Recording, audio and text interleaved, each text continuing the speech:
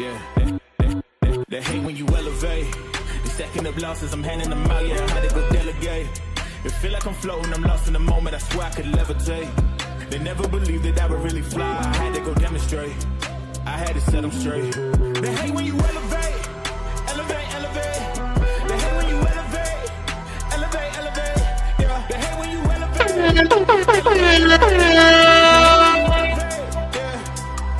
had to elevate. I'm way too fly. Yeah, I'm feeling myself. Ain't no chance I'm coming down, no. Got a soul view to myself, yeah. Why would I give it up? Why do they wanna come take my place? I work too hard for it, don't need a replacement. This my vocation. Now I got rollies all in rotation. Hop on a jet just to take a vacation. Remember the moments with. Let's cut to it. Salute to everybody in the building right now. Salute. Clap it up for yourselves, man. It's Tuesday, News Day. You know how we carry it, man. Salute to everybody in the building. I know we just creeping in. Hope everybody had a great weekend. You know how we carry it. This is my weekend. You know, today's like literally my Saturday or Friday, however you want to look at it. We're going to be rocking out for the next couple of days. Hope everybody's being, in great health, great spirits. Everything is working out for you. So much to talk about on Tuesday, so much to catch up on. We're going to be doing a combination of a lot of things today, obviously following up, the weekend wrap up on the fights that happened this weekend. And obviously we're running into, this is fight week, right? Emeliantis Stanionis versus Duran Boots Ennis. We're going to have a unified champion at 147 pounds this weekend. Really the first, we'll talk about it, but the first real champion at 147 pounds ever since Terrence Crawford's left, being that nobody actually got to challenge Terrence Crawford for any of his belts or defeat a champion per se to become a champion. So, Boots and Stanionis are going, the winner of this fight going to be the real true champions, arguably the true champions of the 147-pound weight class division. And obviously we know everything that stands to be made after this fight. You got a motivated Brian Norman Jr. who wants to unify. We got to figure out what's going on Mario Barrios, but the division seems like it's finally catching speed. Additions to the division with Ryan Garcia, Rolly Romero, with Devin Haney, Teofimo Lopez, right? Well, not Teofimo just yet, but still, right? The division's getting way more interesting. And this fight this weekend is going to hold a lot of weight. We also going to talk about what's going on in the news as well.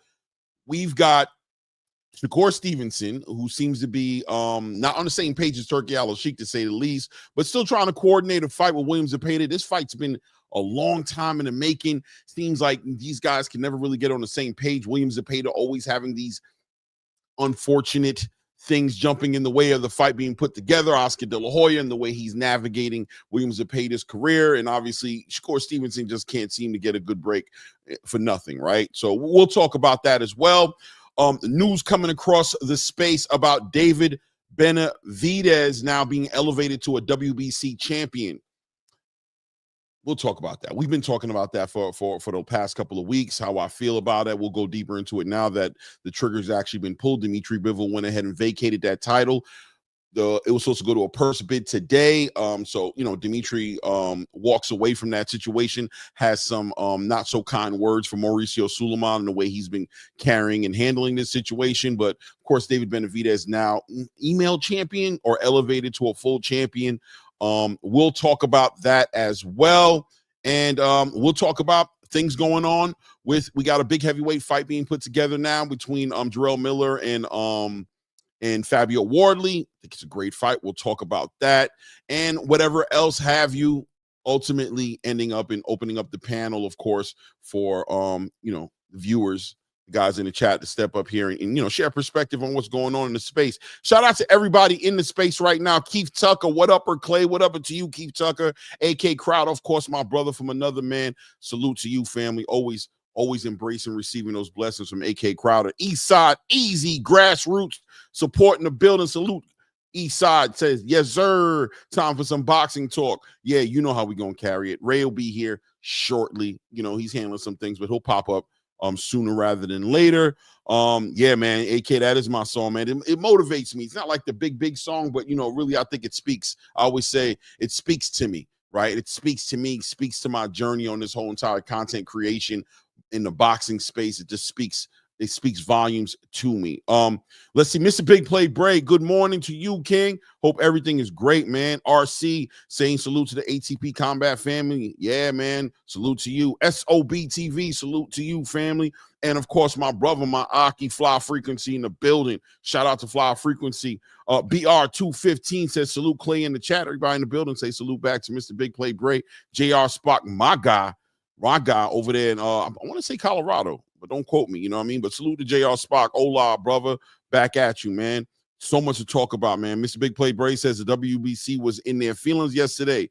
Yeah, man. You know, the WBC consistently inconsistent, right? Consistently inconsistent with the whole way they approach things. You know, one moment they're activating mandatories because it's the right thing to do. Then next moment, you know, they'll let Canelo Alvarez sit on titles for months on end and, you know, not put any pressure on him to defend his title. So, you know, they definitely pick and choose when they want to enforce the rules.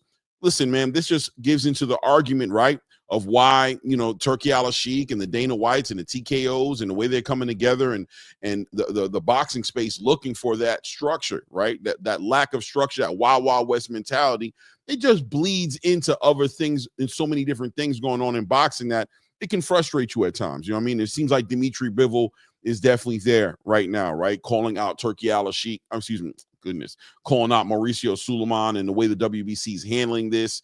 And, you know, ultimately the politics of the game, the promoters, the sanctioning bodies, right, the managers, seem to always find a way to get involved and get in the way at times of boxing being structured and moving forward in a certain way. But we'll talk about that a little bit later, man. It is what it is, man. JR Spock says WBC somehow finds a way to upset me bi-weekly. Yeah, man. They do, man. They really do. They really do, man. Shout out to BVO Boxing TV in the building. Says, salute, Clay. I need you on my show, my guy. Hey, man, just send me the invite, man. We make it happen, man. I have no problem, man. Love building with you last week, bro. I would love to come on the show. As long as the ignorance isn't too crazy, man. Sometimes these panels get a little wild, man. People get in their feelings. They get all emotional. They take things personal. I don't got time to be arguing with grown men, but I love to build on this boxing. That is a fact, man. That is a major fact. So, sure, let me know, man. Just reach out to me. So let's get to it because we got a lot of things to get. Ray Davis here? Oh, so he should be popping Ray Davis, little family in the chat here with y'all my way. Okay. All right. He must be talking through his phone. I'm like, because he ain't on here. He ain't on here right now. I'm kind of trying to wait him. I'm gonna wait for you, Ray. I'm gonna wait for you before we get into it, before we get really into it. I want to get into the fights this weekend. Seems like Tszyu is back, of course. We're going to talk about that and how he looks, and, you know, how does he match up to the division? We'll talk about all those things, man.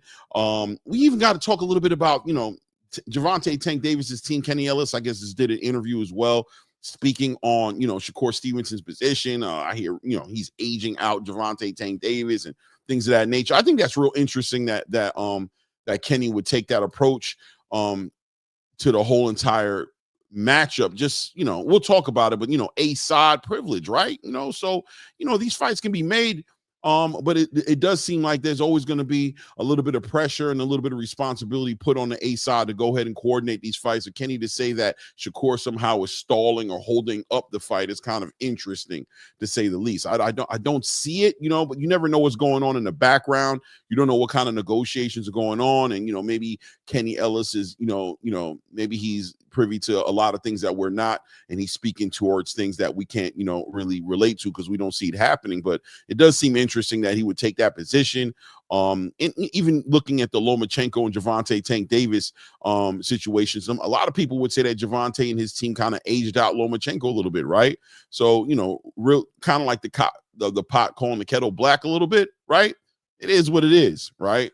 But ultimately, you know, these fights, we want to see them. You've seen Jay Prince come out and do an interview recently, basically saying that, come on, Tank, you know, put on the fight for the hood. You know what I mean? Let's put this fight on. The pressure seems to be, and the onus seems to be on Tank Davis's side of the conversation, his handlers, himself personally, to go ahead and put that effort forward to send out these offers and make these fights happen. And it doesn't seem like it's happening. And, you know, his team always seems to have one way or another to get around that inconvenient truth or inconvenient fact.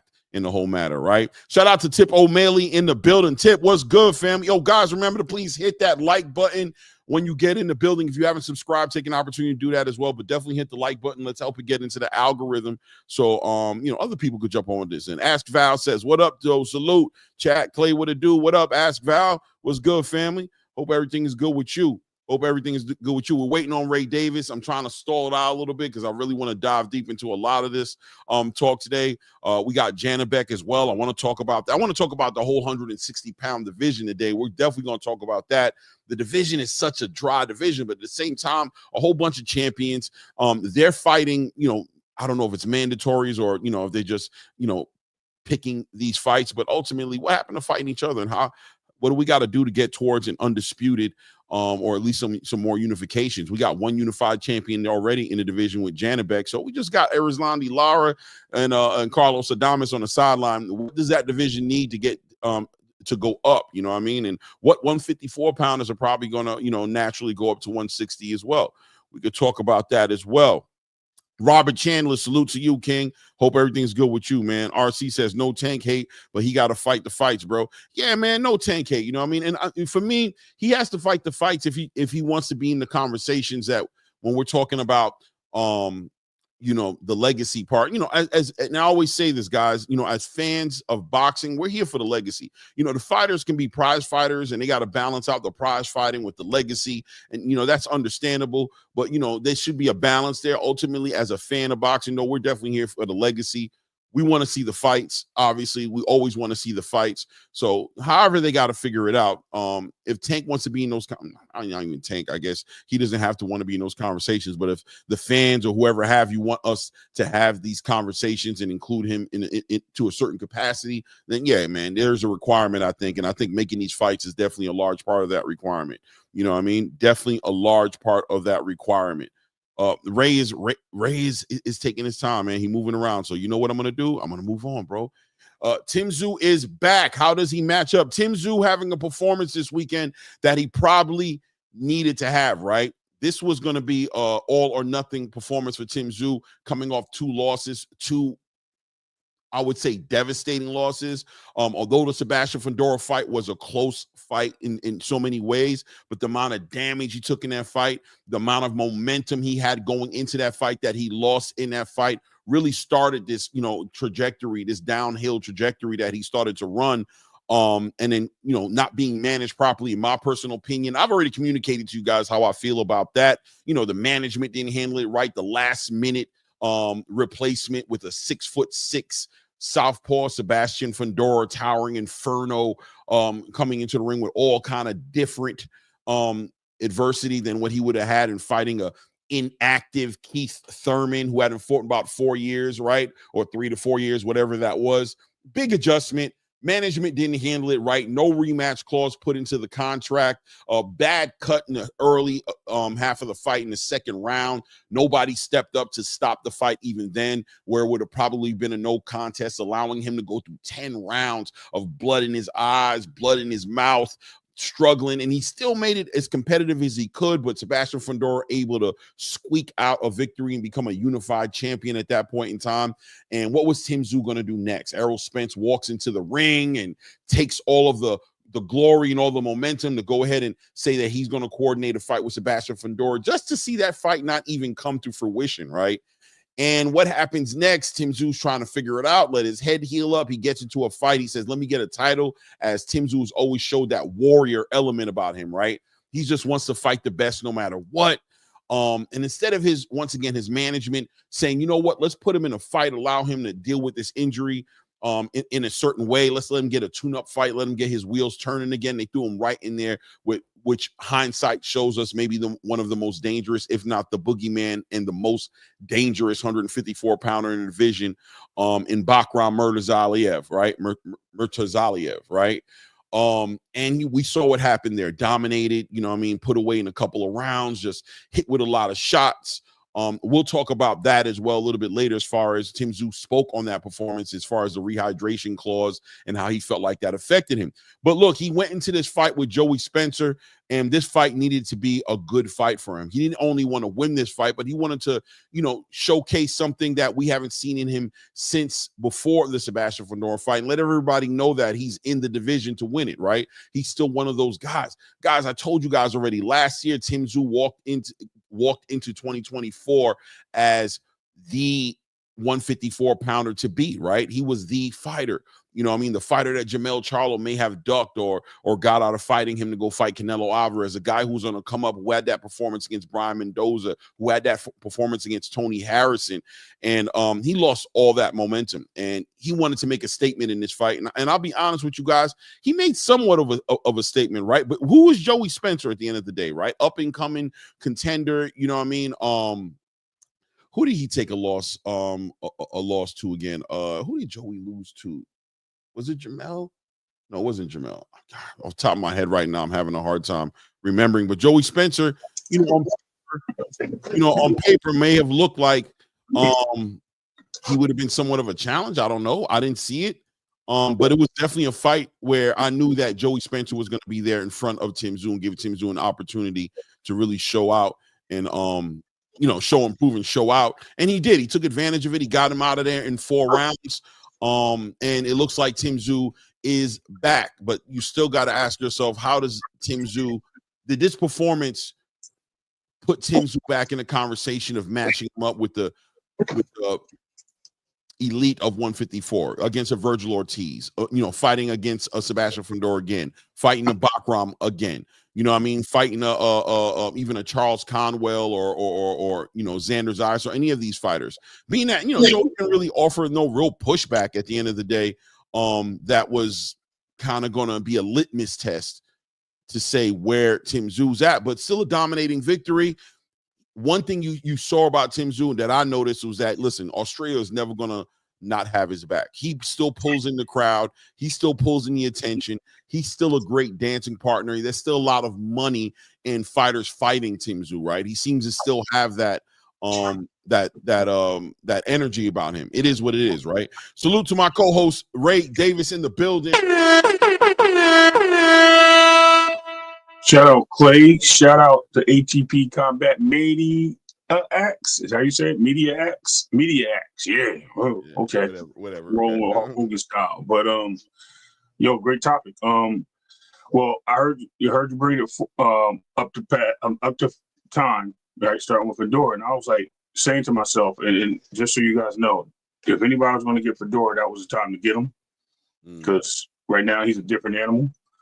Tim Tszyu had that opportunity. That was the guy to get him right there. That was the time and the guy.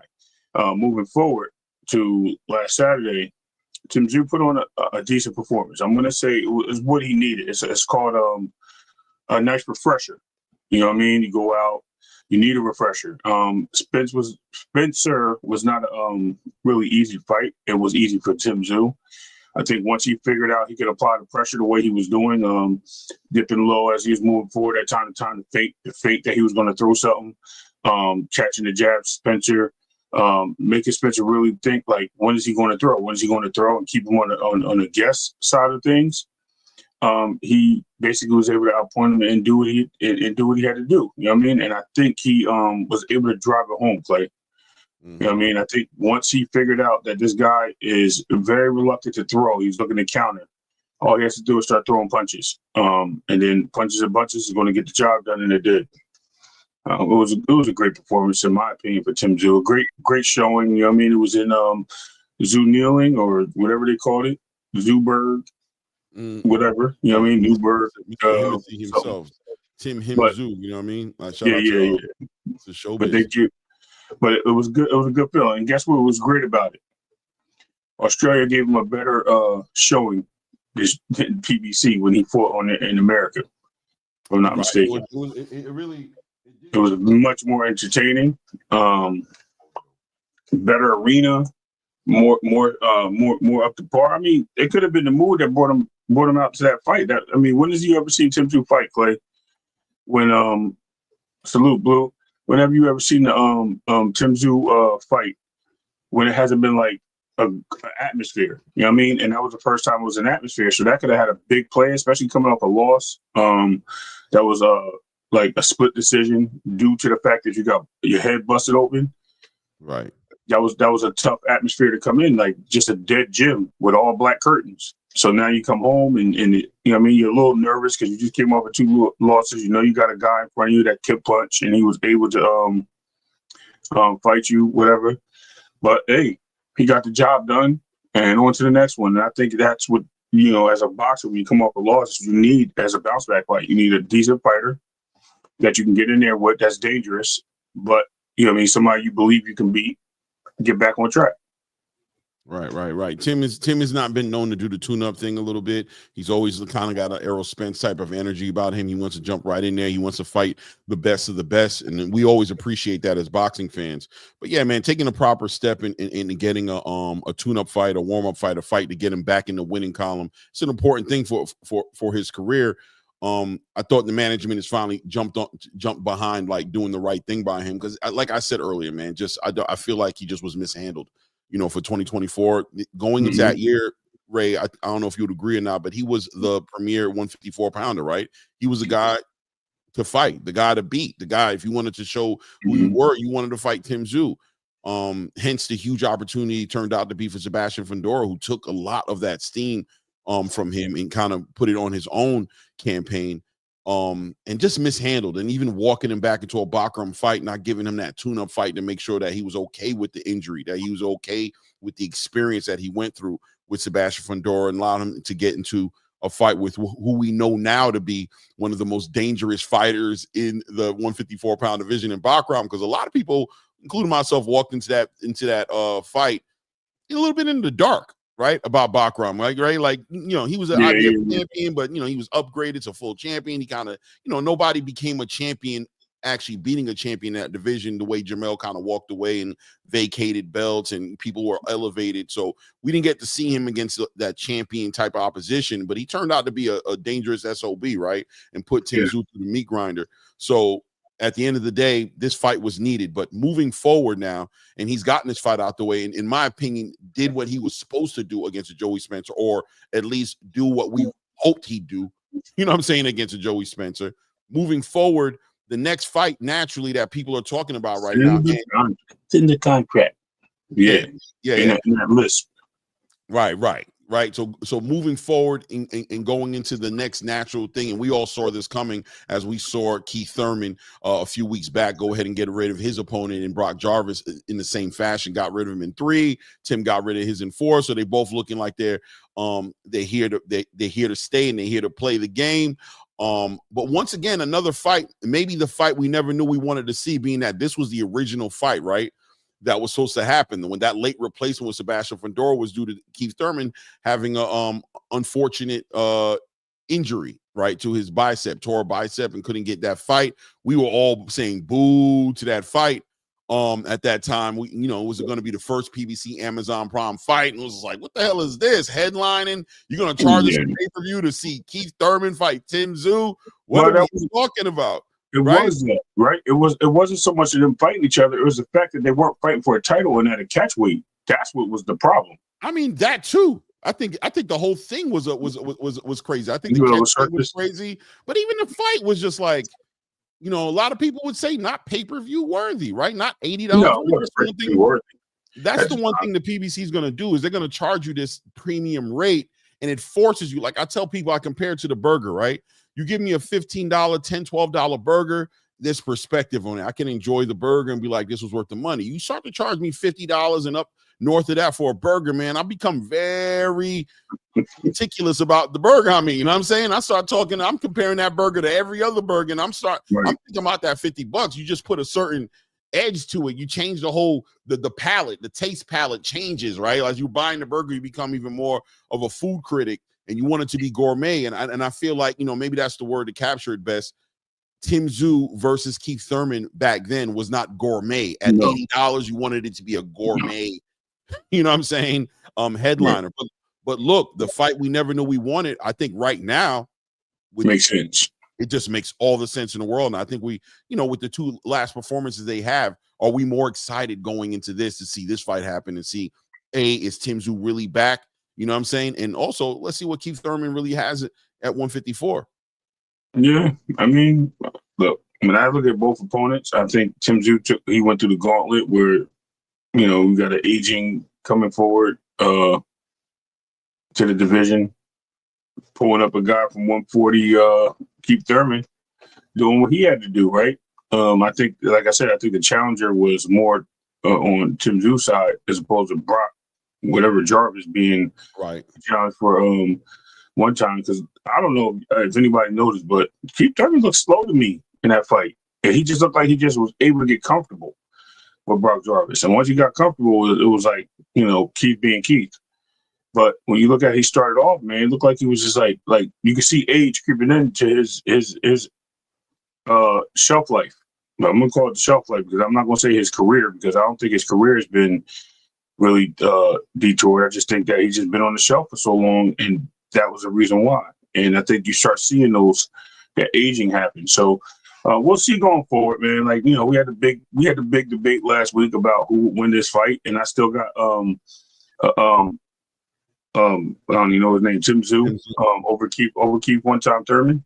And I believe the reason why is because I think that activity one plays a part, and I believe that the pressure, which one time hates, is pressure, gets to him, and the body shot drops him. You know what I mean? He could be elusive, but is he still the same guy that he was 3 years ago? That's the question. That's what it comes down to.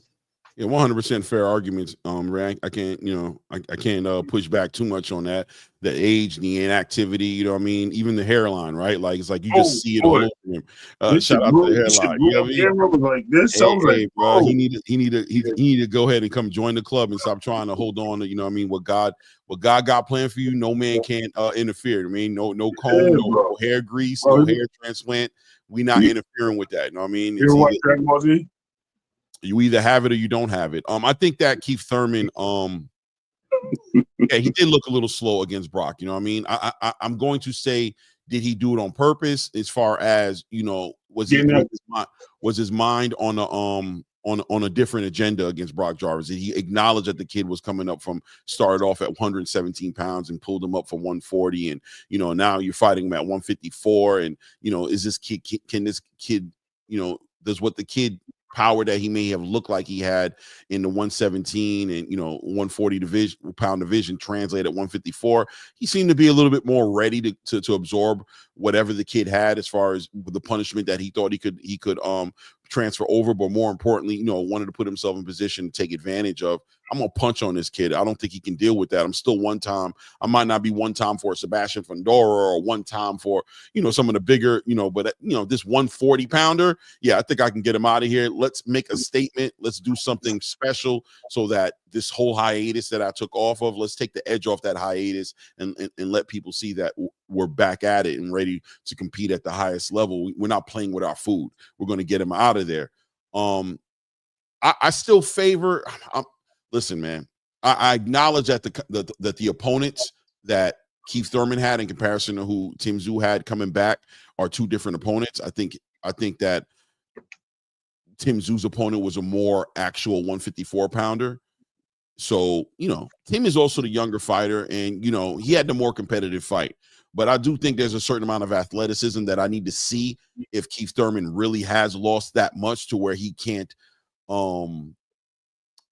offer some issues for Tim Tszyu. But look, when Tim Tszyu fought Joey Spencer, I also liked his poise in his fight. He acknowledged a lot too. I love what he said in the post-fight conference about him taking his time, about him not wanting to be overzealous and jumping all over Joey Spencer, wanting to work his boxing out. We saw a lot of combination punching for him. I saw a great body campaign, good jabs, straight shots to the body, really taking his time down to break Joey Spencer down. And I saw a lot of things in that fight that I think will translate well for him against Keith Thurman, things that I think he can take into the Keith Thurman fight and offer Keith Thurman some issues. Because look, man, people talk about the glass jaw, but Keith Thurman may legitimately have a glass body, right?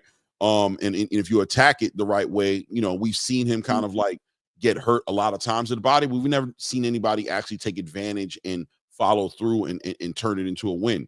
So this will be a great win, I think, Ray, on Tim Tszyu's side if he's able to get this win with Keith Thurman. You know what I mean? I think it's It'll a fight. be well. I think it'll be a great one for him, man. I just think it will. I think it'll be something to call for, but I don't think it ages well. It'll be one of those fights that they'll say, like, you know, he took on an older Keith, and Keith would have one foot out of the door, and you'll hear the excuses, you know what I mean, why he won. But it is what it is. It is a good fight. It'll still be on his record. It'll still be a name on his record. For me and you and other boxing pundits, like, we'll understand that it was a good fight. You know what I mean? It was just, hey, timing is everything, and it just so happened to be the good time for the fight. I don't think the first fight for a belt, not for a title, when you had a champion in the ring, and he had more to lose than Keith did, especially fighting at a catchweight, it was crazy. So, you know, he would have lost, he would have took the belt from him. If he would have won, he was going to keep the belt. I thought that was a whole bunch of malarkey. I'm like, oh, this is crazy. Right. I mean, there's always going to be a story there, Ray. You know what I mean? There's always going to be a story. There's going to be something for somebody to pick at. You watching Terrence Crawford go through it right now. They pick at every single victory he has, but it doesn't change what the record shows. And Keith hasn't lost to anybody but Manny Pacquiao. You know what I'm saying? So being able to give him that loss, and it being maybe even stopping him, or a more dominating loss, because Manny didn't dominate Keith Thurman. It was a competitive fight. You know, one could argue if he didn't get knocked down, that it could have been a draw, or Keith could have even walked away with a victory. Who knows, against Manny Pacquiao. To dominate Keith Thurman, or, you know, stop Keith Thurman and do something to Keith Thurman and nobody else has done, I think holds weight for Tim Tszyu as far as moving forward. Combine that with the fact that Tim Tszyu just brings a whole country with him, right? So he just needs to prove to the space that he can possibly be something special at 154. And here comes the money. Here comes the big fights again. I think this opens the doors right up for him to get into something special at 154. But also, you know, moving forward, to say that Keith kind of spoke towards the whole entire background performance in the post-fight press conference, and he referred to the IBF rehydration clause being a major part of that performance. You know, waking up that morning completely feeling out of whack, not you know, being depleted, messed with his ability to absorb shots, things of that nature. Most people, you know, a lot of boxing fans are going to try to say excuses. But look, man, this IBF rehydration clause comes up over and over again in so many different ways with different fighters. The 10-pound rehydration clause comes up, and, you know, it weakens these fighters, and it has them looking a certain way. You got Richardson Hitchens right now, you know, very leery about jumping into a ring with the Subriel Matias because of the rehydration clause. You got a lot of fighters kind of dealing with it. And here we go again, where it shows up again for Tim Tszyu. But one might argue, listen, if you can't do this 10-pound rehydration clause, that's what comes with holding the title there, then is it time for Tim Tszyu to start entertaining moving up into, you know, other divisions? And he spoke to that, basically saying that 160 pounds is in the horizons, right? That very soon. So Tim, I don't think, plans on campaigning at 154 long enough to be a unified or undisputed champion. Looks like he's trying to get a couple fights in. He's become more of a prize fighter at this point. You know, I want to pack out the stadiums, put asses in seats, and get big paychecks and fight, you know, the best fights out there. How do you feel about Tim Tszyu, you know, fighting a couple of fights and then ending up at 160? I mean, that would be something to be said for, right? The division, like we already talked about, the division is kind of wide open for a lot of these fighters at 154 to make that leap. And if he's going to slow down a little bit, which it looks like he did, he took a step back. I mean, we have to see how he is at 154. Maybe he does get comfortable and want to stay there. But I think 160, like any other great champion, you know what I mean, you move up and challenge yourself at the next division, especially when it's an open house like 160 is right now. It gives you more opportunity to grow, and you put yourself on the map for something else. To touch in on what you said about the whole Tim Tszyu thing and the rehydration clause, the IBF in general, I think they need to, and maybe I'm crazy. I mean, maybe they should just go by what division and kind of extend it by a little bit of poundage based on the division. You know what I mean? Like if it's a 3-pound weight difference between that next division, maybe you should make it a couple of pounds. If it's 6-pound weight division, you know what I mean? Because it seems like these guys are struggling, Clay, and we're not fighting in the era where there's same-day weigh-ins. We're fighting in the era where these guys are legitimately breaking their backs to lose weight a week ahead of time, then coming in there super drained to do a weigh-in just to get the last few pounds off, and then going to fight the next day. So with that being said, that evening, right? Like really, right, like, you know what I mean? Like, pretty much, yeah. That's what I'm saying. And then you figure that like this one, you can't even eat or do anything till after a certain time of your second weigh-in. yeah, and that's if you're blessed to have like an early morning weigh-in, right? Like if you're Right. blessed to have like a 9-10 in the morning weigh-in, you could. But some of these weigh-ins, 12, 1 o'clock, it's like, damn, bro, I kind of like, missed out on breakfast. You know what I'm saying? And I'm eating. Yeah, I think it's showing up in a lot of conversations. It's Why definitely not showing up. extend it a few pounds? You know what I mean? Like if you're at 154 or 147, give them a 12 pound, give them a 15 pound. You know what I mean? Open it up a little bit. 140, maybe 11 pounds. So you just kind of give them a little bit more leeway as you're moving up in weight, because this 10 pound throughout all the divisions, when you only have 10 pounds throughout every division, it kind of makes no sense. You know what I mean? When you got to be consistent throughout. But I get it. It's a rule. You know what I mean? We can't change it. Maybe they're listening. Maybe they'll take some credence and make some changes and adapt different methods to it. But until then, we don't know. But Tszyu going to 160, it could be a good move. It'd be a good, I think it'd be a good shot for him. Maybe he'll take some people with him too, like the Lubins and guys like that look like these young guys are coming in more dangerous. These guys are coming in. These young guys coming up in that division, man, they're dangerous. So, you know what I mean, get out the way now while you can, because it's a train running off the tracks, and you don't want to be in the way. Yeah. Tszyu going up to 160 could be interesting. The division's wide open and needs it right now. Very top heavy division right now. Nothing really brewing in that division that's that interesting. You got Troy, you got Megatron up there, and you got a couple of fighters at 160. But I mean, you got Ammo Williams right at 160 trying to you don't got, it's not really a jumping division. And that being said, 160, Janabek did fight this weekend as well. He showed and proved that he just levels above, and it's going to take a special fighter to really challenge him. He's a fighter who's probably sitting on the edge of really kind of like teetering between going to 168 or really seeing what 160 has to offer him. If there's some unification opportunities down there, maybe an undisputed, a path to undisputed, maybe he hangs back a little longer, but we know he had problems making the weight at one point in time, had to actually miss a fight because of complications from cutting the weight. But it is what it is. Janabek does dominate and remains unified at 160 pounds. Not that interesting of a fight, not that complicated of an opponent, really nothing to talk about. But let's speak on the middleweight division at this point. You know what I mean? Like, okay, so Janabek wins this fight. He's a unified champion now at 160 pounds. And what's next for him? Another, mandatory, another, what's next for him in the division that's this top heavy? At what point do we start talking about unifying this division? Right, Carlos Adames just came off of a decent little payday fighting against Hamza Shiraz in Riyadh, but that, God bless him, and God bless him in the form of Turki Al-Sheikh, who found interest in challenging his fighter in Hamza Shiraz and got Carlos Adames a payday. But outside of that, what else is 160 really offering him? For Carlos Adames in that division, and even Arizlandi Lara coming off of a performance with Danny Garcia, where we saw Danny Garcia pretty much say, I'm good, I don't want to really do this, really just a whack fight. To keep it 100 with you, these guys need to fight each other at this point. Am I bugging or not? I mean, the 160-pound division is just dead dry right now. Let's get an undisputed champion in the division. Let's see that happen. Let's make it interesting for some 154-pounders who may be hanging down there a little longer to be like, you know what, let me get in this conversation and get it undisputed, get it some legacy. And those undisputed fights always going to bring a little money, bring some attention. What do you think? Yeah, no, exactly what you just said. Why not start unifying the division? That's where it's at. I think we got a bunch of champions that are very skillful and great styles for each other.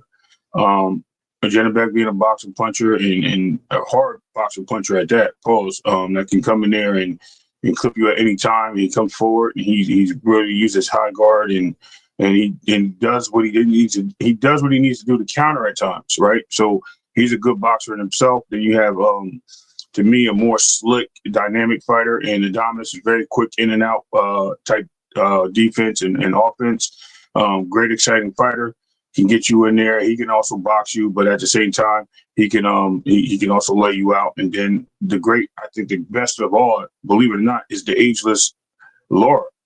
Lara looks like he's the best one. Looks like he has the most technical and most complete arsenal of punches and defense out of all three from what I've seen in the last three fights. Laura looks like he's the guy that goes in there. He beats all three of them. It looks like he's the foundation of that division, and it looks like everybody would have to go through him. We have to see how everything pans out, Clay, in my opinion. But either way, this is just my opinion. We have to see how it pulls together, because this could be something interesting. We could see some fireworks in this division if it does go to unification bouts. Yeah, definitely, man. The division needs something. Something needs to happen. You know what I mean? We'll see what happens. Hold on a second here. I'm looking at something here. Right now. Shout out to Emma Queen in the building. Definitely. Shout out to her for sure. Let me see here. All right, let's keep it moving. Moving forward, great to see these guys unify. They need to do something at 160. I think while Janibek is there, if Janibek is not able to jump into some unifications, if there's not a lane for him to get to undisputed, then I think he might consider going to 168. He's a big dude for the division, man. And if he's not really, there's no paydays really down there for him. These fighters shouldn't. I don't think these fighters are fighting just to be fighting. They're fighting either for legacy or for a payday, and I don't see either at 160 for Janibek right now, unless we can get into some unification title fight. So we'll see how that turns about. As we continue to go ahead on what happened this weekend, we also watched Richard Torres fight his first 10-round fight. It went the full 10 rounds. Young bull, American heavyweight boxing doesn't really shine that way. We don't have that American heavyweight boxer. We thought we had one in I was gonna say Jared Anderson.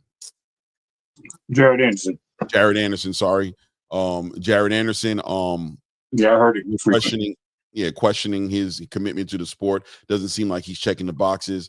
Richard Torres was is an up and coming prospect, going to be a contender after this fight right here he just had with Vito Villa. I can't think of his name right now off the top of my head. But look, he won the fight. What'd you think about the performance? Terrible. As I said, he's one way and on a high road. You know who he reminds me of? No laugh. Remember Peter McNeely? Yes. Yeah, you talking about the heavyweight? Heavyweight that fought Mike Tyson on his first fight back at when he got it released from incarceration. Irish dude, came out with all the hype. Guy had a couple of good fights, was able to lay some people out. He's supposed to be a challenge, but he was just a guy that just punch wild and just move forward. I was hoping he would look more like Tommy Morrison a little bit, but not at all, bro. He's just sitting there in the fire trying to get anybody and everybody out the way. He's wild with his punches. He has no defense whatsoever. I thought dude was going to knock him out at one point.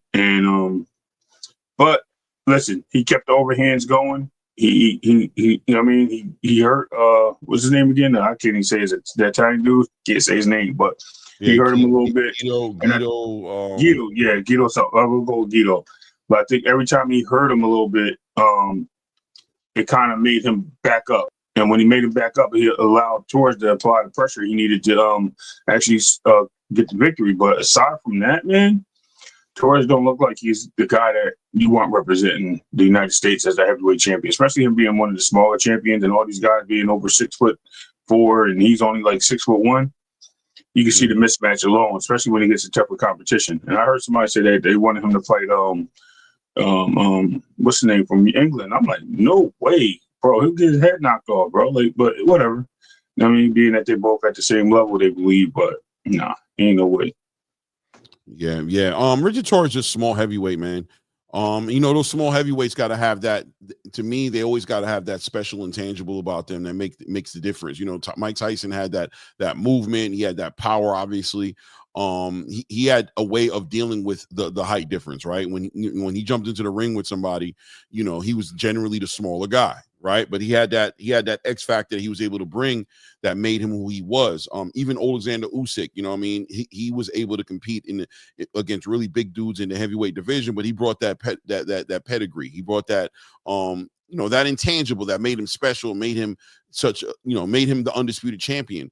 And when he fought against the Tyson Fury, I don't see that intangible in Richard Torres, but I also think that Richard Torres is still too big for a cruiserweight, right? I don't see him making 200 pounds and being as competitive as he is in the heavyweight division. He did show that he was able to get through Guido's past his jab and keep that fight a mid-range fight at times and make it a dirty fight. Had a lot of like Sean Porterish energy a little bit from time to time in the fight. I don't know what that looks like against Daniel Dubois. What does that look like against a Jarrell Big Baby Miller? What does that look like against a Ergovich, or I mean maybe a Ergovich, but what does that look like against, you know, a Najit Caballel or you know, Alexander Usyk, obviously, or you know, Tyson Fury or Anthony Joshua, or you know, any of these fighters, these big heavyweights that seem to always range between 6'3" up to like 6'7". You know what I mean? What is that? What is what I saw the other night match up to that? Granted, you know, Richard Torres is developing, and he does come from a real decorated amateur background. So he understands the point system. He understands how to box. You didn't see that a lot this weekend, but you know, I think that carried him through a little bit, and it made it kind of easier for him to neutralize what was in front of him with this, you know, tall 6'6" fighter with however, you know, inches on his arm reach that he had. He was able to neutralize a lot of that. You know, he won the fight in a it was a unanimous decision, right? It wasn't a close fight. I don't feel like Guido was ever, it wasn't a close fight to me. But once again, what Richard Torres does, is that translating into championship material in this heavyweight division? Nah, I don't see. He got rocked too much. Like, it's not even, like you said, it wasn't even a fight that Guido was even in. Like I said, he was just getting overwhelmed with shots from Torres. He was in his face. Mm-hmm. But the shot that did land, they were hurting Torres, bro. He even admitted, he's like, bro, this is a different competition, different level. You know, I didn't expect to be hit like this, and it hurt. You know, I'm getting a smaller guy. Bro, first of all, you shouldn't even admit that on camera, but they said it was a good step-up fight, and, you know what I mean, we're looking forward to making some improvements. You know, you got to hit a little bit too much. You got to tell them how big the guys are hitting you down in the face and stuff like that. You know what I mean? There's a difference, because now you're exposing yourself, so it makes you wonder if you're going to be a journeyman at this point. Right. Good luck to Richard Torres. You know, we'll be watching. Hopefully you disprove us. We love to be disproved on topics like this. I would love to see Richard Torres end up being a real factor, finding his rhythm, finding his momentum, and becoming a real factor in the heavyweight division. But yeah, I got to be honest, man. What I saw Saturday wasn't it, Rich. It just wasn't it. Continue to do what you do. We'll be watching. You know what I'm saying? We'll be watching. Listen, you're an undefeated heavyweight fighter, man. Keep on doing what you do, man. Don't let our little old opinion get you down, bro. You know, show and prove. I don't know that Cardenas. I think Jared Anderson's still the gatekeeper, bro. I think Richard Torres beats Jared Anderson, but I hear you. Right. I think those fights are there for him as well, right? Let's not, you know, there's a championship conversation, but there's also the dance partner conversation, and he's there for that. He's there to be the dance partner. He's there to fight Jared. He's there to fight Frank Sanchez. He's there to fight Moses Atuma. You know what I'm saying? He's there to make these fights, and those fights, you know what I mean, are worth their weight in gold. Yeah, you know what I mean? Like they do what they do. You know what I mean?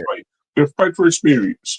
Yeah, he's there. He's there, man. But the championships, when we're talking about Joseph Parker, Daniel Dubois, Alexander Usyk, you know what I'm saying? Ajit Caballel. When we talk about even the interim champions, I don't see it yet. You can go down the list. You can go all the way down to yeah. You know, Coley, maybe a FA Jogba. I think he could take a FA Jogba. I think he can handle it. No way. I think so. Bro, he don't have no defense. These guys are gonna be, and they're bigger, taller fighters, bro. Same weight. It's gonna be hurting them, man. I think FA. I think he can give FA work. I ain't gonna lie. Okay. All right. Okay. I mean, FA could definitely beat him, but I think FA's there for him. He can fight FA. All right. Well, I'll give you that. Then I'll reluctantly say, you know what? If Clay believes it, I believe it too.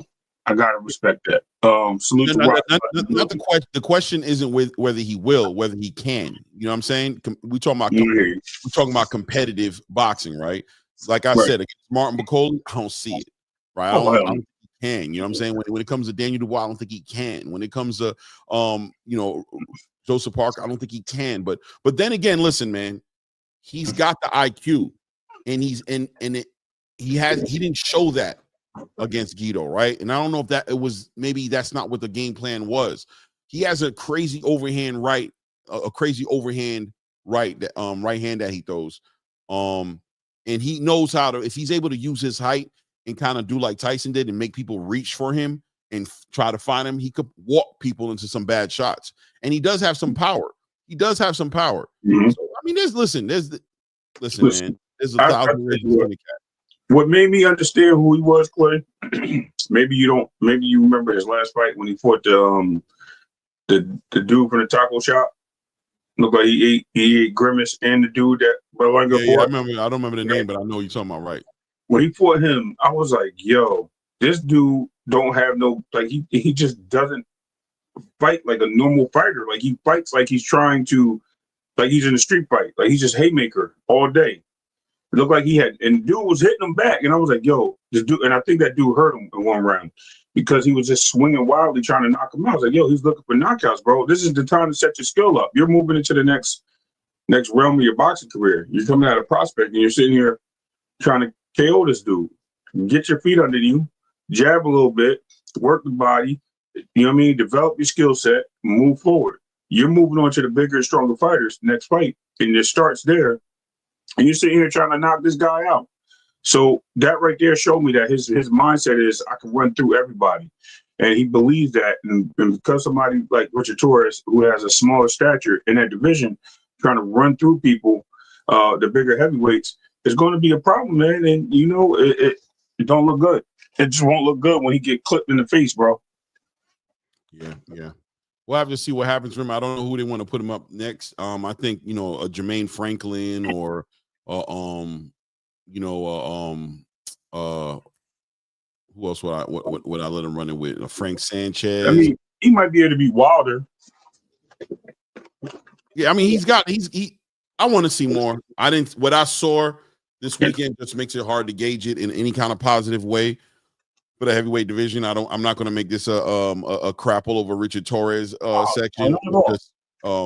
I'm just going to cracked on himself, Clay. He cracked on himself in his performances, last few performances. It ain't me doing it. I'm just reading what I saw. And look, nobody. Yeah, I'm not saying that you're doing it right. I'm saying that I'm not going to make this performance the end all be all assessment or gauge of what he can do in the heavyweight division. I'm just going to be honest about what I saw this weekend and say, you know, that's not it. But at the same time, I'll acknowledge the record. I'll acknowledge the IQ and pedigree that he comes into the game with. And we'll see how that translates. And, you know, there's things in there I think he can take advantage of. I think his height and his size does have some certain disadvantages in it. But I think there's some advantages that if he's trained properly on it, that he can also bring to the table that can be issues for fighters. If he's able to become that kind of a fighter, we'll see what he does. I agree with that 1,000%. So moving forward, Abdullah Mason, now a contender as well, had his first 10-round fight, fought against Ornelas, or I can't remember what his name is completely right now. What is his name? Carlos Ornelas. There you go. Carlos Ornelas that he fought against. A late replacement. You know, we know he was supposed to fight Giovanni Cabrera. Giovanni Cabrera had some injuries, had to pull out of that fight. But look, this was his 10-round debut. He pulled some interim title, a WBO, I think international title, and in a WBC, some smaller silver version. I don't know what kind of regional belt, right? You know, so he's in the conversation. Also ranked now in the top 10 in the WBO and the WBC. I believe in the WBC he's ranked number 7 right now. Maybe even a little higher after this victory, and he's ranking number 8 or maybe a little higher with the WBO. He's well on his way to probably being in the conversation of getting a title shot at some point. He has a couple more fights, obviously, but as he stated in an interview, once you get in that top 10, you kind of got to be ready for the doorbell to ring, right? For the door to get knocked on, and you got to take the opportunity. But I ain't gonna lie, man, a little bit disappointed in the Giovanni Cabrera fight not coming full circle. I feel like this guy was just kind of like what he's fought already. And you know, he did what he does and what he's supposed to do, but I didn't see him tested the way I wanted to see him tested. But I'll say this, man, I saw him choose to show more poise, take his time, stay behind that jab. He chose to be more of a boxer and take his time, and he didn't, you know, he chewed his food. He didn't just swallow his food, right? He chewed his food, took his time, and digested everything that was on the plate. And, you know, that looked good for him, and that was very promising for him. But what do you think about the performance and where you got Abdullah Mason right now in the division? Baby Hitman Hearns, bro. Straight up. This guy is baby Hitman Hearns. He's going to be a force to be reckoned with. He will be avoided for a little bit until he gets tested. I heard a lot of people calling out Andy Cruz versus Abdullah Mason. I've heard other fighters being called out in the nature of these guys, and I just think that he's a force to be reckoned with. Nobody really wants to take the test, but everybody wants to talk about it. Mm-hmm. A lot of people are going to be in his face about, oh, we can beat you, we're this, we're that, we're this, we're that. But yo, this guy right now is probably top 5, in my opinion. He's definitely top 5. That includes the champion, so that will put him in the top 4 of each rankings. I could see him beating pretty much anybody. He has the range, he has the power, he has the height, he has the patience. He showed a lot of patience, Clay, this fight. It was good to see him sit there, pick his shots, and when he picked them, he landed them. Like when that first knockdown was a flash knockdown, but it was a hard hook, bro. Like, dude didn't even see it coming. They said, what they called it? They said it was a left straight, which I don't think it was. I think it was kind of a hook. It looked like it telegraphed a little bit, but it was so sharp. It came in. Dude didn't even see it coming. And he just popped him, boom, on the ground. So he's showing such a tremendous boxing skill. I think we're going to have we'll have a rotten champion. So everything Gervonta Davis said about this young guy is true. You know what I mean? It is what it is. He's that guy. We could foresee it. Now, what happens in the future? Competition will tell us. Once he steps up and we start seeing him in the ring with better fighters, where's his adversity come in? I think that's what we need to see. Can he beat a Shakur or one of these guys right now? Iffy. Yes and no. But if I'm one of those guys, like Andy Cruz right now, I'm getting him out the way. Get in there now before he get hot. Because once that truck start rolling and that semi and you can't stop it, you drive semis, right? Hard to stop when they doing 100 miles per hour and you want to play chicken. Yes. Let me tell you something. Get him down because he about to start rolling, bro. Them wheels are starting to turn, Clay. He had 25 miles per hour. So you better get him before he hit 100. Because once he going.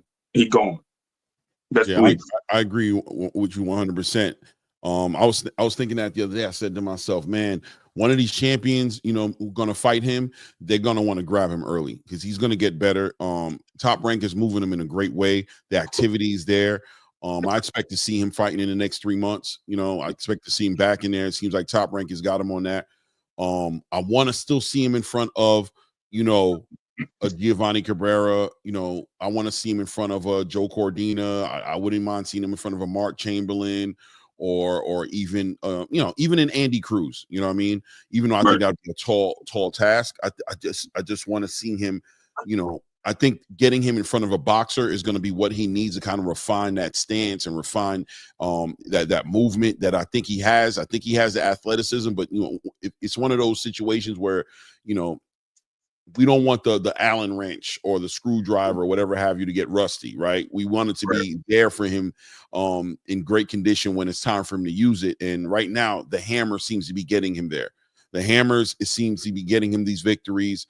He's having to hold back. He used a little bit of the Allen wrench, but he didn't have to, right? He just kind of took his time and was kind of like his father was kind of like screaming at him a little bit, just trying to keep him poised. Hey, poise, you know what I mean? Keep that right hand up. Don't get over. I know he's there for you to punch on, but I don't want you getting caught with nothing that you don't see coming again because you're just steamrolling these dudes. I think that guy was there to be steamrolled. You know what I mean? But he got the rounds in, and he made the most of it. But I want to see him in front of that right competition. But I agree with you 100%. The train is running. The truck is moving at 25, 30 miles an hour. Once this thing gets, clocking over 65, 70 miles an hour, you're going to need a lot of feet in front of you in order to show stop in that you don't get ran over. He's there. He's dangerous, but he's going to become more and more dangerous. Also can see him, ultimately, I think 140 is there. Look, he didn't make the weight comfortably this time. Well, I'm not going to say he didn't make it comfortably, but, he had to strip down butt naked to hit that 135. He looked better this time, though. He looked better in the weigh-in than the last time. Maybe it's the haircut. Because he held close to 135 as possible. You know what I'm saying? Like, he was 135.1, and then he had to take his underwear off to get on that 135. So he's making the weight, right? But, as he gets, he turned 21 Saturday as well. You know what I mean? he's a young dude who's, you know, just making 135. You know, I mean, he's not getting on that scale 134.3, 134.4. You know what I'm saying? He's getting up on there 135 on the dot, which means, listen, man, he's a big 135 pounder. There are opportunities. 140 is wide open. I keep saying it. You know, Tszyu seems to be on his way out of the division. We've got Gary Antoine up there as a champion. We got Alberto Puello, but we also got, you know, up and coming fighters at 140. We just saw Elvis Rodriguez and what's his name again? Jesus, bro. Was it what's his name? Who you talking about? This weekend. Oh God, man. Who did he just fight, man? Elvis Rodriguez. He just lost. Yeah. You see. Help me out, chat. Who did he just fight, man? Who did he just fight? Was it I could look it up. Let me just look it up, man. I got it. I think it's Ito or Delgado. Something Delgado. Yeah, he put Delgado. Lidolfo. Yeah, Lidolfo Delgado, you know what I mean? Who you know, look, man, Elvis looked all right to me. You know, some people feel like Elvis Rodriguez won the fight. Listen, man, you know, judges, I keep saying it, and I always say, man, judges have different criteria to how they judge these fights. And you got the judges who respect the ring generalship. You got judges who respect the guy pushing the pace. You got judges respecting a guy who's not getting hit and hitting. You got judges who are straight down, you know, to the book, points, you know, most punches landed, et cetera, effective punches, et cetera. I could see an argument both ways, to be honest with you, but I did think that Delgado won the fight when it was all said and done. I felt like Delgado won the fight, you know. I felt like Elvis had his moments. He had moments in the fight where he tried to make things happen. But listen, being up and coming, next in line 140-pound fighter, I wanted to see more from him, you know, and I didn't. Right. I'm gonna give Delgado the respect and say it was because Delgado was such his presence in the ring stopped Elvis from doing whatever he felt like doing. It is what it is. But the division is opening up, right? 140 is there for somebody young and with a lot of momentum behind him, and you know, an exciting fighter like Abdullah Mason. When you look at 135 right now, it seems like there's a whole lot of politics going on in the top half of the division, right? So I don't want him to jump to 140 right now, but I could see in the future, you know, maybe he'll get a belt at 135 and take that belt up to 140 and leverage it, put himself in a title shot. But the kid's a big kid for 135. Who's there right now for him? Who's the guy you want him to fight so bad? That's right there. 135 or 140? At 140. The guy you really want to I mean, obviously Emiliano Vargas is there, and that's a fight that can be put together. I knew he was going to say that because that's the fight you want, and you've been talking about that for some time, and I think that's the fight to have. That's going to be a fight of fireworks. That'll test both of them in the right way, and it's a win-win for both of them. You know what I mean? I don't think anybody comes out a loser in that fight because that's going to be. They're both at the same point in their careers where they can move forward. They'll meet each other again, and that rematch will be better. You know what I mean? So, yeah, that's those two right there. Moving around. He's actually about to get put on his next fight. He's already scheduled, I think, in 30 days to be on another card. So now Top Rank is starting to kind of fast track him and put him on the Abdullah Mason package, right? The package deal, right? Like, we get you active. He wasn't as active last year as Abdullah was, but he still had 4 fights last year. But I guess they want to get him even more active and get him in the conversation at 140 to do something special. Let's see what happens. What do you think next for Abdullah Mason makes more sense right now at this point? He's officially a contender. He's doing 10-round fights. What do you think he should go? Listen, I don't want to challenge him. I did put Artem Haratunin in the chat, but that was something sweet. Knockout Boxing says Abdullah's fighting Cabrera next. Oh, sweet. That's the fight I want to see, man. I want to see that. That's beautiful. Appreciate the information. That's a beautiful fight. Yeah, that's what's up. He needs that kind of fight, man. Yeah, that's dope right there. Shout out to Knockout Boxing. Check him out. King of the debates. The guy will debate you, and he brings his knowledge, bro, for real. I guess, like, I don't know, Clay. I mean, Javier Herrera's there. He's talking a lot too. That'd be a good fight. Where, 135? Yeah, 135. Yeah, but nah, he's already fighting. He's fighting the fight. I got that. What I'm saying Giovanni's is a fight, man. Like that's a fight. Who's saying who's a good fighter? You talking about for Vargas? Or you talking about for Mason? I'm talking about for Abdullah Mason. Yeah, I think Arya Herrera. They're both about the same timeline. Right, but he's fighting Giovanni Cabrera already. I know that. You said who would I like to see him fight next? So it was a question. Okay. Yeah. I got you though. All right. Yeah, I mean, look, man, that's a that Giovanni Cabrera fight is going to be a great fight. I want to see Abdullah in front of somebody who's going to move around and not just be there for him. I want to see him adjust. I want to see the evolution. I want to see him develop and continue to develop, man. He's that guy, man. You know what I mean? He's that guy right now. But you know, you risk the danger of a fighter like Abdullah Mason. If you don't got the right program on him, he becomes one-dimensional if you just constantly show him the same fighter over and over and over and over again. Right. So I'm excited to see him fight against Giovanni. I love it that fight's already done. That they didn't allow that fight to go away. Now that he kind of got his 10-round fight in, and all of a sudden it's like back to the flat-footed Mexican knocking all these dudes out fight. He needs to be prepared. You know what I mean? I love the Giovanni Cabrera fight next. So let's go into the news, into the actual news per se of what's going on as of recent. Turki Al-Sheikh no longer interested in Stevenson versus Zepeda. I'll put a question mark there because is he not really interested in the fight all the way? He did offer Shakur something, but it does look like whatever he was offering him in the beginning and the interest that he had in the beginning in the fight that he's pulling back now. Shakur Stevenson kind of calling him out a little bit and saying, listen, man, the reason, the fight's not Oscar De La Hoya tried to call Shakur Stevenson out and say that he was ducking William Zepeda, which I think is hilarious. I just think that's far-fetched. Oscar knows better than to say something like that, knowing that he's been moving Zepeda the way he's been moving Zepeda. You know what I'm saying, around Shakur Stevenson.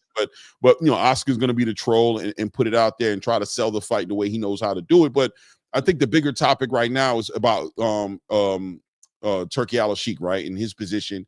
Always been the kind of person that, seems like he stands by his word for the most part. Nobody's perfect, but when it comes to paying these fighters, that's never been up in the air for argument. But now we see him actually pulling away from Shakur Stevenson as far as retracting whatever offer he had there on the table with Shakur and giving him something else. And Shakur, obviously holding Turki Al-Sheikh to the fire, holding his feet to the fire on that situation. And the space is rumbling. The algorithm is going crazy right now that Turki Al-Sheikh, is holding this type of position. Any thoughts on this particular situation at this point, just from what you can see? We got a lot of. I don't listen, man. I think a lot of people are missing the bigger picture here. I don't even think this would have been part of the conversation. I think this was already something that was in private discussions between all parties.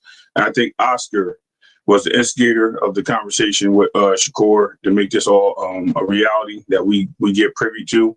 And by doing so, I think it kind of like put some perspective on what's going on. Oscar tried to, he's trying to look for a reason to probably get out the fight or cause some type of situation where he just mad that Shakur didn't sign. I'm being real. I think he's really upset that Shakur didn't sign with him, and he's looking for every opportunity to spoil the bunch for this kid. Obviously, this is the second fight. This would be the third time or fourth time three times he pulled him out the fight. This would be the fourth time. I think Turkey's done with Oscar and his antics and all his fighters pulling out the fights that he has on his cards. And I think Shakur just reaped the benefit of it, right? I think he was just a person on the other side of the street, and he's sitting there like, look, man, I can't pay you what I paid you for Padley because you were supposed to fight Schofield. But at the same time, we're about to fight another one of his fighters. The last two times we put him on the card, he pulled out. Right, he didn't want to fight you. This guy got injured. He had a baby. This guy got massage cream rubbed on his leg and got sick and was in the hospital bed in a coma. Like, we can't keep doing this. So this is what I'm gonna do. You want to fight this guy? We have to take some money from you to pay him because I'm not going to keep giving money from me. So I'll give you this and then probably some understanding and probably the negotiations. They were probably like, look, well, if that's the case, let's just go to purse bid. Let's see where it ends up. Blah, blah, blah, because you heard Shakur did touch on that. And then Shakur didn't even sound like he was attacking Turkey when he had mentioned it. He just sounded like he was just like more upset the fact that Turkey had did it. But he had mentioned that the Cowboy was the one that sent the message, and he was replying to Oscar. He never said, oh, Turkey, you're the problem. You know what I mean? It was never no direct message to Turkey. It was more towards Oscar and explaining to the people of X or Twitter what's going on in behind the scenes. Shakur also has to settle down a little bit, I think, in my opinion, and not let this stuff fuel him up, because he does, and he exposes a little too much to the world. And it looks bad for everybody. But at the end of the day, I mean, whether Turkey decided to cheapskate him or not, or Shakur decided to take less or want to wait for the first bid, or Oscar trying to expose him, whatever the case may be, because these are all speculations, and we don't know until we hear from Eddie or other parties really what's going on. It seems that we're still like halfway there. We're not all the way there. Once we hit the rest of that milestone and we complete that mile, then we'll have a more understanding of what's going on. But at the same time, I think we have a lot of unnecessary comments and addresses to this that shouldn't even be brought forward. But it is what it is. Yeah. I think that I think there's multiple things that it can be. You know what I mean? We're in the dark, like it or not, in the dark. You know what I'm saying? Don't know what's really going on in the background with Turki Al-Sheikh and Shakur and Oscar De La Hoya and that whole entire relationship. What's going on now? We know that Turkey's moving forward in his own direction now with Dana White in the TKO and Nick Khan, you know, new unified front and trying to make their impact in boxing. And ever since that's happened, we've seen a lot of pushback. You have Mauricio Suleiman speaking on it, pushing back. You got Oscar De La Hoya, who's also spoke on it as far as Dana White's position in it and, you know, pushing back at it. Obviously, the boxing space in general, you got a lot of people who aren't on board with it. And you got Turki kind of realizing maybe for the first time as he's going through this process, he always, you know, there's always been rumblings in the streets about his position and how people may have felt about his presence in the game. But now you're seeing more of the promoters and the sanctioning bodies and, you know, the actual people with power in the game are actually vocalizing indifference with the way he may be approaching things as of late. And he seems to be running into what he hates the most. And what I always known Turki to hate the most is dealing with promoters, right? When it comes to making fights, he seems to like to go directly to the fighters and he wants to make the fights happen.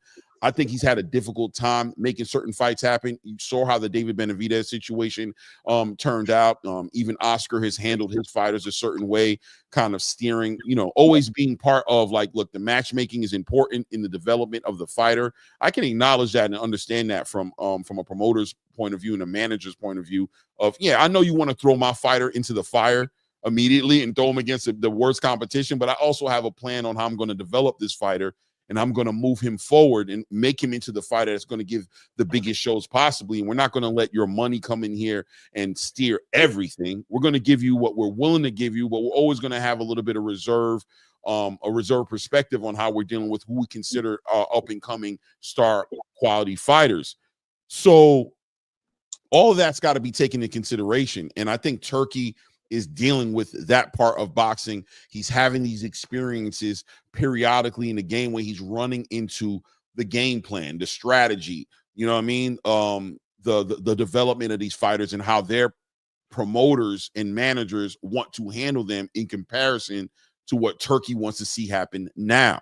And the way he's responding to it seems to be like he loses interest, right? He just falls back. He did it to Tszyu. Tszyu, I don't want to work with him no more. Now it's David Benavidez. I'm no longer interested in David Benavidez. And now it seems like it's kind of bleeding into into Shakur Stevenson's career a little bit, where he's, you know, been excited. Like, I got this new situation with Eddie Hearn, you know, this relationship with his investor in Turki Al-Sheikh, who's going to back my play. So now I can make all the biggest fights.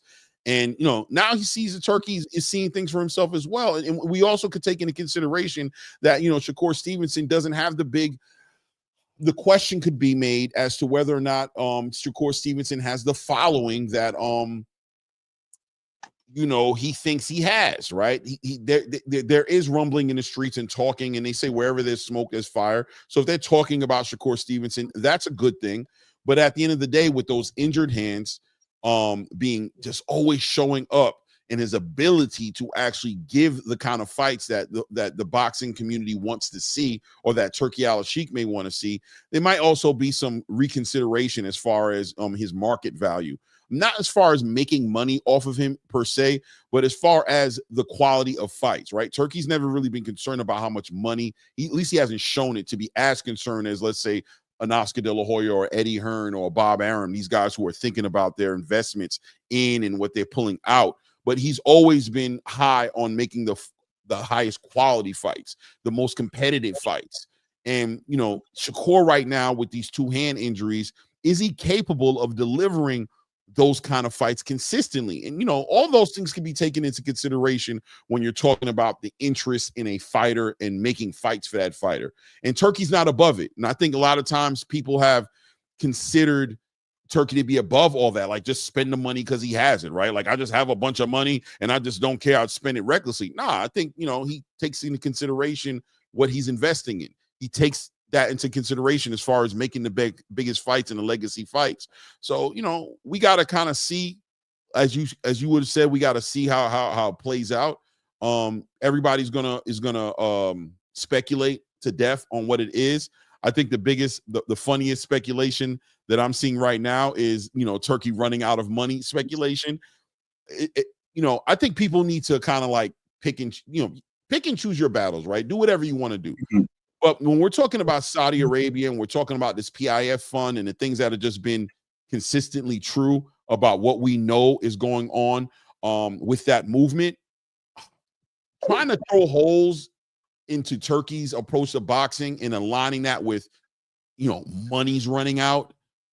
Listen, man, I've gone on record and have been ridiculed and held to task by a lot of content creators, and some people, you know, relate or understand to it to say that, you know, Turki Al-Sheikh has shown a history of sparing no expense on the fights and the things that he likes, that he wants. He'll pay out premium and make it worth your while, right? That's what all these fighters. That's why all these fighters come at Turkey, right? But at the same exact time, you know, when he does show moments of no, he say no, or moments of lack of interest in something, all of a sudden, you know, the detractors come out the bushes and go, there it is, he's losing money, he's burning out all his funds. So I think it's going to get old, because I'm going to tell you right now, if something, I don't personally believe that when fights don't come together for Turkey, or when he's not interested in certain fights, it has nothing to do with money in, money out with this guy at this point. I just think it's interest or lack of interest. I'm either into it or I'm not into it. I'm pleased with it or I'm not pleased with it. And that's what's moving the needle for Turkey. But let me ask you this, right? As far as I want to put this in the right words, right? As far as this newfound thing with Dana White and TKO, and, you know, it seems like Turkey's a little bit at war with the sanctioning bodies and maybe a couple of promoters. Do you think that is bleeding into this situation, and kind of is Turkey finally meeting resistance? Is his feathers being ruffled? Would be the word I'm looking for. Is he getting a little frustrated and annoyed with the process of dealing with what boxing really is? And is he expressing that through being indifferent with coordinating certain fights that he once showed a lot of interest in? Let me take a second before you answer that. Let me deal with the super chat. Shout out to Boxing Hacker in the building. You know what I'm saying? Supporting the channel, putting some color in the chat. I appreciate you. Boxing Hacker said, glad Turkey's stepping on the necks of the WBC. WBC wants to push mandatory on Bivol. We're going to talk about that a little bit later. But where's the energy for Canelo? We're going to talk about that a little bit later. Why doesn't Bivol get a franchise title? I think we'll talk about that a little later, but I think we know the elephant in the room when it comes to that. And then he puts WBC equals we been cheating. Yeah. Good point. All right. So to answer your question, Clay, one, I want to dial back and tell you that you shot a little bit more. Actually, you gave me food for thought with Dana White. We already know the history of Dana White, Oscar De La Hoya, not the greatest party members to have in the room when you have a wedding or a gathering and you just happen to be neighbors on both sides of your house and they just don't get along. Also to know that fact that Dana has started talking to Turkey. We don't know if Turkey was like, well, I mean, Dana's been like, yo, man, you overpaying these guys. You know what I mean? Set up a better structure. And it should be more towards TKO, right? So if he did chime into Turkey's ear and tell Turkey, like, look, Shakur don't deserve this much. You know what I mean? Pull back some of that money, save it for later, do this, make him earn it. Whatever the case may be. If that is the case, then that's crazy. You know what I mean? I think Dana should let things be what they are. Let him manifest the money that he wants to do. If he already promised his guy something, let him deal with it. But at the same time, is it a shot at Oscar? You see what I'm saying? Like, at the end of the day, I think Oscar somehow plays away in his merry-go-round. He's jumping in and out. As far as Turkey, your question about Turkey and his situation with is he no, yeah, and his feathers being ruffled, right? Like yeah. So as far, I was going to go there. So as far as that happening, him being plucked apart by other promoter companies and sanctioned, no, absolutely not. Turkey announced himself, and I told you, he made an announcement, and it had nothing to do with Shakur. It was more towards Oscar. Having enemies is good for business, basically saying, like, you know what I mean? I'm paraphrasing a little bit. It's not good for. I think it was. Let me pull it up. I think it was. I'm paraphrasing, but something like that. Ultimately, that's what it meant. Basically, like, look, not good for business, but look, it's part of the business. You know what I mean? I'm going to have people that are going to hate on me no matter what. And even if they hate on me, I'm still going to keep doing what I got to do because they're not getting in my way. That's pretty much how I took it from Turkey, and I think Turkey doesn't even look their direction. I think he's like, yo, I'm above that. I don't need the sideline interference. Now, they start stealing from him and doing certain things from him, then that's what it is. Now, let's not forget, Oscar and Turkey shook hands and said that this fight was going to happen next, back in August, right, of 2024. And Oscar wasn't so sure of himself because he kept calling out other fighters. You all remember that? Yeah, I mean, I've seen Oscar shake hands with him, agree to certain things, and then like literally hours later do another interview and kind of be speaking in a different tone about it. Exactly. So I think a lot of this, in my personal opinion, I think a lot of that has to do with the fact that Turkey is moving a certain way with any fighter that Oscar brings into the ring.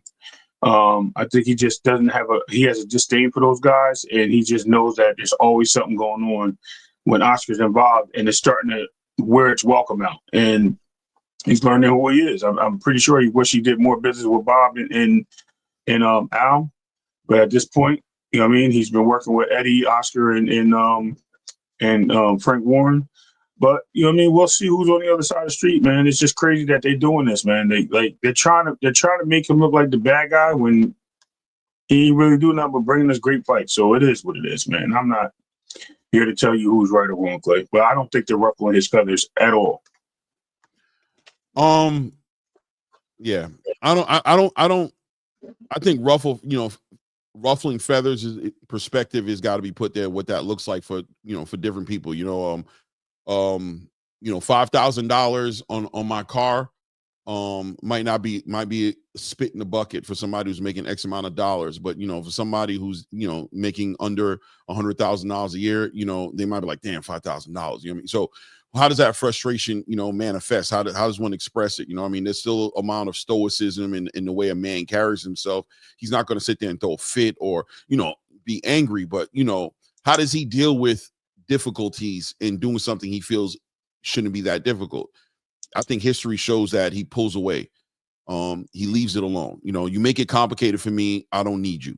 David Benavidez, seemingly him and his handlers made it difficult for him to put together something for David Benavidez with Caleb Smith and kind of work the program that he offered David Benavidez, basically offering him the light heavyweight undisputed titles as far as a shot at it, but saying there was a way we're going to approach it.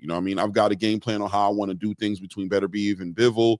And, this is where I can put you in there, put you in line to get a title shot. But after, certain things kind of manifest.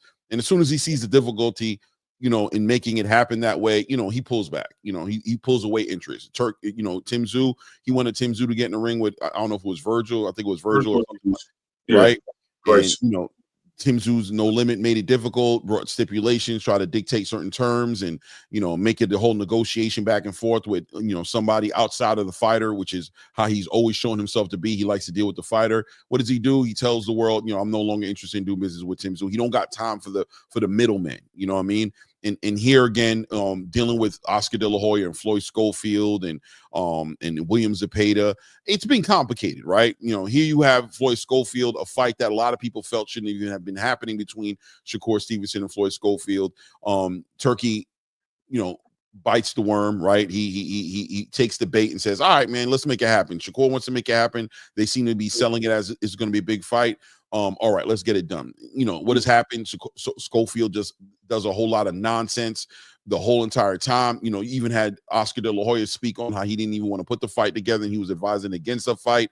And then we started seeing the biggest just circus of a show in Saudi Arabia with Schofield putting out, all types of accusations and food poisoning and, sabotagery and things where Turkey just was like, it was a horrible experience. It looked bad for Saudi.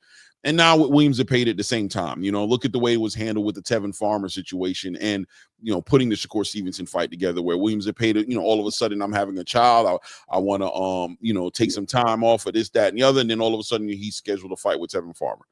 It's like, what happened? And then all of a sudden he, a close fight with Tevin Farmer.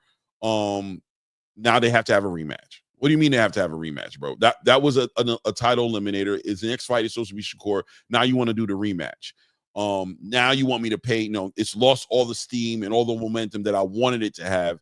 And now you want me to pay the same amount of money to put a fight together that, he may very well feel doesn't have the same momentum that it had at one point in time for him, right? So it's like, I'll honor to help make the fight, but I'm not paying you as much money. Not to mention the fact that I lost so much money on the Josh Padley and Floyd Schofield situation not happening, or whatever have you, however you want to look at it.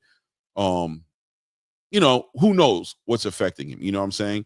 But needless to say, the WBC going ahead and ordered Shakur Stevenson versus Zepeda regardless, right?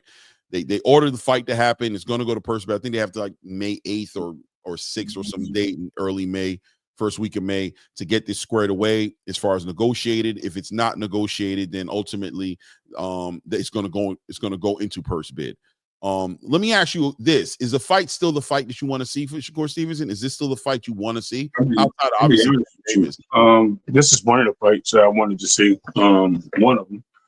I think I wanted to see Zepeda versus all the champions when he was ranked number 1 throughout the whole board. It was a good opportunity for him. I think that Zepeda's looking for the easiest way out. I don't know why he didn't jump on it before he took the interim title fight with Tevin Farmer. Why did he go out after what's the name? Boychuk, right? Get that belt and make it a unification. He would have been a champion already. He would have been able to steal thunder from Keyshawn Davis. And he would have been a champion. Then they would have been looking at him for title fights, and he wouldn't be going through none of this nonsense. Could have fought at his own pace and whoever he wanted. Now, looking forward in hindsight, Zepeda is, the steam is wearing off. You look bad. You ain't gonna say you look bad, but you look normal in 2 fights with a slick back black fighter, and plus a fighter that stood in front of you that's supposed to be slick and black and back up and catch you with counters and things of that nature. You dominated the fight with overthrowing jabs, punches, uppercuts, hooks, and everything else. You dominated that, right? But for the same time, this guy was rocking you. This guy was able to put you in positions where you look normal, you look human, when you're supposed to be this machine. So that right there is just not a good look going forward. And I think that it puts perspective of, do we really want to see this fight? Yeah, he's a hard-nosed, he's like a blue-collar worker, right? He's hard. He wants to make his overtime. He wants to do his thing. But now it's time to finesse that. And are you ready to finesse that? I don't want to see that no more. Like, if it happens, it happens. It's not the call order from me. I think he got moved into the number 1 spot for Gervonta Davis. I think the money's there for that fight even bigger. It could be a play on them doing that. We still have the winner of if Vasily Lomachenko decides to go out and put the belt recessed, and we have Nadulev and Muratalla fighting for that title. That puts another perspective in him moving to a different fight.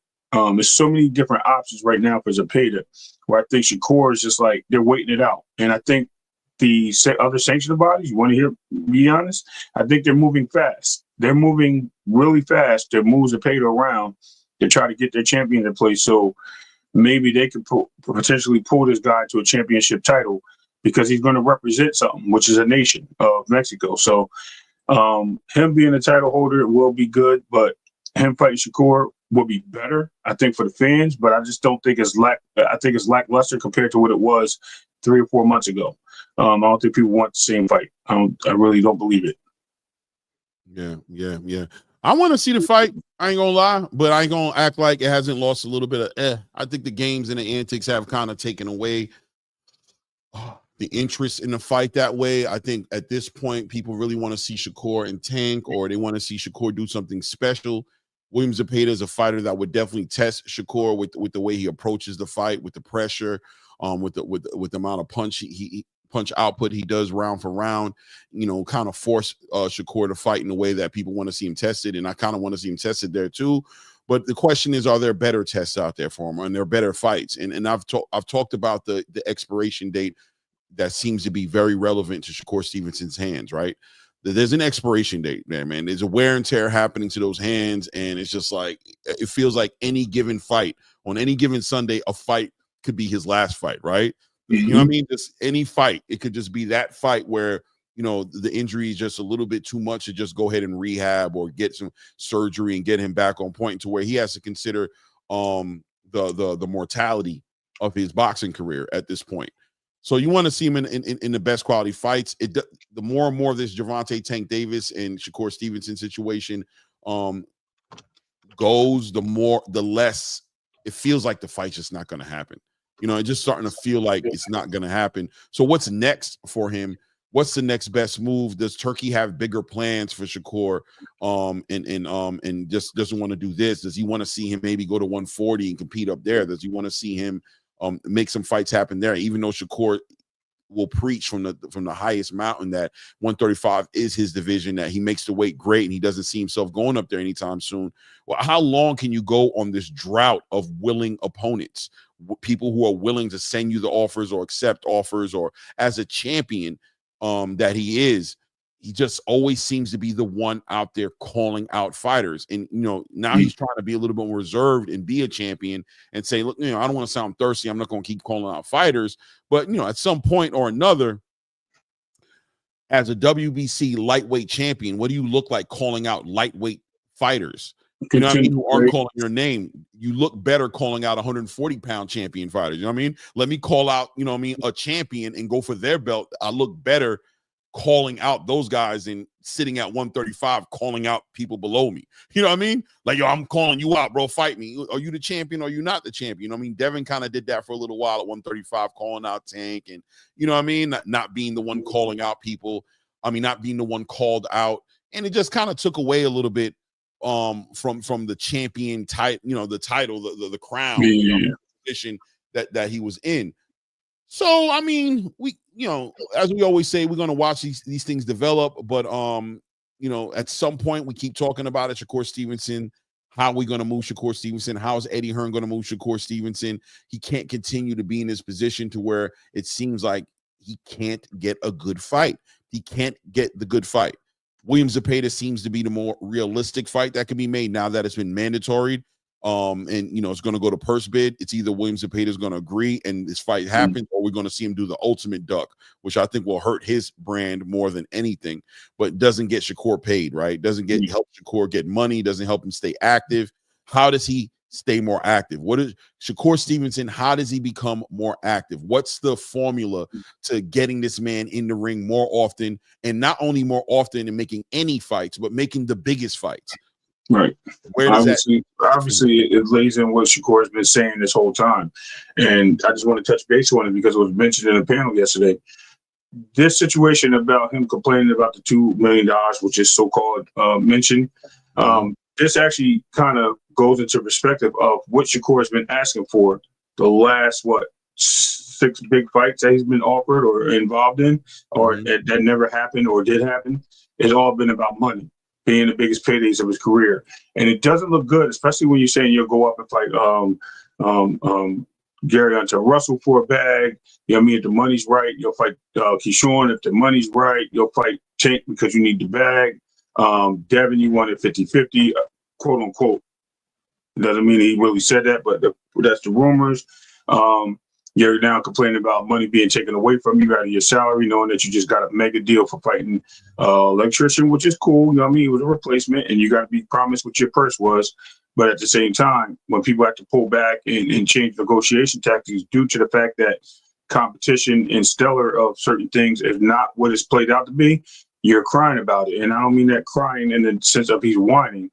I'm just saying generally, like, you're speaking back about it. And when those things happen, it doesn't also, this is just me playing devil's advocate, by the way, guys.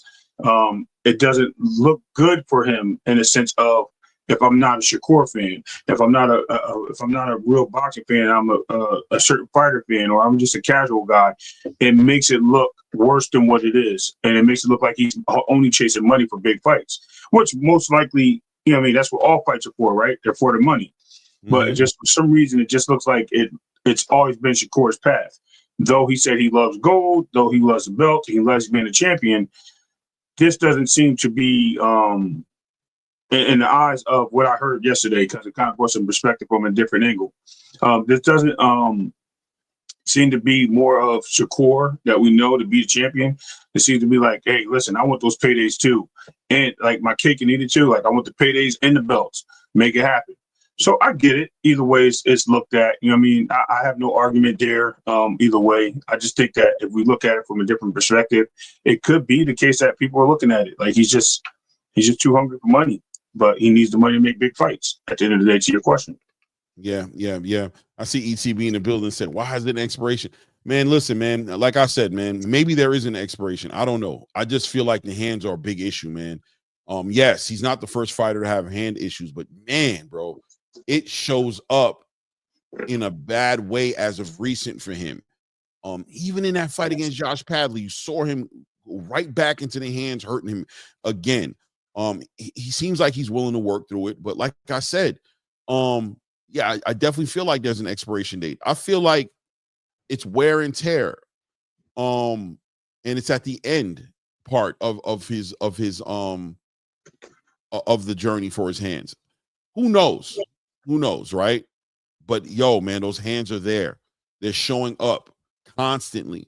You know what I mean? And as the competition goes up, you know, I don't know. You can't call it one way or another, but you know, I have no problem speaking to the elephant in the room. I think everybody sees it. I think everybody sees the you know what I'm saying? Am I bugging Ray? Like, everybody sees these hands, right? It's just that's there. That's been the biggest topic, Clay. Believe it or not, like, everybody just, even there's worse people that just don't like him. That's the first thing they bring up. You even heard a fellow boxer mention that he can't even, you know what I mean? He has a grip of a baby. You know what I mean? Like, they're talking crazy about it. Like, it's definitely something that's being announced and put in places that we don't need to hear. I'm going to be honest with you. I think he came back for the Padley fight a little too soon. I think he just wanted to get back in action. I think his hand was 100% healed. Yeah. And I think maybe Radio spoke on it when the injury first happened and said that he expected him to be out from anywhere from 9 months to a year, she said, before he fight again. She said that kind of injury takes a lot of physical therapy and rehabilitation once the surgery's done to get it at full strength where it needs to be. And here he popped off like 4 months later. He's back in the ring, 4 or 5 months later. Not even the ring. He started sparring like within 2 months. Once he got cleared to spar, he sparred full gear. You know what I mean? He should have let it heal a little bit more. Maybe he should, you know what I mean, took on a light fight like he did with Padley, which is cool. But now he has time to let it heal a little bit more. Maybe, you know, you tweak it a little bit and then it heals a little bit better. Sometimes when you tweak things, you know what I mean, they get stronger anyway. So let's see how it works going forward. Maybe he'll surprise the world. You know what I mean? He really will be Hellboy with that big ass knuckle on his finger. And go out there and start knocking people out. You know what I mean? I have no problem with that. Yeah, no problem. And I mean, everything said right here, everything Boxing said, his grandpop said it's because his hands ain't being wrapped properly, plus he came back to fight way too soon, but he wanted to fight. Well, that seems to be the issue with Shakur, right? Like, people have been talking about Shakur being a stubborn person when it comes to overtraining in the gym and, you know, fighting through injuries and ignoring the injuries. But listen, man, if you're not allowing if right now, Ray, you have, let's say you busted your ankle up, right? And you're a basketball player and you keep on deciding to come and play on this ankle before it heals completely. What ultimately ends up happening? The ankle gets worse. You compound the injury. You don't, it don't just continue healing. If Shakur Stevenson is in a fight with Josh Padley, fighting with hands that aren't completely healed, I think it's a good argument to say that he's re-injuring the hands again. Now he has to revisit things that were supposed to heal a certain way that the doctor gave a certain amount of time for it to heal. We're going to have to add time to that now. At what point are you going to be willing to sit out, take the doctor's advice, take the people around you's advice, and sit out? I know it's easier said than done because you don't get paid for sitting, and Shakur has a family. He has a child. He has a wife, somebody he's trying to marry. You know what I'm saying? As far as a relationship is concerned, it seems like he has a nice size house out there in Houston. You know, he's built himself a lifestyle. He's built himself, you know what I mean, a certain environment that he wants to maintain. And he has other people who are probably depending on him as well. So he has pressure on him to be active, but at the same time, that activity, you know, not being on healthy hands has consequences that ultimately, in my opinion, could shorten your career if you don't decide to, you know, make these hard decisions sooner rather than being forced. It's kind of like the overweight guy, you know what I mean? It's like lose the weight before you end up in the hospital. The doctor is not only saying you have to lose the weight now, but now you can't eat this. You have to move a certain way now. You got to watch yourself because your arteries are all clogged up. You got type 1 diabetes at this point. You got all these ailments that could have been prevented if you would have took heed to, hey, you're overweight right now. And even though you might feel healthy or feel like you're okay with it, lose the weight before it turns into something else. Are you going to wait for it to turn into something else? Or are you going to take the advice? And I think Shakur's in a very similar conversation right now with these hands. Because if his grandfather's going to communicate to say like, yo, this dude's fighting way too soon, but he wanted to fight. Well, I mean, there he goes. There goes the issue right there. Right. Yeah. Good point. It is what it is. But as we always say, we'll watch it develop. You know what I'm saying? Yeah. And we'll call it as we see it. But I think there's some legitimate arguments. No, listen, that was a great argument yesterday, and you know, I was on another panel, but it was one of our constituents that come in the chat. You know what I mean? Our comrades that has her, you know, she has her own channel in 2 Cents Boxing. Great point she made. She made a lot of great points. So shout out to her and her platform. Yeah, but yeah, man. At the end of the day, we just have to look at it for what it is. Right. So let's talk about the other elephant in the room. I do want to. There's some announcements, some fight announcements that have been made as well. I'm just kidding. There's some other fight announcements as well that I want to talk about, obviously, but I also want to address this elephant in the room. You know, David Benavidez elevated to full WBC champion. This happened, I guess, last night. Dimitri Bivol puts out a tweet, basically speaking to. Mauricio Sulaiman puts out a tweet saying that he heard that Dimitri was going to vacate the belt, and you know, Dimitri's lawyer didn't have kind words towards Mauricio Sulaiman about the way he carried it. And now David Benavidez is elevated to a full WBC champion at this point. I've been talking about this. We've been talking about this on this platform for the past 3 weeks or so, ever since I heard that Samson Leakowitz was taking the position of trying to dictate the terms, trying to interfere with Turki Alashik's plans for Dimitri Bivol and Artur Beterbiev. And ultimately we saw Turki also speak on it and say that, you know, the way he spoke on it is kind of how I said it earlier, was to say, he's no longer interested in David Benavidez and Dimitri Bivol fighting each other. He pulled his interest from it. This, of course, lining right up around the same week or so when Mauricio Sulaiman saw the way Turki Alashik, from the surface level, it looked like he was instructing Canelo Alvarez to like not have that WBC title. But I got to tell you, Ray, I rewatched it. It did look like he was saying to him, no problem. It didn't look like he was telling him not. But regardless, it was perceived as if, you know, he instructed Canelo Alvarez not to put that WBC title out there, promoting the fight between him and William Skull. And, you know, Mauricio Sulaiman took offense to that. And it seemed like a week or two later, all of a sudden, you know, he activated this mandatory, you know, for Dimitri Bivol, and, you know, ultimately try to throw a wrench in the game plan. of Turkey. And Turkey put out, said, hey, Dimitri could do what he wants to do, but I know he's not going to forget who buttered the bread for him when nobody else would do it. So, you do what you want to do, brother. But, hey, man, opportunities come and they go, right? And that was kind of his way of kind of putting that threat out there. Like, don't you go over there and sell me out. I said I got a game plan. I'm going to pay you good money. Don't go over there and play yourself. And Dimitri didn't play himself. He showed his loyalty by, staying true to the people who put him on, which I don't think there's anything wrong with it at this point. I think Dmitry Bivol is already an undisputed champion. This doesn't make him not undisputed. On paper it does, but everybody knows what it is. And he doesn't need to be undisputed in order to make the trilogy hold any weight between him and Artur Beterbiev. The fight is holding its own weight now and doesn't need to be undisputed. The person who I've always communicated in the beginning is at loss for this situation is David Benavidez. I think his opportunity to have a common opponent with Canelo Alvarez and beat a Dmitry Bivol and become an undisputed champion in the light heavyweight division put him in a great position to not only cement more quality fights on his resume, as well as paydays that I'm sure that was ahead of him to make these fights with a Turki Al-Sheikh. But I also think now, people can call him an email champion. You know what I mean? You haven't fought a champion, and now you're walking around calling yourself a WBC champion. Here comes the ridicule, which I'm a big fan of David Benavidez. Love what he does in the ring. Look forward to him fighting all the time. But I don't like this route. I think there was an opportunity for him to take that Caleb Smith fight that was offered, and according to Samson Leikowitz, at a very lucrative offer that was on the table for him to fight Caleb Smith. More than likely, he was going to be on the undercard of the Dmitry Bivol Artur Beterbiev card, which was going to work out great. The winner of that fight, Turkey, was going to naturally put him in the ring with David Benavidez. He's shown the interest in David Benavidez. But now what has he done? Him and Mauricio Suleiman's gotten on the same page and, found a way to put the pressure on Dmitry Bivol, force his hand into basically vacating the belts. And now he's a full WBC champion. Where are you sitting at with this whole entire situation at this point, Ray? Where was all this energy when he was crying he wanted to fight Canelo? Now, at the end of the day, he never activated any mandatories or pushed for it himself.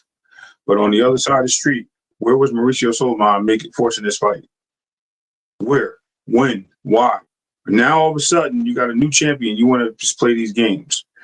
I also want to say that the fact that it was a mandatory fight, where was the date they had to come up with a solution? Where was the purse bid? Where were all these things that were supposed to happen with a mandatory fight? None of these things happened. It was just a force, get the fight done, or I'm taking the belt. You know what I mean? We already heard that before. So it looks like Mauricio Suleiman already had this in the game plan. Whoever was on the other side of the street kind of put their actions into work. It makes you wonder why the sanctioning bodies have rules for certain people and rules and don't have them for others. It just shows you why when Turkey said he wants to clean up boxing, he wants to put all, and this is not really Turkey, I'm just saying generally, even Teddy Atlas, clean up boxing. This is one of the things that they talk about. Like, how is the rules don't apply for everyone else, but then it applies here? Like, when did this rule even come into effect? When did all these things happen? Where's the Champion of Recess logo for Bivol for this? So it's just all these weird things just to get this done because of two reasons. What you want to have, and this is no slight on anybody, you want to have two Mexican champions at the upper division so you can represent your country holding your belt. That's crazy. You know what I mean? What is the point? But yet you never got the Canelo Benavidez fight, which was everybody's expectations at 168. And hopefully they would have got the fight at 175 if Benavidez had went in there and beat Bivol if he had waited patiently. But now you're going to still get this guy in the fight, possibly with Caleb Smith. Now, what happens if Caleb Smith goes in there and beats the hell out of Benavidez, and then he takes that title, and then he goes fights Bivol or Beterbiev, and they win that belt again? So now it's right back where it started. So did we just waste our time running around these circles to just in these loops and jumping through them just to go back to where we started? Absolutely. So I think people just need to learn patience and you know what I mean? If you're going to do something like this, you don't leave this guy waiting 3 years for a title shot and then he moves up and wait and then you automatically give him a belt. I think that's crazy. Ludicrous, outrageous, and I don't even know what else, man. Shitty. Yeah, I agree with you. I think that to make him, I feel like from David Benavidez, and I want to, obviously David Benavidez came out and, and commented on the whole situation and says, just got the news that Bivol decided to vacate his title instead of fighting me. This is not the ideal way for me, which is what I always feel like. You know what I mean? Like, it's not the ideal way for anybody to become a champion. But nevertheless, he says, I'm now the WBC light heavyweight champion of the world and intend on putting on the best fights. First of all, I question what are the best fights. What are these fights? What are the best fights that are available for you outside of in the same division as a Dmitry Bivol and Artur Beterbiev, where you could become undisputed in a division that's not jumping like that doesn't have the greatest, and I want to keep this in perspective, right? When we're talking about the best fights, I'm under the PBC model as far as pay-per-view is concerned, as far as an $80+ pay-per-view. What dance partners are there for David Benavidez to fight against that rank that kind of money, right? Like, is a Caleb Smith a big pay-per-view $80 fight? No. Nope. Is a Joshua Buatsi fight a big pay-per-view fight? Is an Anthony Yardy a big pay-per-view fight for him? Gene Pascal, not. I mean, you got Alberto Ramirez, maybe. None of these dudes check the box for me to spend $80. I think a few of them could be worthy of the fight. I don't think everybody. No, absolutely. Maybe pay-per-view. Maybe a rematch with David Morrell, but not even. Bro, beat him already. He'd have to have like 2 or 3. He'd have to have at least one more great fight and a great victory. No, bro. I think he'd be reaching. Obviously, it's not above. It's not above the handlers or the people who move the PBC business forward to go ahead and put a pay-per-view together at $80 with a Caleb Smith or with an Anthony Yardy or Joshua Buatsi. Or it's not above them. They'll do it, right? Mm-hmm. But there is. It seems to be from the outside looking in a bit of a exhaustion with this business model and it not delivering in the product not being worth the cost, right? Everybody's it's just wearing and tearing on people's patience and nerves, right? What's the biggest fights that you can make? The biggest fight that you could have made would have been Dmitry Bivol, Artur Beterbiev winner, and then ultimately hoping that staying in the grace of Turki Al-Sheikh, which by the way comes with a bag, somehow maybe aligns you as an undisputed light heavyweight champion and potentially attract maybe a Canelo Alvarez, right? Yeah. Maybe you could pull a Canelo Alvarez into a, this will make me a 2-weight class undisputed champion. You know what I mean? This is going to be a big, huge money fight because everybody wants to see me fight this dude. Maybe that would motivate him a little bit. You're not going to get a Canelo Alvarez fight by waving an email WBC championship in front of his face, right? And Dmitry Bivol and Artur Beterbiev, I'm sure there's an argument out there that would like to say, well, look, now that he has a championship, in order for them to become 2 times or whatever have you undisputed, they got to go through David Benavidez. Well, not at the price of, at a certain point in time, there's pride and there's integrity. There's a certain amount of like, as a man, where you're like, yo, these guys try to bully me. And you already know there's smoke between Dmitry Bivol and Mauricio Sulaiman, because Mauricio Sulaiman, and we're out to talk about it next, obviously, you know what I'm saying? Dmitry Bivol calls out Mauricio Sulaiman. The politics behind Mauricio Sulaiman's mindset as far as Dmitry Bivol being a Russian, right? And him holding issue with Russia as far as this Russian and Ukraine thing that's going on and him not wanting to deal with that. So Dmitry Bivol has plenty of options. He has the money behind him in a Turki Al-Sheikh. He can fight Canelo Alvarez. Canelo Alvarez doesn't need the undisputed to want to fight Dmitry Bivol. I'm talking about, obviously, if Dmitry Bivol wins this fight with Beterbiev, he can fight Canelo Alvarez. He can go up to the cruiserweight division and fight Jai Opetaia for big paydays. Because at this point in Dmitry Bivol's career, after becoming an undisputed champion and having this trilogy under his belt where, we're arguing to say that he wins this trilogy, he's kind of like in the same boat as Terrence Crawford to a degree, right? In other words, I no longer need legacy I'm more prize fighter than legacy at this point. I've done enough for my legacy to where I'm good in the Hall of Fame. I'm probably good as far as on a pound for pound is concerned. I've done enough for my legacy. At this point in my career, I'm on my way out the door. I'm on the other half of 35 years old. You know what I'm saying? I'm heading into, let's talk about potential retirement and what that's going to look like. He's looking for his biggest paydays. So he can go up to the cruiserweight and go fight Jao Patai and get a huge payday. He's going to get another big payday right now against Benavidez. And if he wins that fight, he's got a huge payday in front of him, probably with Canelo Alvarez. David Benavidez tricks himself out of the opportunity, which is more than becoming a champion, is having the common opponent with Canelo, beating Dmitry Bivol. And once again, having the opportunity to win that fight and leverage undisputed in front of a Canelo Alvarez for potentially his biggest legacy fight that he can have on his record. You trick yourself out of it and get an email belt in there in order to do what? In order to speak on, in order to help Samson Leibowitz and maybe possibly the PBC to keep their position and their leverage in the game. Like, what reasons would you not take? There's no reason. I guess they're assuming, Clay, they're probably assuming they're going to get the Canelo fight out of this, and I don't think that's the case. That's really a horrible assumption on somebody who's made it so clear where he stands with David. Like, it's a horrible conclusion. If anything, the route to Canelo is Turkey, the guy who has a 5-fight deal. That's the route to it. So if you're really looking to fight Canelo, if you're really looking to fight Dmitry Bivol, if you're really looking to fight these fights, if you're really looking to stand behind what you're saying right here, which is that it's not ideal, that the ideal way for you would have been to fight a world champion, then what kind of moves are we talking about it being made here where you're putting the pressure, you're in a situation where you're in an indifferent space with Turki Al-Sheikh, the person who actually has both fights that you want to have, which is Dmitry Bivol or an Artur Beterbiev winner, and Canelo Alvarez. You've pulled yourself out of that situation and put all your eggs in the basket of Samson Leibowitz or being able to pull what great fights. Like, what are the great fights?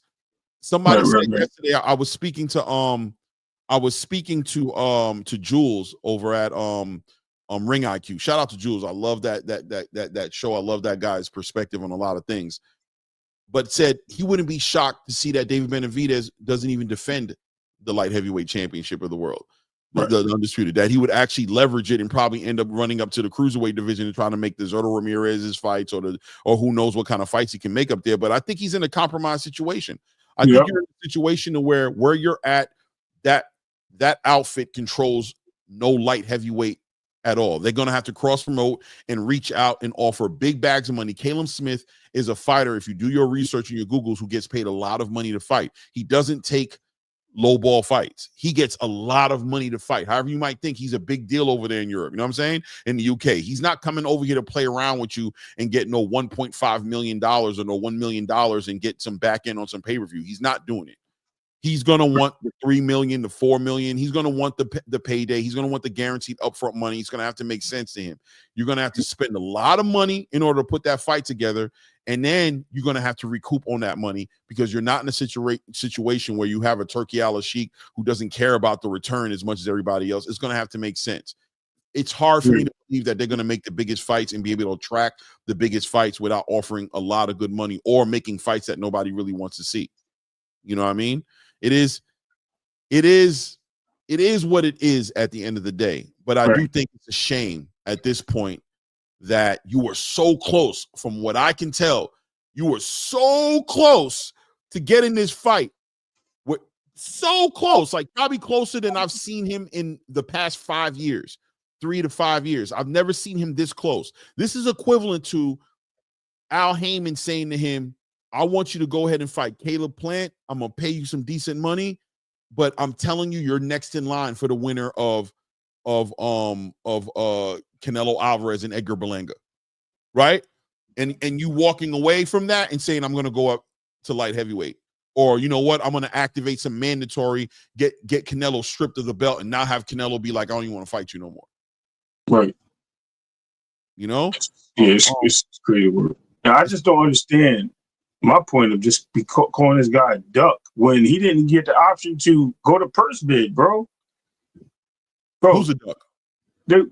All over the internet. Oh, they think Dimitri's a duck. Yeah, they become Bivol a duck. It's crazy that he didn't even got to go to purse bid. He never got a chance to to solidify his points and get his ideas. No, he did have a chance to go to purse bid. What do you mean? He could have went to purse bid today. Today was the day that they would have went to purse bid. He vacated the belt to not go to purse bid. Right. And guess what? He had the opportunity for Turkey to win that purse bid regardless. But the point is, they stripped him. It don't matter. They stripped him. He vacated. In negotiations of the situation, Clay, he did vacate. Yes. Yeah, and I mean the choice was. And then look, I'm not playing devil's advocate. I'm just stating an inconvenient truth or a fact that at the end of the day, he freely chose to vacate the belt. He didn't have to do that. He could have went to purse bid today. He could have went to purse bid to put the fight together. He chose not to in order to fulfill his obligations or his promises that he made with Turki Al-Sheikh to help him with this trilogy. He was not pressured into anything outside of making the fight happen or not making the fight happen. That's what the pressure was. Make the fight happen, get involved with the purse bid, make the fight happen, or vacate the belt. He chose to vacate the belt. So in many ways, it can be looked at as a duck. I understand where people are going with it, with the technical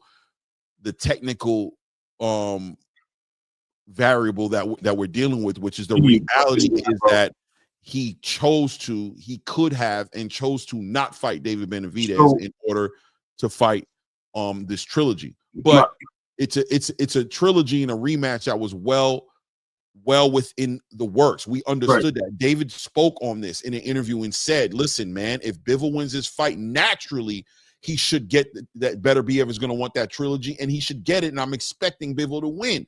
And then also doing an interview saying that, yeah, Caleb Smith would be a great fight to make. You know what I'm saying? I just want the circumstances to make sense and be right. Okay, boom. Put the Caleb Smith fight together. Turkey says lucrative money on the table. I'm going to put that fight together, put you right in the trajectory of getting the winner between Beterbiev and Bivol. It was there was a game plan that involved David Benavidez. And once again, not to throw shots at PBC, right? I'm telling you I'm not doing that, but I'm going to keep it 100 to say that there was a deal made with Canelo Alvarez where you weren't even penned into the deal, right? You weren't even penned into the deal. Canelo Alvarez came to the PBC, had 3 fights, and you weren't penned into the deal, right? Here you have, because if somebody wants to paint the picture and put them apples to apples and make it equivalent to say that, well, you know, we don't know if, Bivol and Turkey would have found another way to get out of the fight with David Benavidez because, you know, what happened to him, to David Benavidez at 168 with the WBC title. Well, no, there's a difference here. The PBC didn't have a game plan that involved Benavidez in it for Canelo Alvarez. Here you have, not only is there a game plan that involves David Benavidez, but it's a good lucrative payday, a fight against the other interim champion in Caleb Smith, and an assurance from Turki Al-Sheikh that I'm going to give you this opportunity on the back end of the winner of Beterbiev and Bivol. So you're choosing to make these moves. It shines light on what happened at 168, on what the rumors were, that you never activated your mandatory, that Samson never did that, and the reason behind it, and as to whether or not there were opportunities to actually make a fight at 168 with Canelo Alvarez, but once again, you tricked yourself out or allowed your handlers to trick you out of that opportunity. You went up to 175. The WBC put the pressure on you, said, listen, if you're going to campaign up there, you got 10 days to make a decision, or we're going to take away your position that you have at 168. David Benavidez being like, what? But at the same time, what's Samson been doing? Has Samson always been able? Could Samson have done way more for David Benavidez when it comes to this whole WBC Canelo Alvarez situation at 168? And why did he choose to not do that? Did he get in bed with the wrong people that didn't align with his own fighter's best interest? And as it happened again, had you gotten in bed with the WBC with Mauricio Suleiman, allow Mauricio Suleiman to move with his own narrative on how he wants to deal with this whole Russia-Ukraine situation, do something, foul to Dimitri Bivol, but at the same time, take away the opportunity that David Benavidez has been working for and working towards his whole career, or at least the last 3 to 5 years in his career, to become a champion and fight somebody that's going to be legacy worthy for him. Because Canelo Alvarez slipped through the cracks, and now we see Dimitri Bivol. Now you play this position, and it seems like he's slipped through the cracks. So I have a question. What happens, because I know it is a regular title, what happens to the regular titles he had? Now he's full-fledged champion, does he have to give that title up, or does it stay No, the he'll be same? interim the same way Terrence was interim. He held the he was a WBA champion, and he was a WBO interim title holder at the same time. He literally had WBA, and they made him the mandatory at the WBC, and they also made him the intern at the WBO, which is fine. What I'm saying is, usually when you're a champion, they kind of take those titles away. That actually, a lot of people were upset that he had the WBA. I was gonna ask Ant McQueen, maybe Ross Clot knows, maybe Bruce Glass knows, maybe even ETB knows. You know what I mean? I just want to hear the scenario to it, because usually in a case like that, you know what I mean, it kind of changes the whole format of where you are as a champion, and they usually relinquish you from somewhere. But it's cool. It's all good.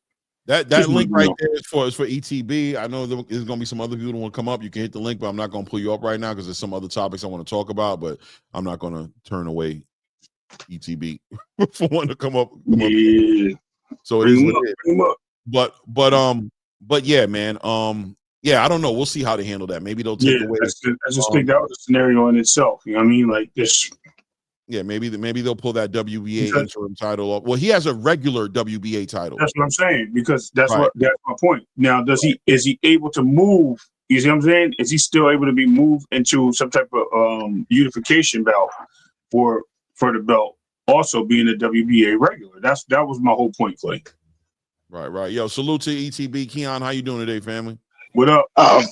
Much blessings. How y'all doing, man? Chilling. Man, up here just building, you know what it is. Trying to get out of the nonsense. Yeah. Man, I think in this situation, we got to stop saying that David Benavidez basically, ruined his chances of fighting Canelo. Man, it is what it is. Canelo said on several occasions he wasn't fighting David Benavidez. It doesn't matter if Sampson, went all the way and made the WBC mandated, because the WBC, they showed no matter what, they wasn't going to mandate the fight.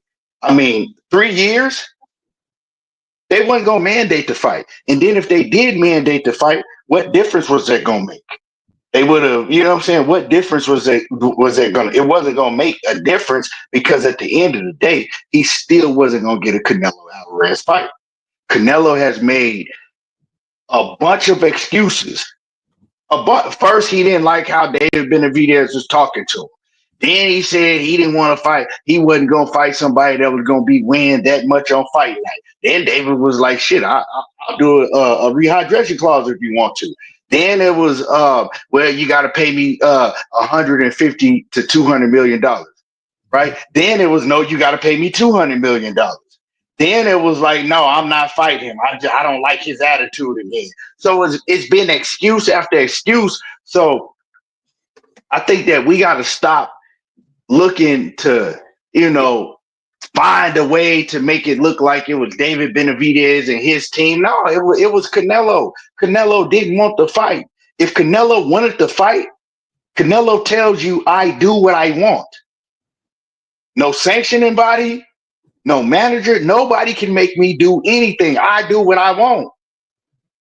So if I want to fight your next door neighbor, that's what I'm going to do. And ain't nobody going to do nothing about it. And y'all going to pay me to do it. So he wasn't going to fight David Benavidez. That's just what it is. So I think we can't say that, well, David keeps and his team keep making the wrong move. Now, in this case with Bivol, yes.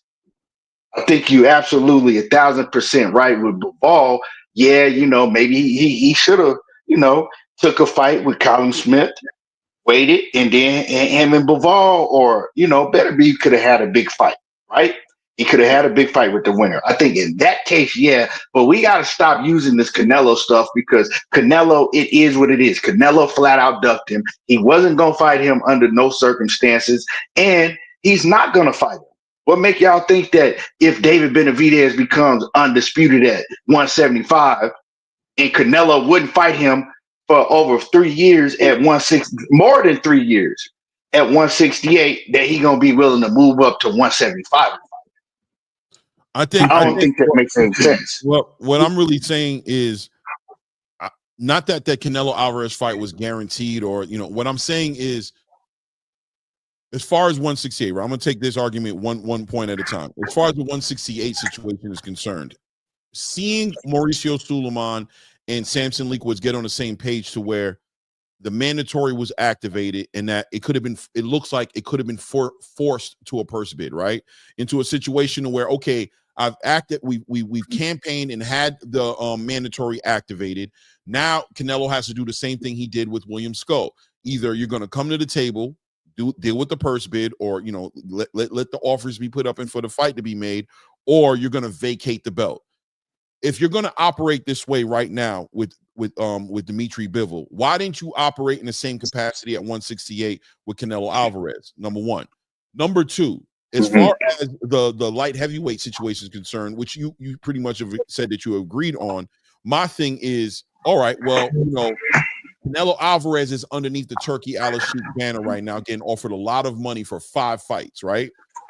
We already know there's an argument there for Canelo Alvarez to fight Dimitri Bivol at 175, that Canelo wants a rematch and opportunity at making that happen. Bivol's also agreed and said he'd be willing to make that happen as well. Well, through your own legacy being solidified by beating somebody who's beaten Canelo Alvarez, becoming an undisputed light heavyweight champion as well, yes, Canelo can still sit there and be like, I'm still not interested in that fight. He chooses not to come up to light heavyweight, but at least you have something of value for Canelo Alvarez for him to turn away from or maybe reconsider. At least you're holding something in your hand now, whereas all you offered was risk and no reward for Canelo Alvarez. Now we have a payday aligned with Turki Al-Sheikh. We have 4 belts, which can give him 2 times undisputed in 2 different weight classes in your hands, that maybe that's your best opportunity and chance at possibly interest in Canelo Alvarez. Once again, not guaranteeing it, because if Canelo is just dead set on not making the fight happen, then it doesn't happen. But I'm just saying, if we're playing chess, not checkers, and we're trying to move and give ourselves the best opportunity possible, this just seems like the worst thing you could have ever done by becoming an email light heavyweight champion. Yep. Yeah, well, as far as the first scenario, right? You're saying, well, why didn't he, go to the full extent and, Samson, right? Go to the full extent at 168 and do what he did at 175. Right. Well, Clay, me and you know both why. You're talking about Canelo. Right. No, well, you talking about Canelo. Maybe he did try to do that behind the scenes, and we know that he probably tried to do that behind the scenes, right? But we know that Mauricio Suleiman is dirty, right? And when it comes to fighters like Canelo that bring in a lot of money, they're gonna let those fighters do what they want to do. You shouldn't even have to go that far, because after 3 years, I mean, they're supposed to do that anyway. Right. So I wouldn't go that far to say that he didn't try to get that done. Yeah. It was just a brick wall. Like, nah, we not, you know what I'm saying? We're not making that move. And it is what it is. We'll make it up to you down the line, but we're not gonna make that move. Now, why did he go this far with Bivol when he had an option to, work with Turki, have a fight in between, and then fight the winner? I think that a lot of it was just David being tired of, having to wait all these years. Well, I waited all these years for Canelo. Now I waited for them to have a rematch. Now I got to wait again. And then, I think that was the case, just being tired of waiting and thinking like, okay, well, even if I do become a champion, I can double back and we can still make the fight happen, right? Right. Now I got something, right?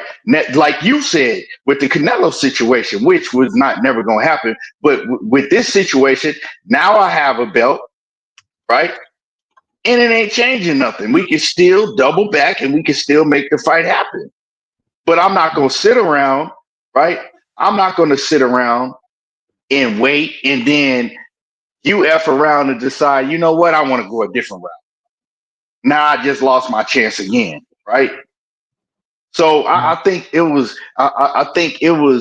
probably that type of situation. But I do agree with you when it comes to the whole situation, Clay. When it comes to the Bivol and Benavidez, I think the better look would have been for him to sit back, fight Callum Smith.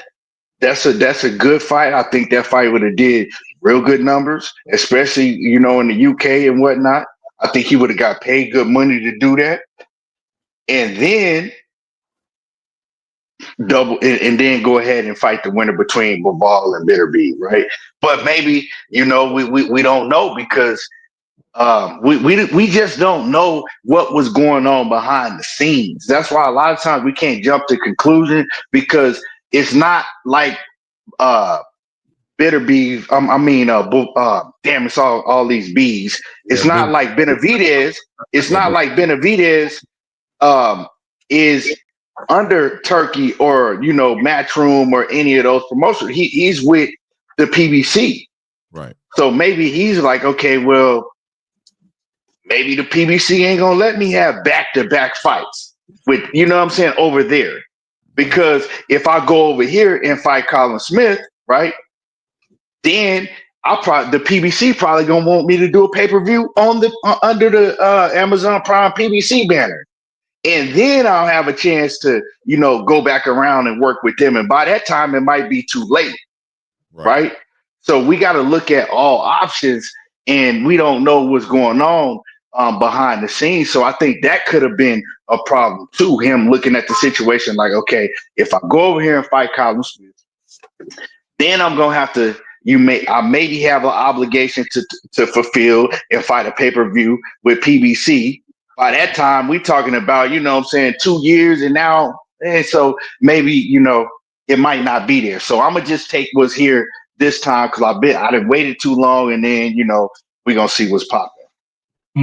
Yeah, I think I like it. I like the perspective. I think that is real plausible. I think I can see that, and I've always considered, as far as, like I said, up until this point right now, David Benavidez has been on this journey trying to get a title, and now being confronted with an opportunity to be emailed and finally getting the title, or believing and putting his faith in what Turkey may be saying, that's a decision that he has to make, right? I think Turkey has shown a past of just standing on what he say he's going to do, not including what happened with him and Shakur, obviously, recently on this payday. But ultimately, he has shown some consistency in that area, and the game plan was there for him. I think he could have.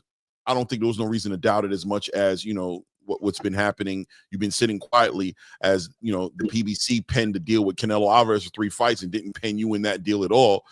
At least it seems like you're penned into this deal. But I mean, it is what it is. But let me ask you this, Keon. What fights are David? If David doesn't get the Dimitri Bivol or Artur Beterbiev winner, if the winner of that fight decide to A, fight Canelo Alvarez for the payday, or B, go up to cruiserweight and fight for some money up there against Jairo Bataille or Zoto Ramirez, what other fights are there in the light heavyweight division for David Benavidez that warrant an $80+ pay-per-view? Oh man, that's a good question, man.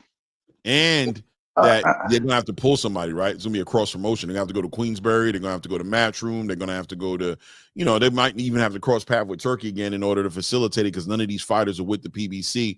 They're gonna have to offer good money. So who is it that, because he, and I'm referring, I guess, to this statement right here. I'm saying that he wants to make the biggest fights. He's going to be intent on putting on the best fights. So what's the best fights? What does that look like on a program where everything has got to be pay-per-view with you in order for you to get the paydays that you want? What's the fight? Well, I mean, when you say $80+ pay-per-view, right? I'm a real boxing head, so I mean, I thought that the Morrell, I thought Morrell, like, if you look at the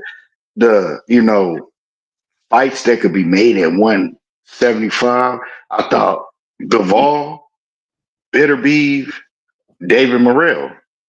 And then maybe the next closest thing to it was the Colin Smith. But I think David Morrell is the best fight right up under Bivol and Beterbiev. Yeah, rematch. So he already well, no, I'm saying the fight that already happened. So he already had that fight. Right. You feel what I'm saying? He already had that fight.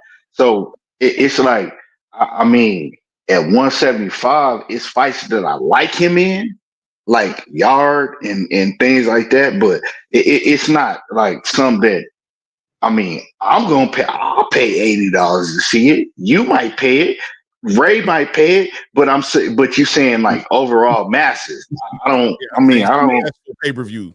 I don't 200,000 pay-per-views, 200,000+ pay-per-views. You know what I'm saying? Successful, justifying David Benavidez getting like a $5 million payday, and Caleb Smith getting, let's say, a $2.5-3 million pay, because Caleb Smith is a very high paid fighter, bro.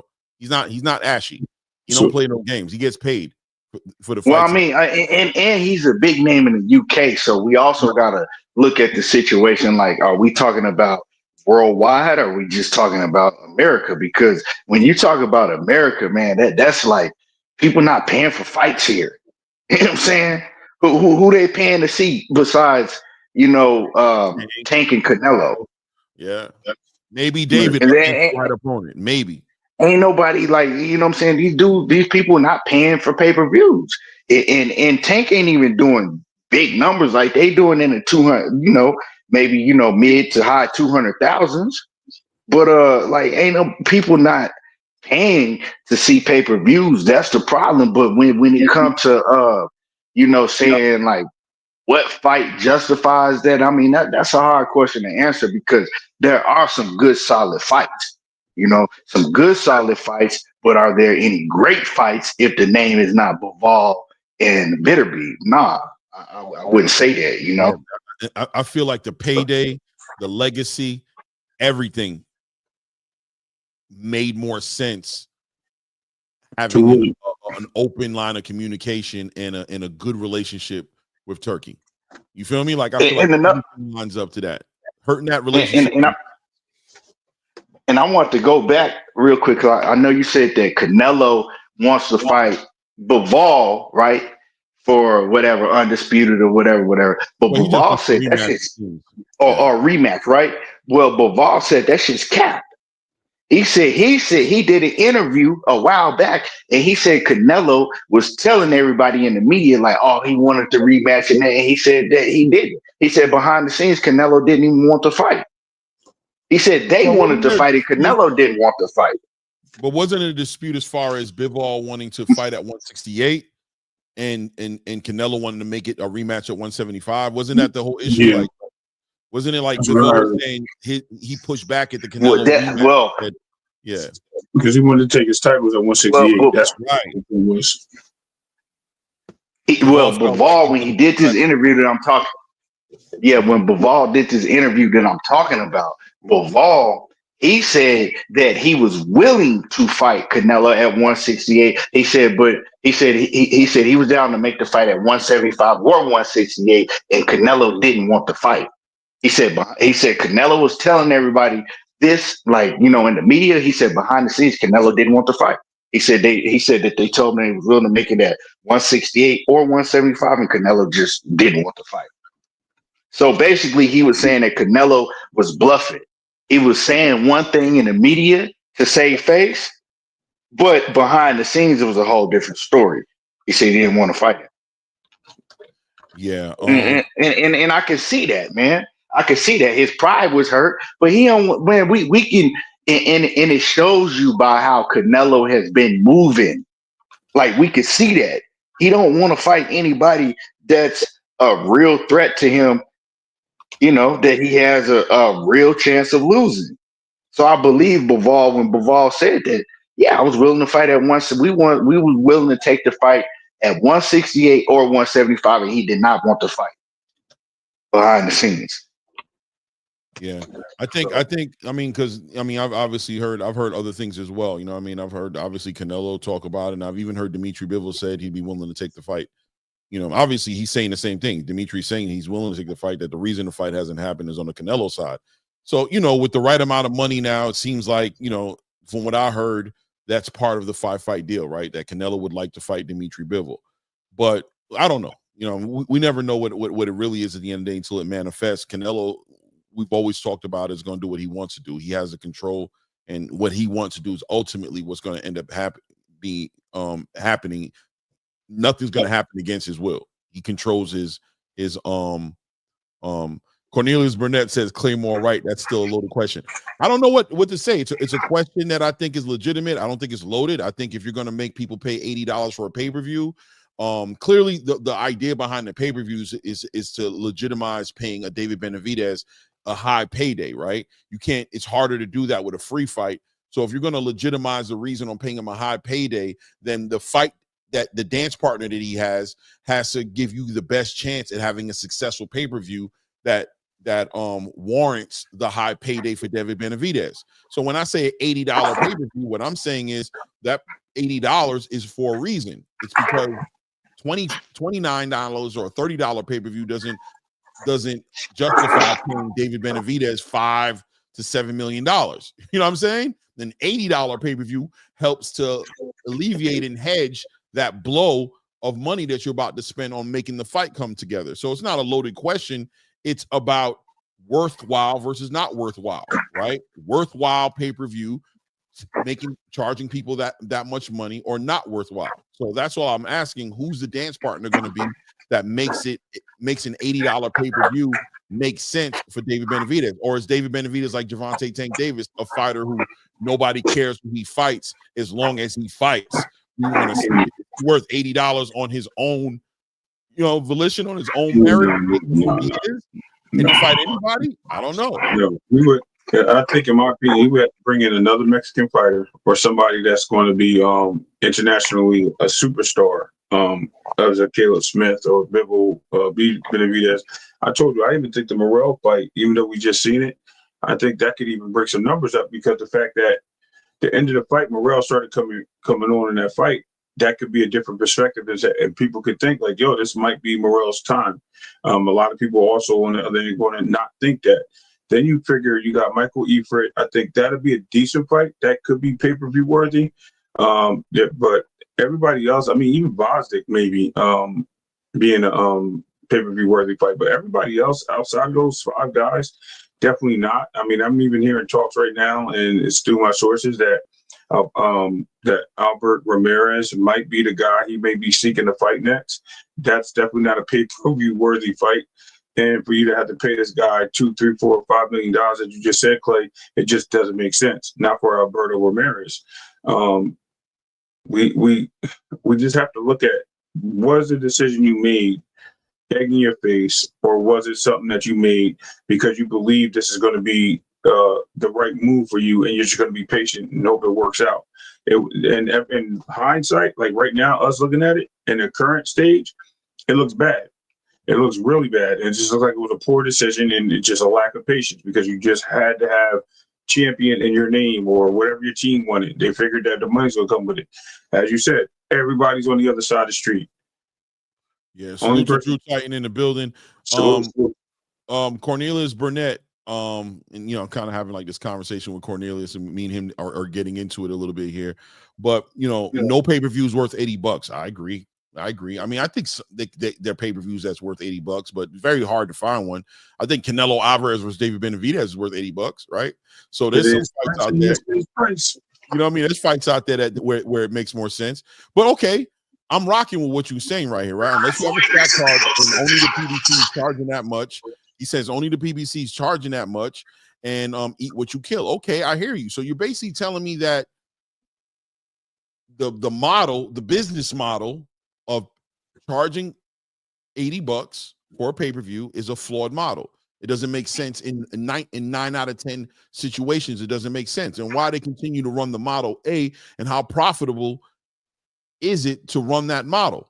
If it's not worthwhile, and it's not warranting these pays days that these fighters are getting on these $80 cards, and how is it a profitable model? And that might be the wall that the PBC is running into right now, as far as dealing with these network deals and dealing with, you know what I'm saying, Amazon Prime and making all these things make sense, is these paydays and the model that it's being, the pay-per-view model that you're dropping these $80 cards on, it's just not profitable. It doesn't make sense, right? Shout out to you corners Burnett, but I agree with you. I don't think it is worth $80. I think it's very hard to find something worth $80, but at some point or another, you want to hedge it, at least, even if it's not worthwhile.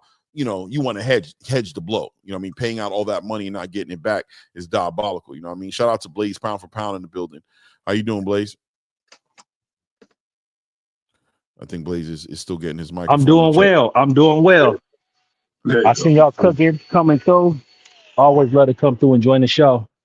And just, you know, just to jump in with y'all, you know, where y'all at, it's like, you know, pay-per-view and all of that. I think the pay-per-view, if you got the means, I'm fortunate enough, and I love boxing, that anytime there's a pay-per-view for $80, I can buy it. So I'm gonna watch it. You know what I'm saying? The only pay-per-views I don't buy is the ones that I'm too busy to not watch live. You feel me? If I got the time to watch it live, I'm gonna buy it. I'm gonna buy David Benavidez. I'm gonna buy the Canelo fight. I'm gonna buy the Tank fight. I'm gonna buy who I want to see fight. You know, and so I get it. You know, as far as the access, and then also the alternative to everything else with $80, there's so much stuff you can watch that you don't got to spend $80 for, just with streaming and TV and all of that stuff. Like back in the day, remember, there's only so much stuff that's coming on TV. You feel me? So when you're paying such a high price, or whatever the price was for pay-per-view back then, you're paying because there's not a bunch of alternatives that you can do. You feel me? As far as viewership with that money nowadays. And also now, the fight's going to be quick. No sooner than it's over, it's going to be on the internet where you can see it for free anyways.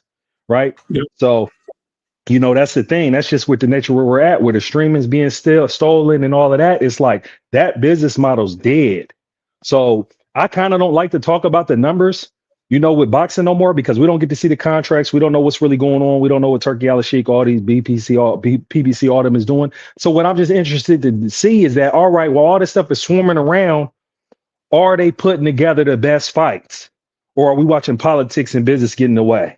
You feel me? And what I'm interested in right now, it's like we're talking about Canelo. Canelo's on the tail end of his career. I don't have no expectations for Canelo to fight the number one contender at his weight class. He's got 64 fights. He's solidified. He retired right now. He goes down as one of the all-time greats, right? So for me, he's in a situation from a business aspect where, like, hey, with his brand and his people, he put these fights together. He dodged David Benavidez. I don't got a problem with that. But I do, he got to get out the way. It's just like, you know, I hate that the Bivol, I'm kind of ambivalent about the Bivol situation in the WBC and the section bodies that you talk, but him having that belt is well deserved, because what I do believe, this is what I believe, because I don't know, he'll show me, is that when it comes to who his mandatory is, or the next best fighter that's going to be challenging him for that belt, I believe he's going to fight him. You know, so at the end of the day, if he fights everybody but Canelo, you feel me? Then he's a certified, solidified champion, and he'll be able to make his own destiny. He runs into Canelo on the back end of his career, and you got to look at Canelo and you got to look at Tank, and there ain't really any other ones that are like outliers with how much money they can bring in fighting anybody. You feel me? They can fight anybody. And it's like, if you a business, like all of us is trying to succeed successfully in the business aspect of it, right? So it only makes business sense for his health, for his family and all of that, for them guys to just take the most money when they get in the ring. Like, I can't knock that. You feel me?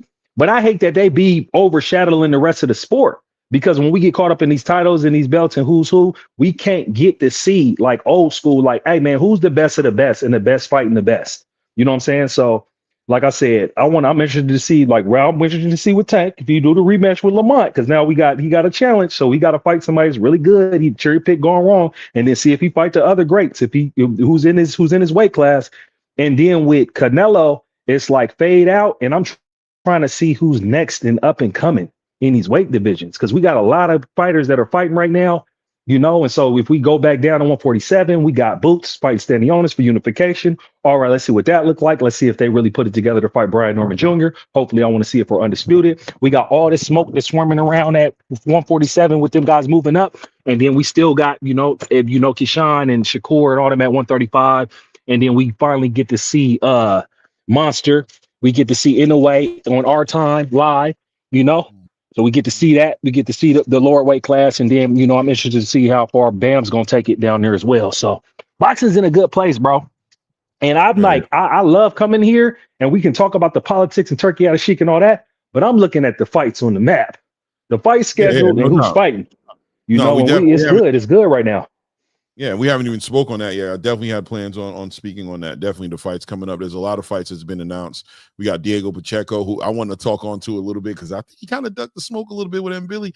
I don't know. You know what I mean? He had an opportunity, to become a WBC interim, I guess, in so many words, in that super middleweight division, to be a fighter, on the Canelo Alvarez sweepstakes list. And he chose to walk away from that. Now he's fighting Trevor McCumbee. We'll talk about that. Also, you got Serhii Bohachuk, who has a fight lined up. He has his eyes on Bakram right now for that IBF title. Somebody who's going to be Bakram's Huckleberry. You know what I'm saying? It seems like nobody wants to fight Bakram, but Serhii's like, man, shit, bro. What that man said in the wire? That man said, shit, bro, I'll fight him, bro. What are you talking about? Bakram who, Brian? I don't study them dudes like that. Ayo, bro. Let me go ahead and take care of Michael Fox. You know what I mean? I'm going to fight Michael Fox right quick and tell Bakram me and him got an appointment. I want some of that IBF smoke. I got no problem with that rehydration clause. We can get all that in. I'm ready to get all that in. And obviously the Inoue card and obviously the big one is, the Stanionis Boots card coming up this weekend, right? We're finally going to get an actual champion at welterweight. And I say finally because, none of those champions. And that's why I guess I'm kind of like annoyed a little bit with David Benavidez because here you got Boots Ennis staying behind at 147. A lot of people arguing staying there longer than he should be there because he doesn't want to walk around an email champion, right? He doesn't want to be elevated. He wants to fight a champion and beat them, right?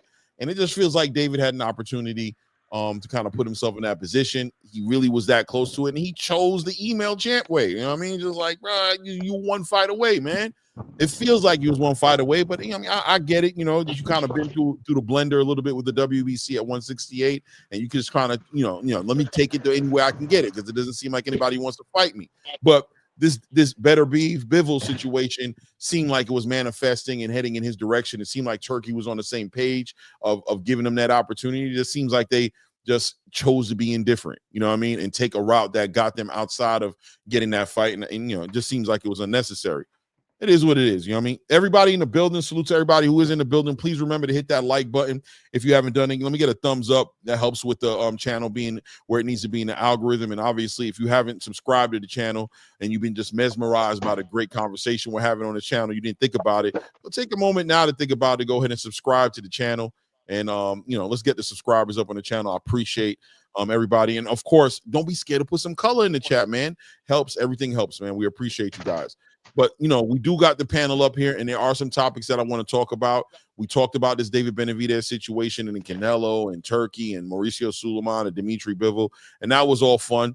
That was all fun in the game, but I do want to talk about the fights that are coming up, right? We can talk about the fights that happened this past weekend, but I'm not going to be up here all day long. So let's get into some of these fights that are actually coming up. Let's get into this Diego Pacheco smoke a little bit here. So Team Pacheco decides to move away from Mbili. They fall out of the negotiation. From what I understand, Mauricio Sulaiman activated a mandatory in order for this fight to happen between Diego Pacheco and Christian Mbili. And it seems like Team Pacheco decided to walk away from the negotiation, and they're actually walking into a Trevor McCumbee situation for later this summer. Any thoughts on this fight as far as where Diego Pacheco is? Was this a good move by Team Pacheco to sit here and move away for Christian Mbili? Does this mean that Diego Pacheco's scared? Is team scared to fight Christian Mbili? They don't think they could win the fight? Or does this make more sense for Pacheco to go ahead and fight Trevor McCumbee this summer? Does maybe Diego need more development? What are y'all opinions on Diego Pacheco right now, 168? Nobody's on here with me. I'm by myself. Okay. That being said, I got you. all right. Yeah.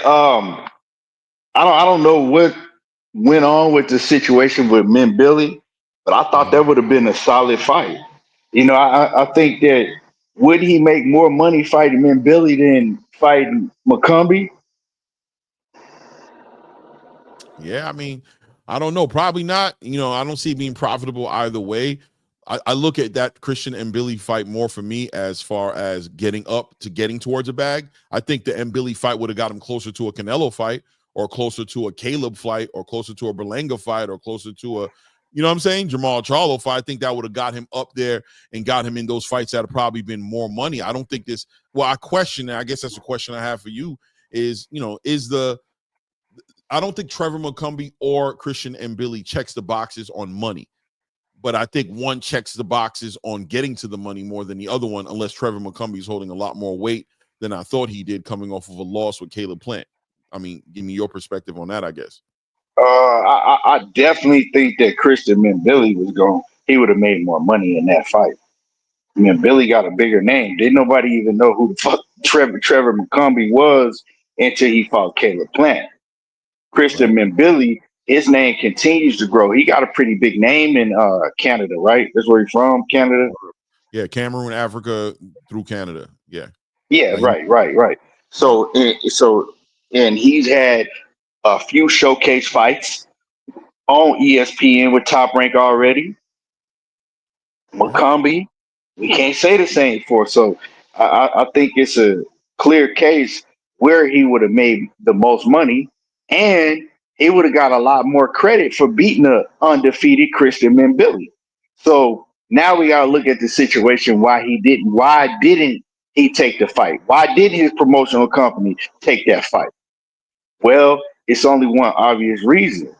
Mm-mm. You're weighing the options of who is more dangerous. Who's more dangerous? And Christian and Billy on paper is more dangerous, right? Yeah. I think So in real life, too. yeah, so it's a duck. Is It's a it? duck.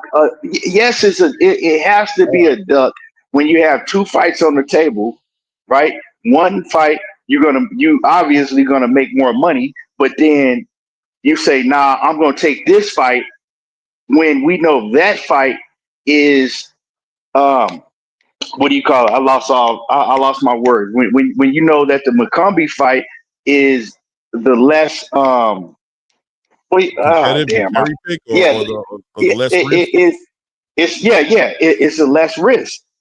Mm. So yeah, it has to be a duck if you take it in a fight that poses a less threat and that's less of a risk than the other fight that's going to give you more money but it's more of a risk. Yeah, you duck. It's a duck. I Yeah, think I think that is the I think that is one of the main definitions of a duck. yeah, like it checks You all duck the up. boxes, right? I'm in agreement with Yeah. you. Like it legitimately checks every box of a duck. It's like I just wanted the opinion. I didn't want to just say it, but yeah, like what is that? What do you mean?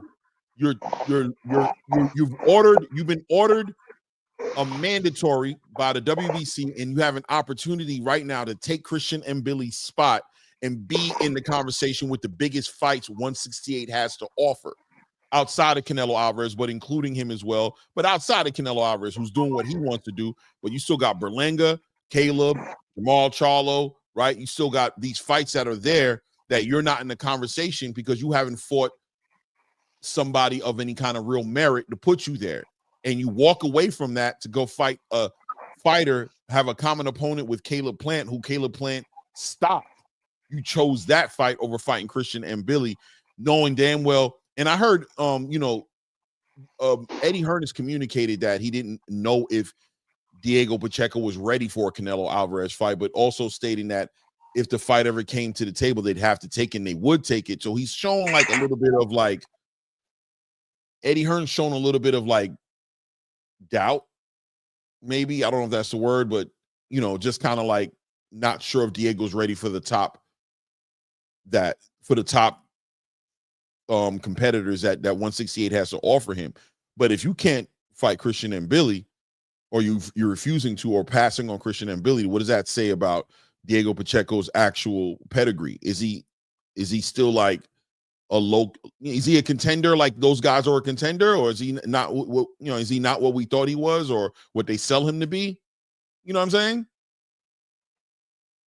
Exactly. Yeah. I get exactly what you're saying, man. And this is another reason why I love. This is another reason why I love. It's things I don't like about the Dana White and TKO, but this is one of the things that I love about it. Right? If you got two guys that's the same age, they on that same competition level, right, in the same like range and rankings, he gonna make them fight each other. It ain't no, oh well, he's not ready, or we don't want to put these guys in with each other because for one of them to lose. No, y'all gotta fight. We gotta, you know what I'm saying, bring it back to how it was in the 80s, in the mid 90s, in the early and mid 90s was we oh, my bad. You hear me? Yeah, you're good. Yeah. Okay, yeah. We not having these fights marinate for years. No, they fighting while they're young. That's how it should be. If one of them lose, they can double back later on and fight again.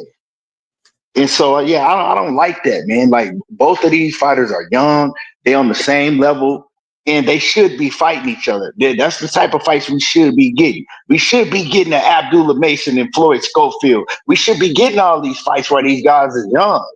Who cares if they lose or not?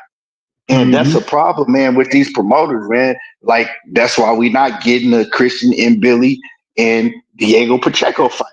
Because one promoter doesn't all the way believe in his fighter. He's still young, and he don't want to take a loss early on in his career. That's what that's all about. Right. Yeah. It looks bad. It looks bad. What do you think, Ray? And I wouldn't say it's the fighter. I wouldn't say, because I don't see Diego Pacheco saying, nope, I'm not fighting him. I ain't fight. I can't see that. You feel what I'm saying? So I can't put that on him. But we can say that the promoter, the managers, the ones that handle his career is like, nah, we're not taking that route. Right. And you're 100% right. I think what you said, I'm going to double down and say us as fans, as the sport, we have better looks at the fighters and what they're capable of than the promoters do. We see who they can match up against better and who they should be fighting and want them to have these big fights as opposed to the promoters, because the promoters are only looking for one thing.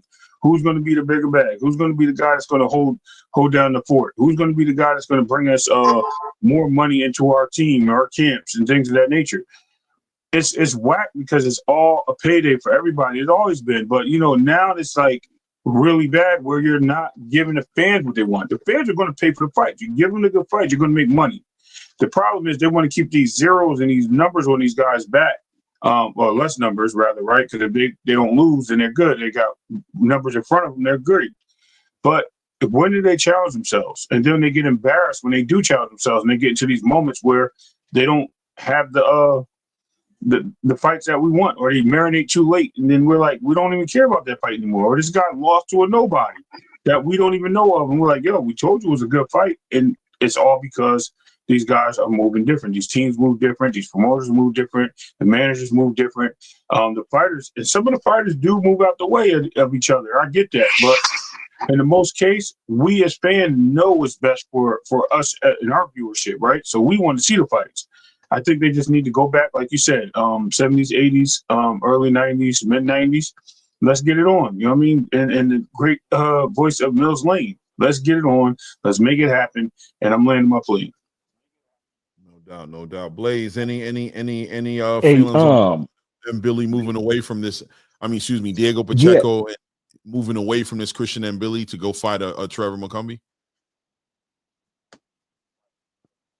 Yeah, and I would ask y'all, because like I said, it's the business. Like, we're in the dark with everybody's personal business, endeavors with their operations, and how the money moves in and out of their org, and then how the money moves with these promoters, But what we kind of do know is that back in the day, I don't know. Like I said, I don't think I'm speculating, but I think it's safe to believe back in the day, there wasn't a lot of money. There wasn't as much money invested in fighters on the front end than there is now. And I say that to say, like what Ray was talking about, when you got this whole team and this constellation of people around you, they put money into you to be in the position that you're at. Sports equipment, the gym, you know, promotions, all the stuff, right? So then you got all this pressure of them like trying to dictate who you fight to get the best reward of their investment. And as we all know, that whole mystical O behind your name and, you know, building up your brand to kind of be undefeated feels like they think that's how you maximize your dollars. When it's like, I like what it's like. I like going back to the 80s and 90s, the old school. It was like, hey, they fought each other. And like what makes Lennox Lewis the great, what makes Riddick Bowe great is that they lost and then they went back and avenged their losses. You know, that's what makes you great. That the L don't take away from you being an all-time great, you know? Yep. But I think now there's so much money going in on the front end of fighters because, you know, I'm even helping out with a gym, like, and it's just amateur stuff. But when you're investing in these fighters, then you're trying to dictate not what they want, just on some straight, you know, old school. I want to fight the best, call them out. We don't care about the contract, just make it happen. But there's so much other money involved that you got these people in your ear that's going to dictate, you know, who you actually fight. And then it becomes an incentive of like a Pacheco to fight a Macombi because their team is looking at it like, look, this is light work, slight work. You're going to be able to put on a good show and you're going to be able to get a bag. And then maybe we can negotiate more money for him, Billy, in the future. So that's when the business starts getting in the way of what we actually want to see. And like I told you, for me, I'd be ambivalent about it because I come from the inner city, bro. I come from not having nothing. And then I come from, you know, educate myself, build myself up, coming from doing a long bid, you know, serving community. And then, you know, wanting to be financially successful, right? And navigating all that stuff. And when you get to being that navigating all that stuff, like for me, I'm not a boxer, but I'm risk averse now. I don't take the risk that I would take before. You feel me? I'm trying to secure the bag. I'm trying to make sure I can feed my kids every day. When I'm trying to make sure I come back home to my wife every day. You feel me? So it'd be like when these guys get in position to where they can get some money, but from the outside looking in, it's like, oh, you ain't fighting the hardest person, but he can go in here and get on a big card and pay-per-view and fight this person and make a bag.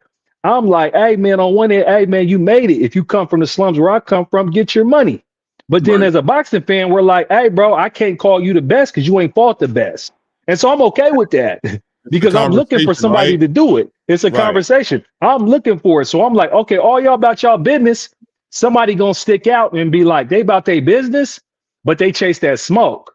That's one thing about it. It's like, I don't like Tszyu as a person with all that racist shit and all that stupid ass shit he be doing, talking and all that. But Tszyu always fighting somebody. Tszyu's not fighting Kens. He's always getting in the ring with somebody that's good. You know what I'm saying? You know, and I can respect that as a boxing fan. It's like, hey, I know he's going to go in here and fight somebody. He's not going, you feel me, dodge. He ain't trying to run around or whatever. You feel me? And then it's like, I like Bud because Bud, you got to be 2 division undisputed. You got to fight the best. Nah, he's not doing that. but that's the Canelo effect. That's the Terror Squad, Berlanga, get your money. That's 10 mil. That's I'm King Kong. Whatever Eddie Hearn had for me, fuck you. I'm the guy now. Hey, man, run this bogus ass fight so I can get out of this contract. And then I'm going to butt my head and figure it out. And then when I lose all this money and shit, I'm going to come back. And you feel me? If I ain't out of shape or in jail, come back and, you know, try to do some shit. That's where you like, look, bro, these guys come from the slums. He got 10 million tickets. Bro, we act like money ain't money no more. Bro, you get, just like with Shakur, I respect Shakur. It's like, hey, y'all say y'all gonna give me that money. I want my money. It's like, and my head's hurt. I want my money. Fuck y'all. You all got it. I want it. You paying these big baby. You paying all these other people. Hey, pay me my money. You feel me? And it's like you because it's when you look at the scheme of things, at the end of the day, they men. You feel me? And at the end of the day, some of these brothers come from where we come from not having nothing. So when they're in a position to sit still, I'm a boxer now. They want me to fight the hardest fight. But you don't want to pay me? But I can go over here and make a few mil here, a few mil there, then do some investments, fuck with Bud and buy a apartment complex or something. Come on, man. Cass is missing the bigger picture of that. And that's the thing with the business is that because we don't know the business about the money, cats who don't got money or who ain't handling their business or don't do business themselves, you don't respect it because all you want to do is see people on the screen fight. I don't think it's about not respecting. It's about not caring, right? It's just about simple. It's just about. It's not about not understanding or you know what I'm saying. It's about what you eat don't make me ish, right? Your money don't concern me. The fights concern me, right? So in this particular situation with Diego Pacheco, it's like, well, the money can't be that much different. You know what I'm saying? The only thing you're fighting for at this point is an opportunity to get the money. And your mission is supposed to be to get in the ring with a Caleb or Berlanga or, you know, ultimately the big prize, Canelo Alvarez. Well, how do you do that? By beating Trevor McCumbie up. You feel me? Yeah, I know. So it's like the money and the legacy is compromised. It seems more like fear. But let me tell you about McCumbie, though. Adverse. Let's give some respect to McCumbie, though. Because with McCumbie... Yeah, I know, but I know, but that fight, he was fighting. He was fighting, bro. So I like what you're saying, Blaze. Let me ask you this: is it up? Is the competition up from a Steve Nelson? No, I wouldn't say that. I wouldn't say that. But what I'm telling you is that McCumbie's gonna make you fight. You feel me? One day I had much respect for McCumbie when he fought Plant because he made Plant dig deep. Right. You feel me? He made Plant adjust. And you need this here. I wanted to say this. This is what I was listening to y'all earlier. This is what I want to say. We got big names. We chasing big fights, right? And so we all like a moth to the flame. We all fall for the big names. Automatically gonna give us a big fight. If you put two big names in there, we like, oh, we know this is gonna go. It's just that the worst one we fell for is Tyson. You feel me? Paul, right? Big name. We know this is gonna be something. He gave us a 30-second clip of just throwing something hard in training. We're like, oh, we know this is gonna be a big fight. But then you got fighters that become big, small names that have big fights that make their names. Yeah. And you never know when it's gonna happen. You feel me? Because I'll tell you one thing, when Caleb fought McCumbie, his stock, he upped his stock in that because that was a good fight. He put in good work, and it was like, hey man, Caleb's here still working. Caleb still look good. Caleb, you know, and we're like, we want to see Caleb fight again because he fought a McCumbie. You see what I'm saying? So when I'm looking at it like this, if Pacheco get in there and it's a good fight, we're gonna be like, hey, we want to see Pacheco again, and then we're gonna want to see him Billy after it. You know, it's almost like it's a marination. And I think a great performance against Trevor McCumbie is a good thing, right? But I also feel like it's high risk, low reward. I think Trevor McCumbie's could be a legitimate risk, and it's like, for what? This kid, you know what I mean? Like if you mess around and take an L here, or get to meet, or let's say look like how Tszyu did against Steve Claggett, right? Or look, let's say you end up looking like that, then you know it hurts you, and then you got to look back at it like, what was the risk for when you had an opportunity to go all out on a Christian Bill? But look, I'm gonna let Ray build on it because I definitely want to move on because I want to talk about this this Fabio Wardley Jared Miller, you know what I'm saying, fight. Man, and I want to talk about the press conference, and if anybody caught the press conference. If not, I missed it. Yeah. Very interesting. Very interesting. To say the least. I'll just say Big Baby never fails to deliver on the drama in these fights. But go ahead. So on the point of what we're talking about, I just think that this is, like you just mentioned, it's risk versus reward. But at the same time, this is a guy that's gonna that can come in here and upset you. McCumbie doesn't look like he's a walking cup of just knockout. I'm gonna beat you. I get how good Pacheco is, but he just came up in the ranks. As far as him being better than Steve Nelson, I don't know if he's better, but I would say he's more dangerous in the fact that he's not going to sit there and just allow you to do certain things because the experience is different at the levels, right? Steve Nelson was probably a better boxer overall, but I think McCumbie's a better brawler. And I think he's willing to put in the fight with Pacheco, and he sees some holes just like anyone else would. Pacheco has his moments. We'll see how it works. But I think this is a huge risk on that. They're not taking a Billy fight. Why? Because then Billy is a risk worth taking.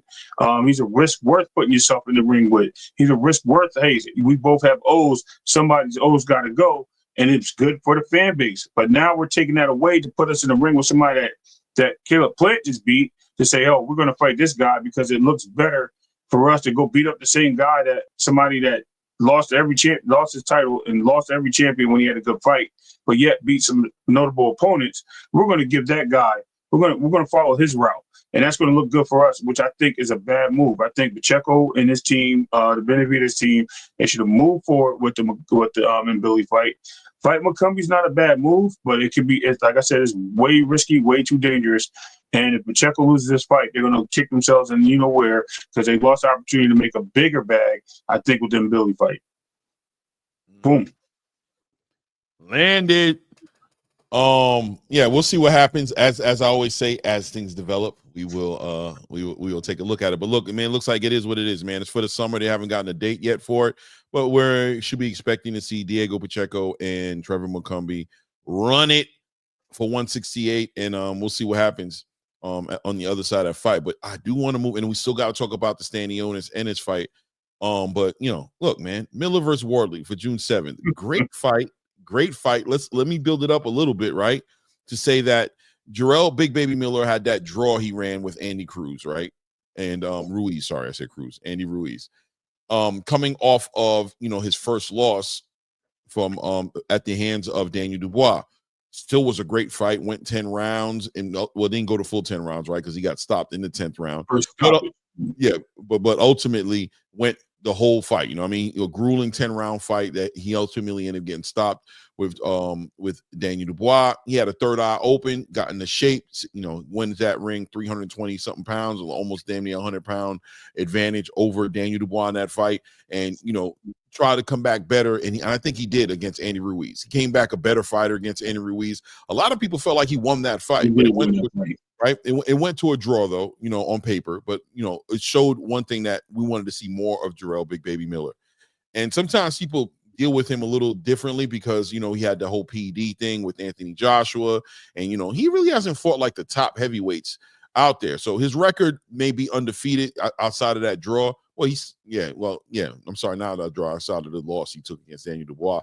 He has a decent looking record, but I don't know if the record really represents how good or not good he is, right? But here he goes against Fabio Wardley, who's coming off one of the biggest victories, huge knockout with the egg-shaped form against Frazier Clark, put a dent in old boy's head.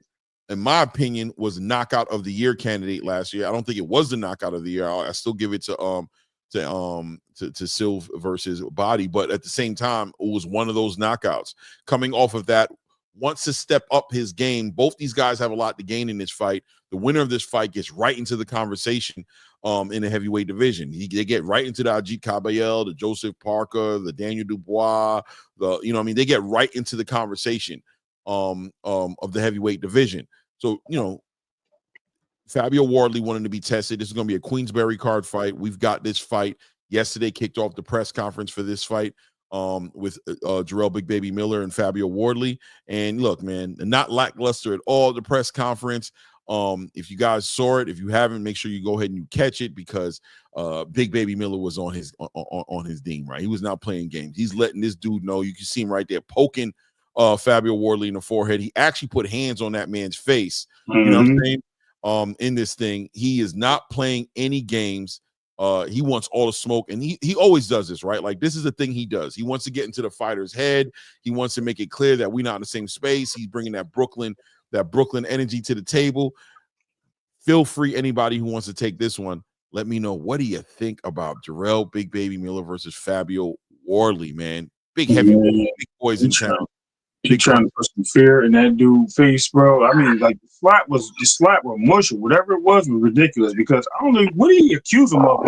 Because a rap song, like a song. Yeah, he just write or something like that, right? And he was like, that wasn't even about you. And he's like defending himself. And it seemed like he was really like nervous about it in a way, like, what are you talking about? So he went and was like, yo, nah, I don't know. Yeah, I'm gonna get you now. Like, where I come from, this and that. And then to put the mush, the fingers head, the dudes get in between them. And it seemed like Worley was really trying to be like, yo, I really don't, want to be in this type of. It seemed like he was copping a plea. And then as soon as Big Baby Miller put the hands on him, he kind of moved forward. And I'm like, yo, this dude don't look like he's like, how fighters get into a mode where they're like, and I'm pretty sure we all been there. You see somebody like, man, I'll beat him up, or even I play football, so I'm like, yo, I'll run him over. And then as soon as you get on the field with him from across the field, you get right next to him. You're like, yo, this dude is massive, bro. He's bigger than I thought. He's stronger than I thought. Like, so more competitive than what I thought, even on the basketball court when I played. So when I think he's seen him bigger than life type situation, I think Worley has some type of like, whoa. Type situation. And I think Big Miller seen that intimidation and took advantage of it. I think he's putting that emphasis on what it is. Big Baby Miller, hopefully, you know what I mean, gets in there and he does his thing, but it looks like he already stole the soul of this dude, bro. And regardless of the knockout of the year and all that, I'm giving this fight to Big Baby Miller. I'm gonna land this plane. It just looks like it's just way too much action, and it looked like Big Baby Miller stole the show and put some Kool-Aid in this dude's heart, bro. Pumped a lot. Yeah, it looked like he might have won. Anybody Did you get an opportunity to take a look at it? What do you think about the presser? I think Keon might have stepped away for a hot second. He'll be back. Oh, my bad, man. Yeah, I was on mute. Yeah, I've seen it. I've seen the press conference, man. Big Baby, he know how to sell a fight. He always know how to sell a fight. You know, he know how to get the fans in tune. As far as them two fighting each other, I think that it's a good fight for both of them, you know, but I don't look at it as a heavyweight fight as them being a threat to none of the top guys, you know. Right. I think it's just a good, solid heavyweight fight, you know. It's just a good, solid fight. I don't like Big Baby Miller, he passed his prime, you know, and Fabio Wardley, he is you know, just like a good heavyweight for the UK domestic side. You know, he got a lot of flaws. He ain't never gonna be no world champion or nothing like that. So it's a good, solid fight, though. Yeah, I think it's I think it's gonna be entertaining fight. I think it's gonna be entertaining. But the thing is I want to see if Big Baby Jarrell Miller is gonna be in shape, man, because that's his problem, man. He can't stay in shape, and it looked like, you know, the last fight that he fought against Andy Ruiz, he was in a lot better shape in his show, right? The fight before that, he was sloppy and out of shape, right? Now it looked like now looking at him, right, in the press conference, looking at him through his shirt and everything, he looked like he's sloppy and out of shape again. He looked like he didn't gain all of that weight back. He looked like he's sloppy again. And this is a reason, you know, he's always had to take steroids, you know, in the past, because he got weight issues. I don't think that he's the most disciplined fighter outside of the ring, and it shows. Mm-hmm. So this is going to be the question.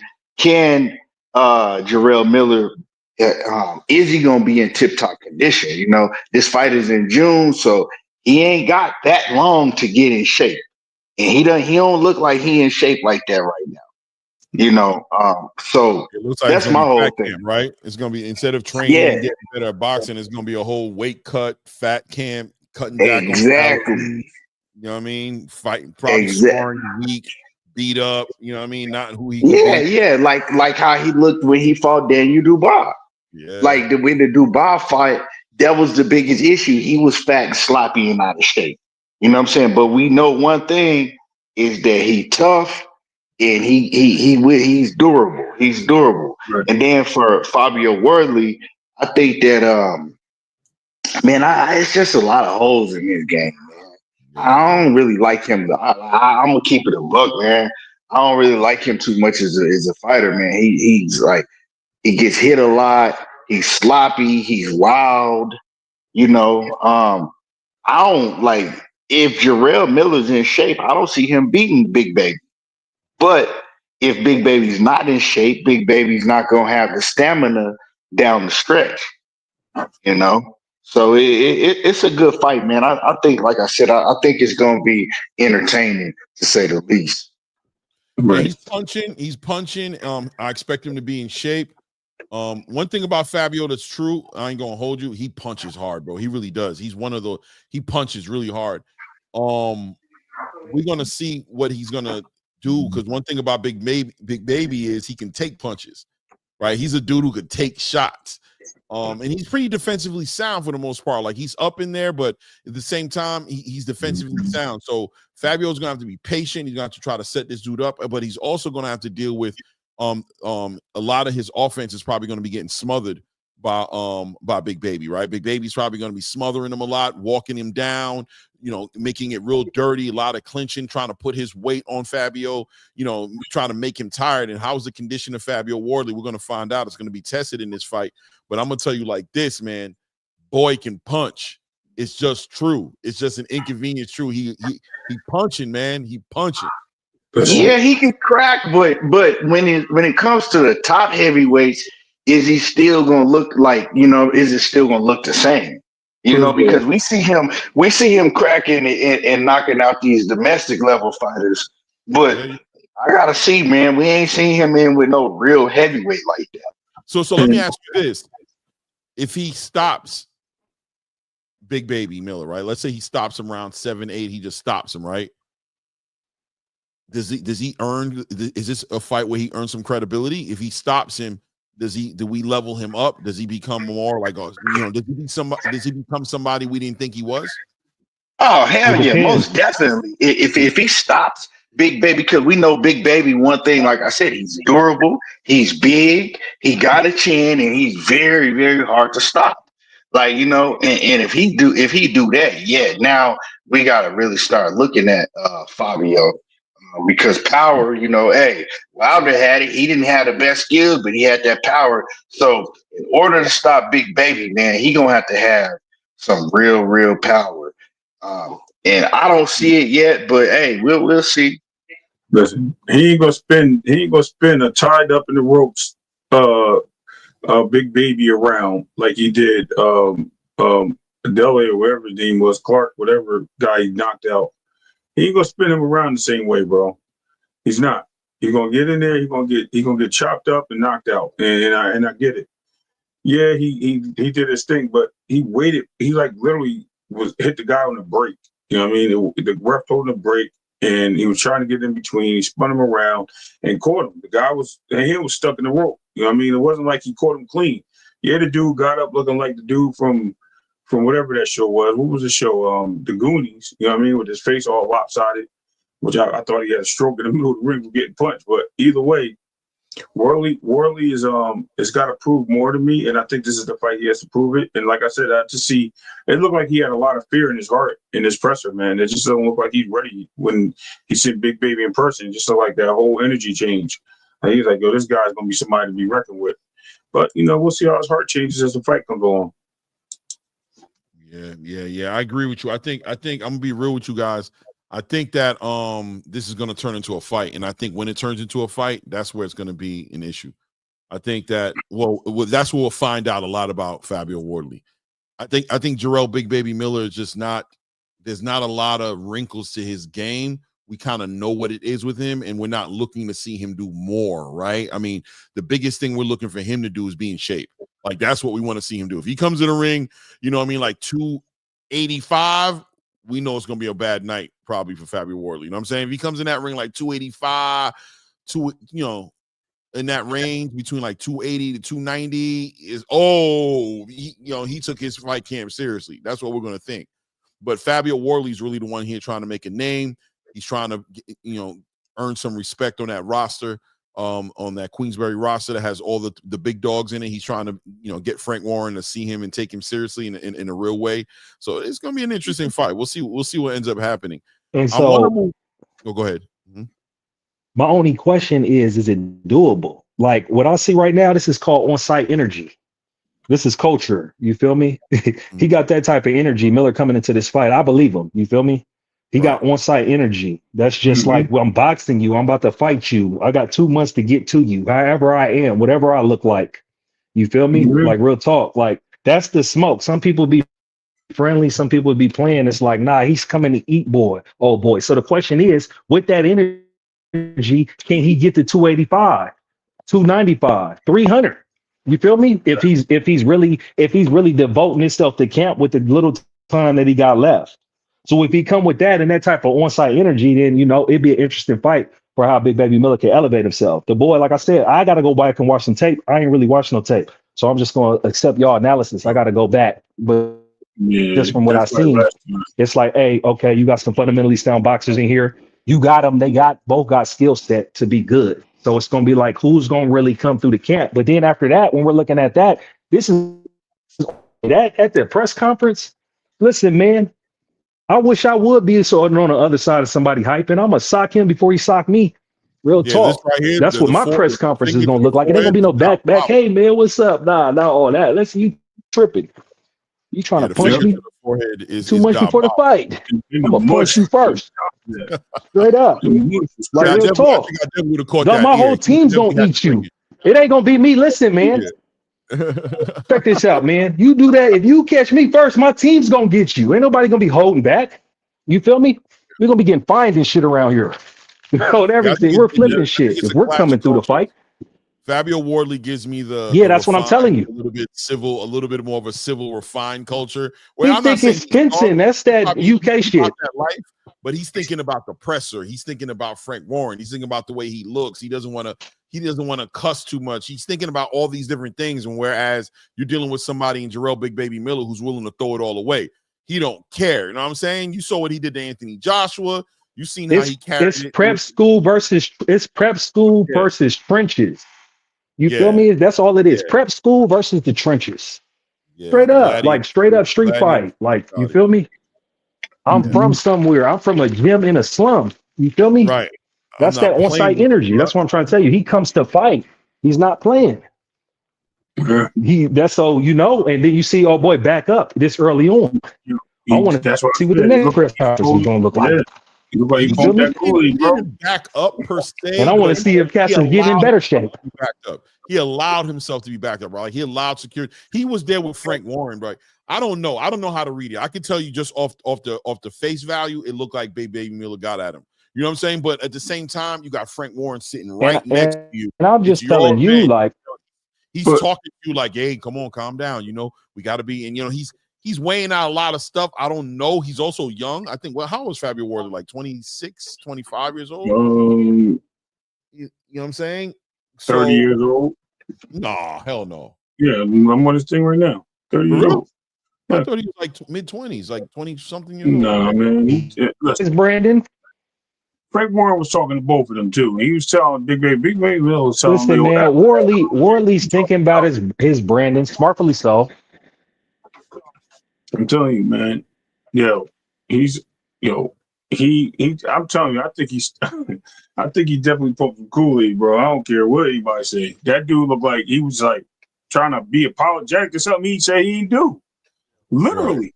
Right. He's like, when Big Baby said, say Big Baby Killer again. He's like, say it right now. And Wardley didn't say it, bro. That's on everything, I would have had to say it. I'd have been like, Big Baby Killer. I'd have had the crowd chanting, everybody. Big, you ain't doing nothing, man. Why you acting like you finna? Why you acting like if I say Big Baby Killer, you finna make the earthquake? What you finna do? We got a bunch of big dudes between me and you. You know damn well you doing all this smoke on this stage. We can't get to each other. You trying to act tough. I'm not playing with you, bro. Who you talking to? You gonna spark fear in my heart? Hell no. We about to fight each other. Yo, he shut him up. And when he did that, what did Big Baby Miller do after he did that? That he didn't say anything and tried to be apologetic. He moved in and put his hand in his face. Yup. He stepped it up on the show. Got physical and palmed his face. Yeah, bro. Listen, I'm really about that. You better stop playing with me. Security and no security. Like I told you, they should be both going the same way towards each other. In this press conference, that's it. That's all I need to see. We breaking down this extra shit. You feel me? This is a heavyweight bout. This is a heavyweight fight. They're coming in 300. These guys, listen, bro. They put one punch on you. That's why we talking about heavyweights. When Wilder, the cats better respect when Wilder was sniping cats, one punch, and then just turned around. You feel me? Like, what the fuck? That's why he's still broken and undisputed. You feel me? Straight up. You know? It is what it is. It's like, man, we gonna fight, bro. Heavyweight. You're about to try to punch in my head, homie. So it's like, bro, you rush me like this. Like I said, my team, it would have just been holding back. Somebody would have socked him. You feel me? Like, watch out, boy. I told you we would get fined. We would fined in here. Yeah, he definitely looked like he didn't want no part of Big Real Baby talk. that day. And then everybody would have hold people back. Then everybody would have been holding everybody back. That's what it should have been, right? Like who was that? Fury Usyk first fight or whatever? Who was that fight with Fury? That's all I know. That's the only way. I'm just saying. Remember, he punched his dad by accident. They got into it on stage. Who was that? AKA Vin Rames. I think Stacey be trying to compliment with the Vin Rames. I'm gonna rock with the Vin Rames, man.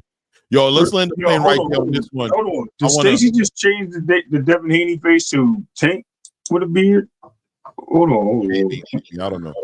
But I want to go ahead and move it towards Serhii Bohachuk eyeing the IBF title. So that's BFTV. That's so disrespectful, Stacey. But I want to move it to Serhii Bohachuk. He's got a fight lined up for later this summer. It's going to be him and Mikhail Fox. I think it's June 7th. I want to see is their date. I could be wrong. Don't quote me. Or is it May? Hold on. When is it? I think I got it up here. Hold on one second here. When is it? Oh yeah, May 17th. I'm bugging. It's May 17th. He's looking to fight Mikhail Fox, but he's targeting. He wants that IBF smoke. Says he's looking for Bakram Murtazaliev after that fight. That's the fight he's looking to get lined up in. I haven't checked his rankings yet, but what do y'all think about a Murtazaliev and Serhii Bohachuk fight, man? Do I need to remind everybody? Let me give everybody a little refresher. We know Serhii Bohachuk for having a fight of the year. He probably wins. He got fight of the year last year against Virgil Ortiz. That was real smoke, one of the best fights you've seen in a while. And looks like he's been on his mission statement. A lot of people thought he beat Virgil, and looks like he's been on his mission. He fought Ishmael Davis, stopped him, got him out the way. He has a lot of momentum behind him. I think he's number 1 right now, or right behind Virgil Ortiz. Like Virgil Ortiz is the interim WBC title holder, and I think Serhii's like the number 1 in the rankings for the WBC. But I guess he's acknowledging that, look, man, you got Xander Zayas getting ready to fight Sebastian Fundora, being that Sebastian Fundora holds that WBC title. And then you got Virgil Ortiz, who has a hand injury, so he can't fight Serhii Bohachuk. So Serhii said, you know what? That's cool. Let me go ahead and fight this. Stay busy fight May 17th. But I want Murtazaliev next. Nobody wants to fight him. Everybody ducking him. Nobody seems to want to fight him. I'm here. This is what I do. What do y'all think about this fight? I'm going Bohachuk. I think Serhii beats him. Well, before you go on who wins. No, you said what do I got? No, I didn't say who you got. I said what do you think? What I got? What was the question? Yeah, what you got exactly? As far as the quality of the fight, the competitive nature of the fight, the matchup. I'm talking about that, not just picking the winner. I mean, what do you think about the fight? It's a European battle zone, right? It's like Rock'em Sock'em in the middle of the ring. I think Serhii has a little bit more. What in the world is that? That is Michael Fox. That's the guy who's fighting May 17th. That's who he's fighting? Yeah. Where's this is the guy, just to kind of give you a little back history on Michael Fox. He's the guy who was getting he's the guy who was getting Sebastian Fundora ready. I'm sorry. He was the guy who was getting Tim Tszyu ready to fight against Sebastian Fundora. He's a 6'5" dude. I haven't really seen him fight that much. I'll be honest with you, but this is who he's fighting against, man. This is who Serhii's fighting against. It's a 154 fight, and here's his opponent. Did you say he was fighting Murtazaliev?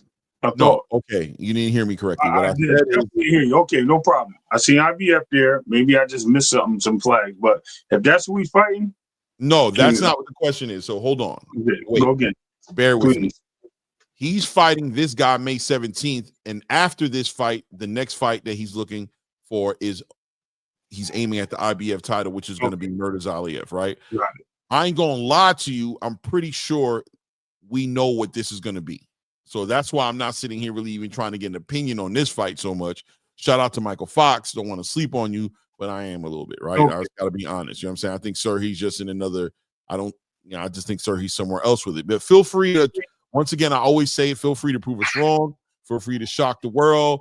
Put Serhii Bohachuk on his pockets. Feel free to win. We'll be right here to give you your flowers. And if you want us to eat crow, that's what we'll be doing that night. But, right now it just seems like Serhii's the one that's probably going to take this, and I'm expecting this fight to be the one that we're looking at happening. So that's why I'm asking for your opinion on this fight. Okay. Okay, that's why it threw me off. Now I'm put some perspective on it. Okay, right? Thank you. Because I'm looking at dude's spider fingers, and I'm like, yo, who is he fighting? Why is he fighting this dude? The dude's hands are crazy. He don't even look like a boxer, bro. But okay, cool. Yeah, it is kind of. His hands are crazy, bro. The hands move a little down. But look, I'm not doubting he probably could beat me up in the street, right? Whatever. I don't even care. I doubt it. Maybe not. Who knows? Who cares? I'm moving forward. But Yeah. I don't want to even talk about this character, bro. Like, I ain't gonna lie to you. It looked like like they stood him up out of a wheelchair or something. bro. Like That's why I started laughing when you said that, Clay. That's why my questions went somewhere else with it. My bad.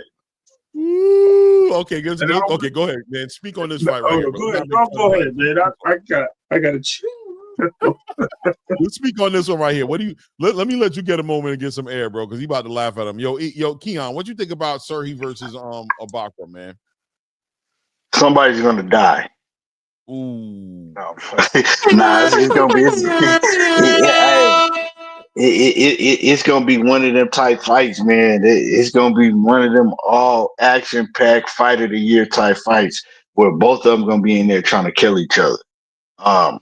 I think it's a hell of a fight, man. It's a hell of a fight.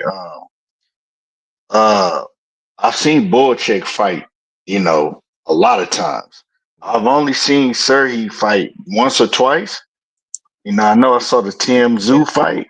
I don't know if I saw him fight other than that, but he can fight. So I think this is going to be a back and forth. It's a 50-50 type fight. We have seen Sergey Boacek get knocked out. So, somebody can't question his chin, but you can't question his heart. He got knocked out. He got knocked out by my guy, man, what's his name? Brandon Adams.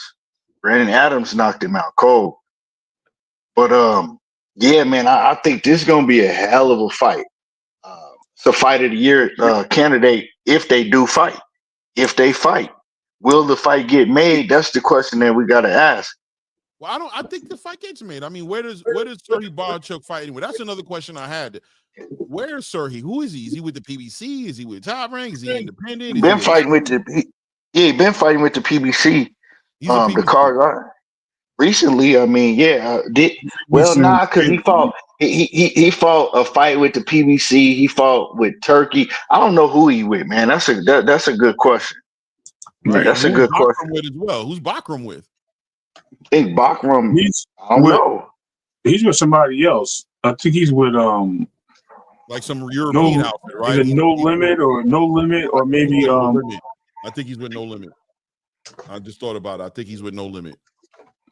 That's why I think he's at. But what I'm saying is they're not with warring. I think this fight can be made easily. I think first of all, from Bakram's side, he's ready to fight. He's not on that wrong side of the street stuff. And whoever Serhi Barchuk's with, why would they not allow him to try to go get a belt? You know what I mean? I think the fight will be made because both of them seem like fighters that want all the smoke with any and everybody. Yeah. That's what they've been showing. So I think it does get made, if it's up to the fighters. So, we'll see. But if the fight do get made, man, I'm not going to pick no winner right now because, the fight ain't made yet. They still got fights in between. But I think it definitely would be a fight of the year candidate. Could possibly be the fight of the year. That's what type of fight when they get in the ring. That's what type of fight I see this being. Both fighters come forward type guys. Both fighters got hell of a gas tanks. They don't stop. They throw a bunch of punches. They all offensive fighters. So I think it's gonna be a hell of a fight. You ain't gonna see too much defense in this fight, but you're gonna see a hell of a lot of offense if they lock horns for sure. Yeah, it's gonna be center ring. They both gonna claim their real estate and they're both gonna stand their ground. You might see some lateral movement, but I don't think you'll see any back movement. Yeah, listen, man, I think this is a fight low key.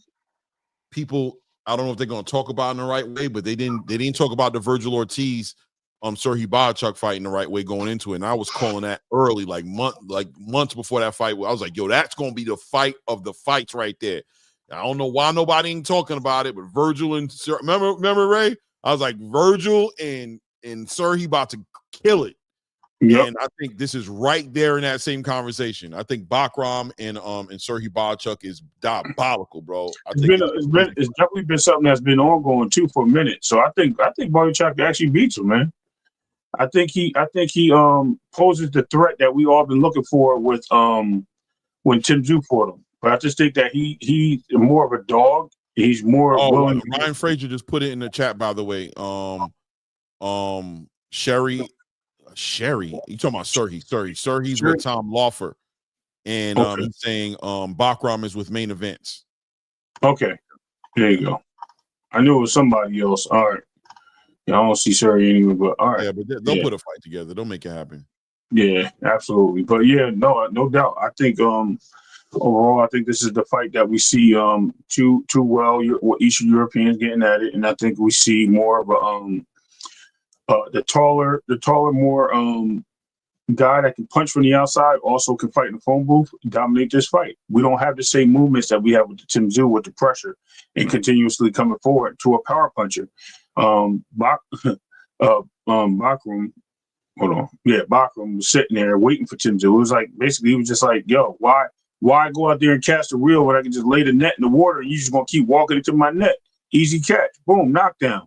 And that's why you've seen him beat him up the way he did. I think Surrey poses a different threat. I think he punches from the outside and moves his way in, and he also fights off the back foot. So he has different ways of fighting, and I think he's a better boxer overall. And I think he does by power for power, probably Bakram, but I think he has enough to in the gas tank to withstand this type of fight. And I think it becomes a great fight. How you know Bakram? How you know Surrey a better boxer than Bakram? I don't know about that.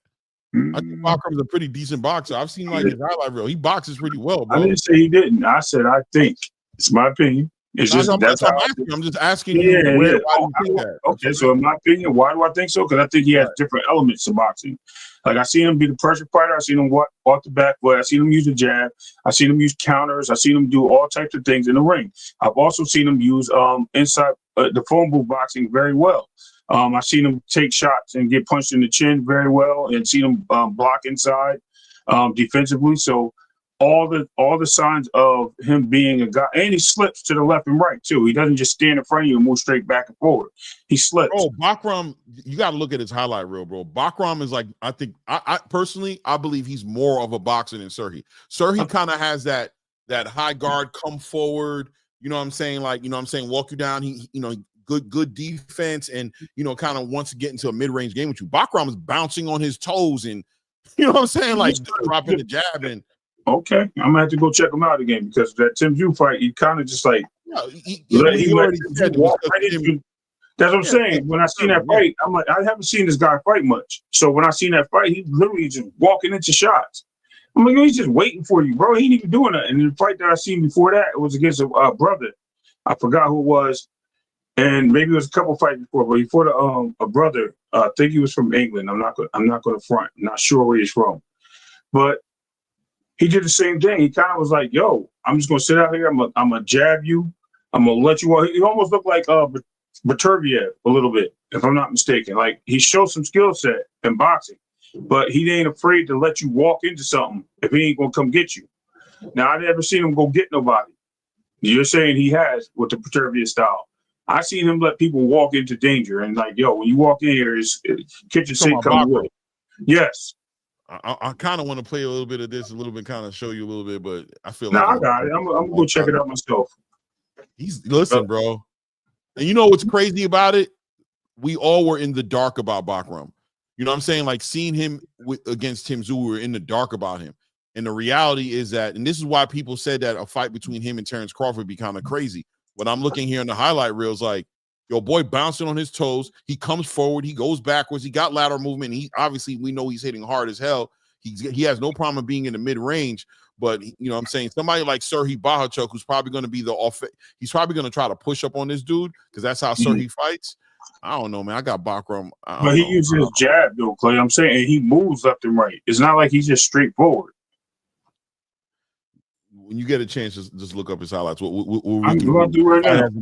The fight hasn't been made yet, so we'll revisit this, and about the next time we revisit it, we'll have way more video. You know what I mean? Way more film study that we've done, and you let me know what you think, because he doing all right. Let's go into the let's go ahead and get into this Stanionis. It's fight week. We're gonna talk more about this tomorrow, obviously. Well, not tomorrow. I ain't gonna lie to you guys. I ain't coming on in the daytime. I got something to do tomorrow, but Thursday for sure we'll revisit this conversation. But look, man, it is what it is. It's 4 days away. 147 pounds is finally gonna have a unified champion. Some might say the first and champion in the real champion in the division since Terrence Crawford left the division. Are we all still on the same page? Is it going to be Boots who just takes the advantage of Stanionis, or is this fight going to be competitive the way I think it can be? But or Stanionis just out of his league in this fight? Nobody going to speak on it? Wow, Wow, you got it. They got it first. I'm chilling. Go ahead. Yeah. Keon. Well, first off, I see a lot of people like trying to downplay Stanionis, right? Trying to basically down and say Boots is supposed to do the Stanionis is a hell of a fighter. First of all, I know a lot of people may not be familiar with Stanionis, but he can fight his ass off. And if you think about it, if you look at the landscape of 140, has the best win at 147 pounds out of anybody in the division right now. When he beat Butayev is a hell of a fighter. Butayev was one of them guys that nobody wanted to fight at 147, quietly kept. And when him and Stanionis fought, it was way back in 2023, so it's been a minute, right? That was a real close fight. Could have went either way, but man, they was in there banging it out. And I don't know what happened to Butayev since then. I think he got promotional issues, or I don't know what it is, but a lot of people don't even know who Butayev is. But Stanionis beat him, and ain't nobody else in the division right now beat that caliber of opponent at all. So you got to give Stanionis his respect, man. He can fight his ass off. Although he's been inactive, people forget that he was supposed to fight Virgil Ortiz like 3 times, and Virgil Ortiz pulled out of the fight due to health issues. So Stanionis, man, he ain't gonna be no easy walkthrough for Boots. But I think Boots do beat him, and I think if Boots does beat Stanionis, man, we got to give him his credit, man. We got to give him his credit. I think that Stanionis is gonna be right there in the pocket for Boots to look good, but he also gonna be there to give it back too. He can give it back. He ain't gonna just take it. He gonna give it back, man. So I think this is a fight that for people that have questions about Boots, all of the questions are gonna be answered either way. And I think that Boots is gonna shine, man. And I think that when he does shine, and if he does shine, we gotta definitely say that he's the best in the division. We gotta give that to him. Stanionis has fought the best fighter in the division, I believe. Besides, I'm gonna say Stanionis has the best resume as far as the best fight in the division, right? At the point in time, Brian Norman wasn't in the conversation at 147 when Stanionis fought Butayev. Right. And then, Errol Spence and Terrence Crawford, they moved along. So Butayev is way better than a Mario Barrios. Like he's better than everybody in the division. I mean, I'm not putting Brian Norman in that conversation because Brian wasn't, he just came in the conversation. But I think that you got to give Stanionis his respect, because if you compare Stanionis' resume to Brian Norman's resume, right? And Brian Norman's my guy, but I got to keep it a buck.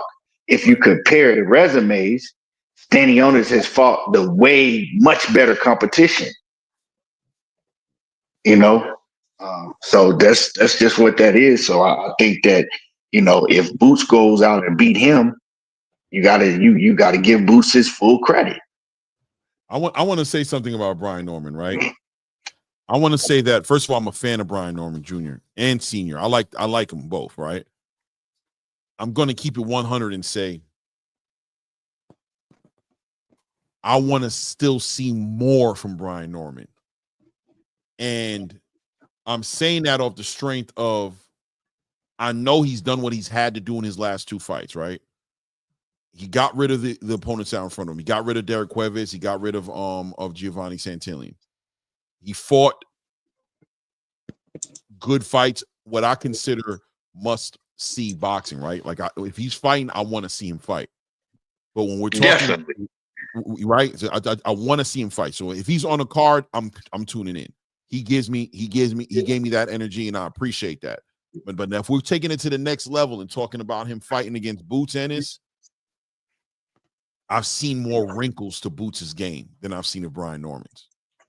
I've seen Boots fight in different ways. Recently, he's been fighting kind of consistently the same way, and he's taking a lot of risk, but I've seen him be elusive. I've seen him be athletic. I've seen him not just stand there. I've seen him fight different ways, and I haven't seen Brian Norman fight different ways yet. And when he started to fight a different way a little bit, he started to look pedestrian a little bit to me. You know what I'm saying? When he fought against Figueroa with Boca Chica, he looked pedestrian. When he fought against Quentin Randall, he looked good, but aight. When he fought against Perez Campos, he looked aight. He started to box more, I guess, and he started to do these different things, but now he's kind of jumped back into his bag. I want to see him in front of somebody who's going to test him. And I felt like Derek Cuevas, I wanted him to be that guy who was going to do that, but he lost heart. He got punched. The heart got punched out of him. He didn't want to fight no more too quickly. And I wanted to see him do more with Brian Norman Jr. I want to see Brian Norman Jr. in there with somebody. Maybe it's Mario Barrios. I think it's Mario Barrios. I'm going to be honest with you. I think Mario Barrios is who I want to see Brian Norman fight against. You know what I'm saying? And I think I want to see him fight against Boots Ennis for undisputed. I think I want to see him be unified and Boots be unified, and I want to see them fight each other undisputed. What do you guys think about that? Am I crazy? Nope. Yeah, that's what I've been saying. That I want to see Brian Norman first versus Barrios, and then ultimately Norman and Boots fight for undisputed. Would y'all agree that I mean, has anybody at 147 right now beat anybody better than Boots have? No. Absolutely not. And I remember that fight clearly. That actually what put Stanionis on the map. And the question, Buttigieg was supposed to be that guy. He was supposed to fight for the WBA against Keith Thurman, if I'm not mistaken. At the time, then that whole debacle over there took place. But he was definitely in the mix, and he showed a great fighting spirit that game. That's because he was already a decent fighter. So you're 100% right, ETB. He was already decent. We already knew who he was, and once Stanionis beat him, that put him over the top. That put him in conversation. I think the next fight for him was supposed to be Keith, and then went from Keith to Earl. Matter of fact, it was supposed to be Earl, and then went to Keith, and then as the alphabet soup belts went around the corner and this way and that way, everything went differently. Now, as far as what Clay was asking, Clay, you did ask a question, right? I'm gonna make sure I got that right about Boots and Virgil. I'm sorry, Boots and Roach. I was asking about the unification, right? So on each side. So I always seen it as Barrios fighting. I always thought that they were going to try to make that Barrios fight with Conor Ben, which looks like that's out the picture. So yes, I would like to see that Barrios fight with Brian Norman. Should be an easy fight to make. I don't think Barrios is going to take that fight though. I think he's going to avoid everything possible to not lose that belt. I think we'll see Devin Haney with that belt before we see Brian Norman. Or at that opportunity. Let's say with that opportunity. I don't want to say anybody's winning anybody's belt yet. And then I think we'll see Boots or Stanionis, whoever walks away with that victory, look at the unify with Brian Norman next. But I would like to see, as ETB said, both of them guys on both ends of the spectrum unifying on their ends and coming together for undisputed. That's only a fairy tale that we can only ask for as a happy ending goes. So yeah, I like the marks on that, and I like the remark and the saying that let them guys fight to win right at the end. Yeah. It is what it is. It is what it is. I like to see it. We'll dive deeper into this fight probably Thursday. As we get closer, we'll probably have a presser by then too as well. To see how they looking at the presser. But I agree with you, Keon. I think people are sleeping on Stanionis. I think this fight could be way more competitive than what people think it's going to be. Probably is going to be way more competitive. I see Stanionis bringing what Karen brought, except with power. You know what I'm saying? So Boots is gonna have to be on his A game, which I expect him to be on his A game. I think those last two fights between David Avanesian and Karen Kukudajin, I never say his last name right. I think those motivate him. I think the ridicule and the chastising he's received and the pushback he's received from the boxing space for looking what people consider pedestrian in those fights is going to motivate him to show like I can really I could shut out fighters. You know what I mean? He will. And Stanionis is a small fighter, so you're going to see Boots take advantage of him 100%. I promise you that. You're going to take advantage of that size. Stanionis is a bully. Like when I say that, like he ain't afraid to walk forward and bowl his way through, but he's a good boxer. Let's not get it twisted. I think Boots is going to force Stanionis into some situations where he's going to lose what he's accustomed to in boxing, and I think he's going to change to a different fighter. I think Boots is already know what kind of fighter he is. Like I said, he's a smaller fighter, and he's got to be the one that weigh the. You think Boots is a smaller fighter? No. Stanionis, a lot smaller. Oh, okay. Yeah, he's a lot smaller than Boots, bro. Like you're gonna be surprised when you see him in the ring together. You're gonna be like, damn, it is a big difference. But you know what I mean? Listen, they got to fight for anyway. So you know what I mean? I'm not going to really put the cart before the horse. But when they do fight, we'll see what happens. No doubt. Salute Ant McQueen in the building. What's good, family? What up, Ant? Chilling, man. My book just came, so I'm ecstatic. What came? My book. What book? 505 questions about boxing your friends probably don't know. Oh man, I gotta order that one. Damn. It just came in the mail. I'm going to my Amazon right now. You on 400? You on page 400 right now? You just got it. Yeah, it's a book. It was a book written by Bert Sugar. Let me see. I can put it in my thing.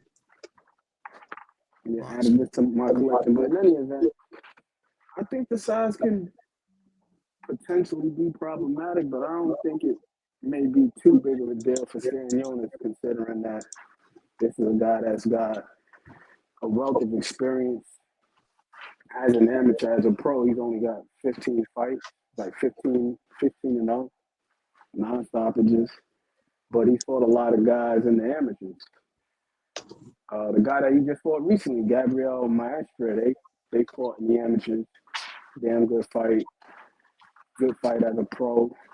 As Keon touched on, the Butayev fight was a good fight. And Stanionis is a tough guy because that was essentially a firefight. You know, them guys were in there just trading with one another. So that was an exceptional fight.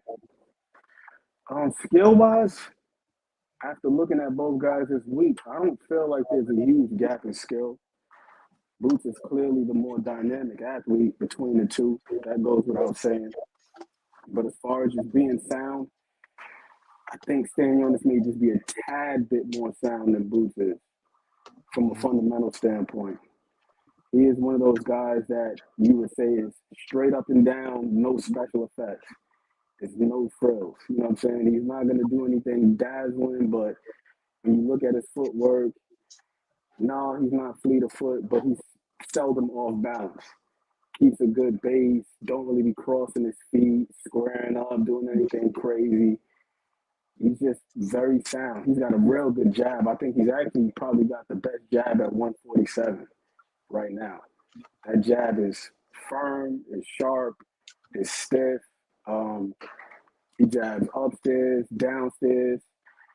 Defensively, pretty solid in that regard too. He's not a guy that just blocks punches with his face, contrary to popular belief. Like he can get touched up. One shot that he is a tad bit susceptible to is the uppercut, but that's primarily because his guard is so tight. And you know when you got them guys that got that tight, high guard, there are those vacancies. You can punch underneath, you can punch around. So primarily he does a good job of defending himself. Don't really get hit too clean too often. So a lot of times you look at his face, it'll be marked up, but it's usually because of glove burn because he keeps his guard so tight to his face. But he's got decent head movement, prefers to pull and roll. I think he's a sneaky good counterpuncher. One thing that he is pretty adept at, especially operating out of that guard, is catching and shooting. Like a guy will throw a left at him, he'll catch it on the right, come back with a right hand over the top, or come back with a sneaky little right uppercut. So I think this is a fight where Boots is going to have to show some craft. I don't think he's going to be able to just mow through him. He's got to be smart in there and utilize his advantages, like his speed and, like Ray was alluded to, his length. Keep him off balance, feint him, prioritize speed over power. Yeah. Prioritize. Yeah, I want to see Boots adjust, and I want to see him not force the issue as much as I want to see him go into his bag, man, because I think Stanionis, like you said, man, he's going to bring those. If Boots fights, I'll ask you, if Boots fights Stanionis the way he fought David Avenesian or Karen, what say you? Well, I think there's a two-part answer. If you go back and you watch both of those fights, right? Boots started off orthodox, and when he was orthodox, he was sharp as hell. This is one observation that I made about Boots. Yes, he can switch. He got power in both hands, but I feel like his technique and his mobility, they kind of attenuate when he goes southpaw. His technique isn't as sharp as it is when he's orthodox. If you go back and you watch, when he's throwing his backhand, when he's throwing his rear hand, when he's southpaw, he reaches a tad bit with it. And not only that, but his footwork is just a little bit sloppier. The 8th round, or in between the 8th and the 9th round in the rematch with Karen, Bozy was on his tail about the what's name, about the falling in. He was on him. Stop falling in. He was barking on him. Stop falling in. Because Boots was doing a whole lot of reaching. Another thing I noticed too is when he's orthodox, the usage of his lead hand is a lot more fluid. It's a lot more educated. He'll jab high, he'll jab low, he'll jab from an upright position, from a crouch position. When he's in southpaw, that's damn near non-existent. It's just him looking for power shots. And like you were just alluding to, pressing the issue. So generally, when he's southpaw, he ain't really looking to box. He's on the seek and destroy mission. So personally, I would like to see him stay orthodox for a little bit more and sustain his mobility and his advantages. Like you got the longer reach, you got the faster hands. Just outbox this guy and try to look to run him into a shot instead of pressing the issue. I got you. We're running about damn near 4 hours. It's about that time for me. I got things to do. I'm not gonna lie to you guys. I appreciate everybody being in the building, you know what I'm saying? And I'll let you get a closer, you know what I mean, if you want to close it out right quick. But you know, we running that marathon shit again. We on that 4 hour nonsense again. I'm trying to see if I can stop doing it, man. Living the thug life.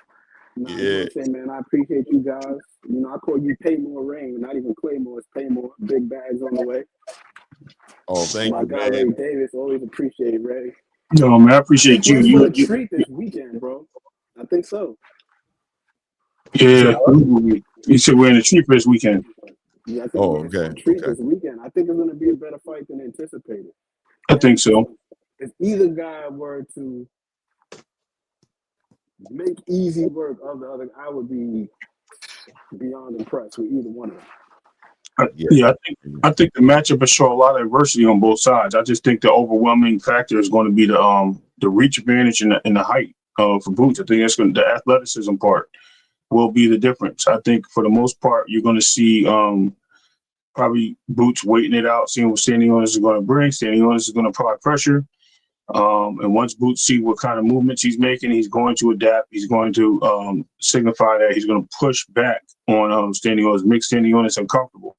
Stanionis is going to regroup. He's going to come out. Instead of him applying pressure, he's going to look into his bag. He's going to do certain things that Boots is not expecting, probably catch Boots with a couple of body shots that are really going to hurt Boots in a situation where it makes Boots think, like, okay, I can't stay in this pocket with this guy and play these games. Now I have to go back to my shit. I'm going to have to leave him at the end of my jabs. And when he comes in, I need to hook him with some shots that's going to hurt him. And I think that's where we see the difference made in the fights. You'll see like I said, you'll see the two turns of adversity on both sides. I think Boots walks out with the victory, and I think it's going to be a stoppage, 9th round. 9th round stoppage. I'd be impressed with that, man. Because Stanionis is a tough customer. Yeah. And After I went back and watched him, man, I can't front. I think that he's kind of been misattributed the label of just being this pressure fighter. Because you got some guys where they're able to come forward, but they still have an element of responsibility when they're doing so. Then not only that, but they're also doing little things. Like I seen him in his last fight with Maestre with the feints and stuff. I was like, man, this is good stuff. So he was keeping this guy on his toes and making him burn a little bit more energy, even when he wasn't throwing a punch. It wasn't a Roy Monvia type of, I'm just going to come forward and stalk you, just my hands up. I'm not going to give you anything to think about. Like, Stanionis is feinting with his jab, foot feints, setting up counter punches as he's coming forward. So the dude is pretty crafty, man. Pretty crafty. Yeah, no, I get that. I definitely agree that happens early in the fight. I think once Boots understands that's what he's doing, he turns it up a notch, and I think it frustrates Stanionis where he gets reckless, and I think that's where the stoppage happens. I don't think Stanionis is going to get frustrated. I ain't going to lie. I think he's going to adjust. He's going to deal with issues. He's going to go back to his corner. He's going to get the right instruction. He's going to I think it's going to be like Peyton Manning, Ray Lewis. You know what I'm saying? Like, you're just going to see adjustments happening. You're going to see some rounds where it looks like it's going a certain way, but then you'll see Stanionis adjust. And I think we're going to be looking to see, I personally be looking to see Boots play that game, adjust as well, deal with these issues as they're coming up, and just showing that IQ wise and skill set wise that he's really got multiple tools in the bag that he can tap into, to adjust to all these situations. I think Stanionis is going to prepare for Boots, which is going to be interesting to watch, because I think he knows everything, like what we're saying here. He knows what Boots can do. He knows Boots can adjust here. He knows Boots, has the height and the reach. He knows he's going to have an agenda, and he's going to have an answer for an answer for an answer. How many answers? Well, maybe only 2, maybe only 3, but we'll see. I think Boots is going to look great, though, man. I think it's going to be a super entertaining fight. I think Stanionis is going to bring the best out of Boots, and I think that's what Boots needs, is that challenge. Early in the fight, after I'm talking about like early mid rounds. Once it gets to a certain point, Boots is going to really dominate this fight. You're going to be surprised, and it's actually going to look like a Roman Villa victory. You're going to see Boots at the top of his game once he makes his guys start making mistakes. The frustration is going to come when Stanionis starts making mistakes after he adapts the first time. He's going to adapt, but he's going to adapt to a point where he's going to be overwhelmed. You know what I mean? Because Boots is going to adapt as well on the second note.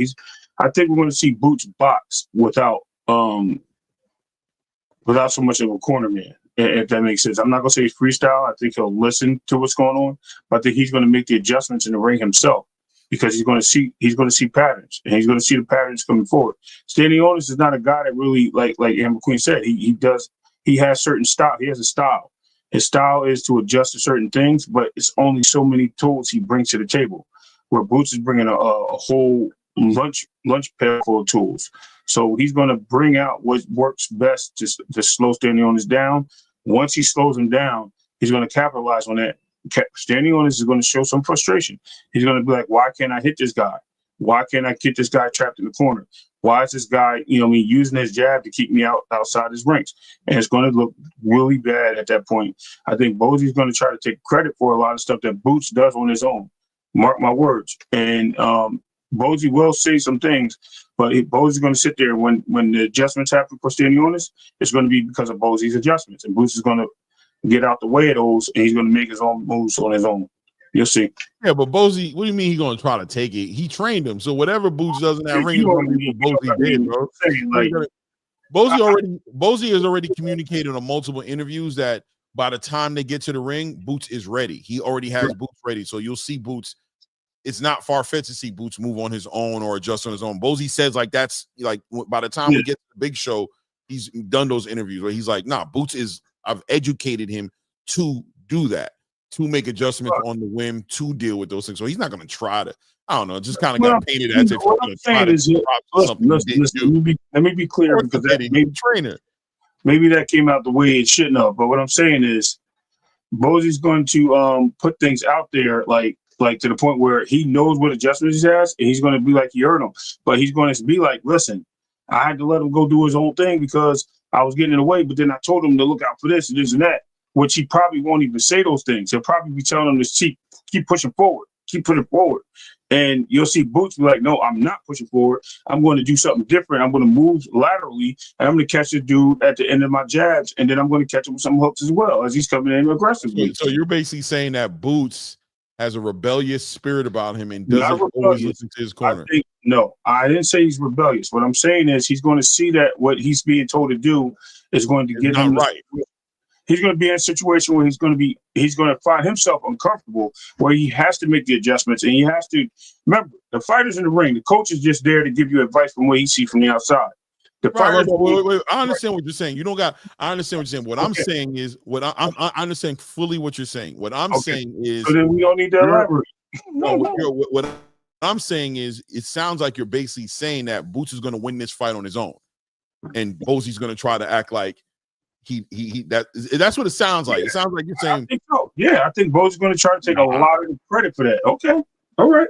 I'm splitting between both of you guys because I understand where Ray is coming from, where he's able to see things on the fly. But to Claymore's point, he's saying he's able to see things on the fly because he's gone through various scenarios in the gym, and he's got him prepared to the point where he's able to have that degree of situational awareness and to be able to implement on the fly. So, yeah, I'm right in. Yeah, that's what I'm saying. I'm saying you can't have one without the other, right? And like you can't have Boots be who Boots is without Bosie. So there's no Bosie taking props for what he shouldn't take props for. There's no taking props for something. I created this. I built this. Every piece of it from this kid being a baby until what he's in his ring. I'm his trainer. How can I ever be in a position to where I'm trying to take props for something that I didn't do? I'm the creator of Frankenstein. I'm Dr. Frankenstein. He's the monster. You know what I'm saying? I'm Dr. Frankenstein. So if I come in and I say Frankenstein killed 12 people because of what I did, you trying to take the props for what the monster did? The monster ain't need you. Really? How did the monster become the monster? That's not where I'm going with it, but okay, we'll leave it there. Okay, you know what I mean? Now, that being said, right? That being said, to see Bosie giving Boots instruction and Boots constantly not taking the instruction is arguably why Boots gets criticized a little bit, right? Off the strength of you're not taking the instruction. So I don't think we'll see that. I think I'm gonna push back and say that what I think we're gonna see is we're actually gonna see Bosie and Boots come together and move in unison, and we're gonna see Boots be more disciplined, listen more, not get hit when he doesn't need to get hit, and be a better fighter off the strength of the instruction of Bosie Ennis. But we'll see what happens that night. But that's what I think. This is where I'm gonna go with it. I'm gonna try to simplify it a little bit more. The coach calls the play in from the sideline. The quarterback still has to make the play. The guys aren't open, so what does he do? He starts scrambling. He looks for the guy downfield. The coach has nothing to do with that play on the field. It's what the player has to do to make the play happen. What I'm telling you is Bosie will call the play, Boots will go with it, but he'll see that for some reason, whatever he's calling is not working. We see that with Andy. You're saying Bosie. No, what I'm saying is what happened with Andy Cruz. You'll see the same thing that happened with Andy Cruz fight when he knocked out Abdullah. When he kept telling press forward. Andy Cruz had to switch out of that because he almost got clipped. Right, but that's Andy Cruz. Okay, and you'll see the same thing here. You'll see it. Okay, let's wait and see. No, that's a legitimate question. This is my opinion, Clay. It doesn't matter why. I understand it's your opinion, right? Okay, so it doesn't matter why. What I'm saying is, I'm thinking. Okay, I hear what you're thinking, right? But I'm pushing back. All right, so that's what I'm doing, right? So I'm pushing back. What I'm saying is, Andy Cruz. When we talk about what Andy Cruz does in the ring with Bosie, it's normally because Andy Cruz comes from somewhere else. He's changing what he normally is, and he's boxing in a Bosie Ennis system where he's really a Cuban amateur fighter, right? So what I'm saying is Boots is what Bosie's created him to be. He's able to execute and carry what Bosie's telling him to do. He's capable of weathering those storms and pushing forward when Bosie sees for him to push forward and do those things. Whereas Andy Cruz, it's very reasonable that he can be uncomfortable doing something that's not normally what he does, so that when he gets in trouble, he will instinctivally go back to what got him to the big show, right? So him and Bosie are working out this relationship and understanding what limitations and what he can do and what he can't do. But Boots is we'll see. Like I'll give you another example. Stephen Fulton. I see him in the ring doing stuff where I'll be like, damn, he's trying to kind of do what Boots is doing, and he's getting clipped a little bit doing this. Like, that's not what he does. I've seen him be different at 122, right? So just watching him like test his own limitations and find out the gray area, the comfort zone of where Stephen Fulton can still be himself, but still be able to execute what Bosey's looking for him to do. But when we're looking at Boots and Bosey, that's more of that's the original, that's the foundation. Why would I expect Boots to sit there and go against Bosey and instructions? Listen, you compared you compared it to the quarterback situation, right? And I can see when a quarterback happens to see something and adjust to what he sees. But most of the time, the quarterback should be executing the play that the coach says do. And if he doesn't, he's probably gonna get pulled out of the game after a while. Like if you're just doing you and I'm giving instruction and you're constantly changing. Shout out to Any Given Sunday where you saw Al Pacino pull Jamie Foxx from the game and say, yo, bro, what are you doing? I'm giving you plays. And you're not doing what I'm seeing. But you're saying that this fight is going to be won off the strength of Boots. Okay. And then you painted a picture as if Bosey's going to be trying to take props for something that he shouldn't be taking props for, as far as like Boots is going to win this fight on his own without Bosey. No, didn't say that either. See, that's literally what you said. You can go back to the video. You said he's going to win the fight on his own. Okay, again, now I'm going to go back to the quarterback thing real quick because I'm going to show you where you messed up. I didn't say the quarterback. Listen, I didn't say the quarterback was taking over again. I said when the play breaks down and the quarterback has to make adjustments. Same thing in this fight. No. But you said Boots is going to win this fight on his own, and Bosey's going to try. That's what you said. I'm going to read Nick J's question because I think what she's asking is more legitimate to what you're responding with because you're hearing something different. Why are you thinking that is my question? Her question is exactly what I'm going to explain. So the reason why I'm thinking that is because I think what's going to happen is Stanionis is going to pose a little bit of a threat, and when he poses a little bit of threat with the instruction that he's given from the corner, I think Boots is going to have to dig somewhere in that tool bag to utilize something different in the ring to create the frustration. Once it happens, Bosey will see that, and he'll tell him to keep doing what he's doing, or he'll tell him to push forward and get him out of there, which we all heard him say. I think Boots is going to find something that he's done in the ring as the player on the field as opposed to the coach on the sideline, and he's going to utilize what he found, and he's going to communicate that. Once he communicates that, then they'll be on the same page. That doesn't mean that he's going to go off script, he's going to do this and do that and do that. You're missing all the points that I'm saying, and I have to break it down into more words. What I'm telling you is that he will say, okay, well, when Boots came back to me, this and that, and I told him to do this and do that. Those things happen at times, Clay. And I'm telling you that this will be a situation where you'll see Boots take the reins and adjust to the ring because he'll see some type of pressure from the original plan that he's going in, and he'll make the adaptation and he'll get that done and he'll communicate it. It happens with fighters all the time. I just think it's a situation when you have a harder opponent in front of you that you're not used to fighting, and Boots is going to dig deep with adversity in the ring, and he'll communicate it at the end of the day, regardless of who takes the credit.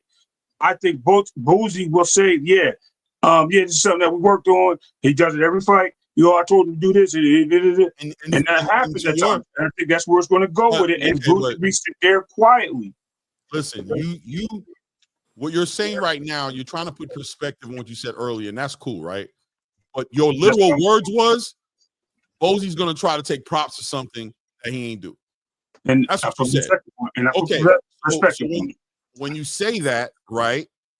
Okay. You paint a picture from the outside looking in, the picture being painted is that Bosey will be giving Boots bad instructions, and that Boots will have to adjust to those instructions and win this fight in spite of Bosey's instructions.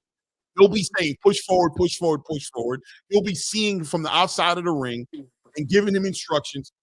Give him instructions that aren't the right instruction, and that Boots is going to have to tune out Bosey and do him. No, I mean it is what it's on. Let me bring in who came in here right quick. Let him speak on a little bit, but it is what it is, man. Let me just say one little point to that. The clarity, real quick. The clarity of that, Clay, is not Boots and Bosey. There's another opponent across the ring that has a different style that's going to create the matchup and the difficulties of what Bosey wants for Boots. That's my point. I'm not telling you that he's going to go in there and go off the game plan. Exactly. Bad example, but it's okay. I got you. That's what it is. What it is, right? Like at the end of the day, I'm saying they're a team, and I'm saying Bosey's instructions is going to be a large part as to why Boots performs the way he does. And if Boots goes rogue and decides to not be on the same page as Bosey and do his own thing, that's not a good thing. I'm not looking to see him be that way, because at some point or another, it comes down to as to whether or not Bosey's a good trainer or not. If he's a good trainer, there's no reason for Boots to not be taking instruction. Now, there'll be moments where maybe he'll adjust. Everybody does that, like you said, in boxing. But to put out the narrative, whether it's on purpose or by mistake, that Bosey somehow is going to clout chase his son by saying, that's what you said, stop it. I mean, if you don't want to admit it, that's cool. Watch the video. Maybe you just didn't have the right words. What you said, literally, hold on. That's why Nick J said what he said. Go ahead. That's what you said. Your words were, you're going to watch Bosey try to take props for something. You said, mark my words, watch, he's going to do it. That's what you said. You said, mark my words, Bosey's going to try to take props for something he didn't do. Boots is going to be one that did it. Am I bugging? Was that clout chasing? Thank you. Is that what he said? No. Okay, end of story. Move on. And that's not what he said? I didn't say that. I didn't say that. I said, is that clout chasing? And McQueen, the guy who's part of the conversation right now, I'm asking him what he heard. What did you hear, Ant? It did sound like that was inferred. I'll say that. It sounded like that, like it had some implication to it. But I understand his point, man. Okay, so you're a nice guy. I appreciate you. No, I'm saying I could have did without the Bosey taking credit for it part, but I understand what he's saying. Sometimes he said he's going to take credit for it, right? And I understand what Nick J's question is like. What does that even matter? If the job gets done, the job gets done. Fair enough. Right. That's the only thing that matters. Right. I agree. And I'm with that. Let me see here who we got. We got Val Anderson in the building. Salute, Val. We seen you last time. You made your way up here. You always make it towards the end when we about to close it up. But what's good, man? What's on your mind, fam? Yeah, I be busy, man. Hey, I wanted to ask a question, man. From 1 to 10, this for the whole panel. Where's Stanionis' willpower to y'all from 1 to 10? Will? Yeah, his will, to will yourself to win a victory. Where's his will at from 1 to 10 to y'all? I think we'll find out. We'll find out more on that night. But I think against Butayev, he what I'm saying, he was in a he was in a good fight that fight. I got to put him in at least a 7 or higher. I mean, in my opinion, I think he's gonna. I think he got the heart to stay. I don't think he gives up. I don't think he doesn't give me the energy of somebody who gives up, who breaks and taps out of the fight mentally. You know what I'm saying? Like how, let's say, Derek Cuevas did against Brian Norman. Like, get punched out of. I think he's just gonna get up. He's gonna continue to fight. He's gonna try. He's gonna be a factor as long as he's in the fight. He's gonna be in the fight. Inactivity. That's it. My thing is, Booth's will is so high. Yeah. That I think Stanionis is tailor made for Booth's will. I think he gonna, bro. It ain't gonna be like everybody think it's gonna be. I think this is gonna be early. Ooh. I don't know, Val. I think the consensus is pretty much. I'm saying early, man. Stanionis doesn't have a chance. That's the consensus. I'm saying under 7. I'm saying 7 and under. Yeah, I can see that. I think he would have to. I think he would have to completely brutalize him. I don't see Stanionis just laying down and quit. I don't think it's going to be one of them type of situations where he's going to be. I'm talking about completely brutalizing. That's what I'm talking about. Overwhelming. Like Booth is tired of all this talking on him and his last performance and all that. Booth's coming to show up, man. Like he really feel like the fans then took a back step when it come to him. He about to grab that all back, bro. On this fight right here, he about to grab that all back. Especially with Norman Jr. on his heel like that. Booth getting ready. I'm saying you ready to see a Boots that everybody thought he was from the beginning. About to see that Boots resurrect Okay. again. I like that. I Definitely like what that. I want to see. That's what I'm hoping to see. I I believe like that. we're going to see it too. I think we're going to see a dial. I think the word to sum it up is you're going to see a dialed in Boots. Yes. Agree. Yep. Yes. Absolutely. He's going to be dialed all the way in. All right, Yep. guys, it is what it is, man. I appreciate you guys, man. We're 4 hours and 15 minutes into this thing, man. I appreciate everybody here. I'm gonna let Ray have the close, you know what I mean, as he normally does. He sends you guys out with some positive words and cheering on boxing. Guys, I'm not gonna lie, I'm not gonna be on tomorrow morning. I got things I gotta get done, but I'll be on in the evening like I normally am with Blue at 6. I'll also be on this evening at 6 with Blue, co-hosting with Blue. But Thursday, we're back at it like we never left. And like I said, there should be a press conference and some things that have come together. And we'll see, let's see what the energy is looking like with Boots and Sandy Onis. Also want to talk about the undercard as well. We'll do that on Thursday. Raymond Ford is fighting on that undercard. We've got, who else on that? We got a couple of fight card. What's the name on the Who else? What's the other guy we just talked about? Oh, we got Amari Jones, who's going to be returning to fight on that card as well. We'll talk about him on Thursday, but it's going to be an interesting undercard. I think the event's going to be a good event, man. But I'll let Ray have. Well, actually, I'll let Val. Val, if you want to say something to close it out or anything, you can say something, and then I'll pass it to Ray. You good? Man. Wonderful show. I was listening to the show. I you just couldn't tune in, but I was listening to y'all for a minute, for at least about an hour. Great show. No doubt. I appreciate you, Val. Thank you, man. Thanks for coming up, man. Ray, it's yours. We did it again. Another one in the bag. Listen, it ain't a show if we don't go at it, Clay. I'm telling you, people like when me and you get in the headlocks and we start wrestling in the ring. It is what it is. It is what it is, man. Champions, you know what I mean?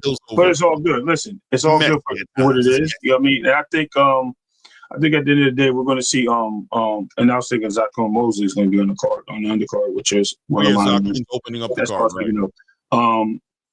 But yeah, man, listen, it's great to always have these shows and keep talking about boxing the way we do, man, and bring it to where we have to bring it. You know what I mean? What do you say? Ray, how you hating on Bozy with a Phillies hat on?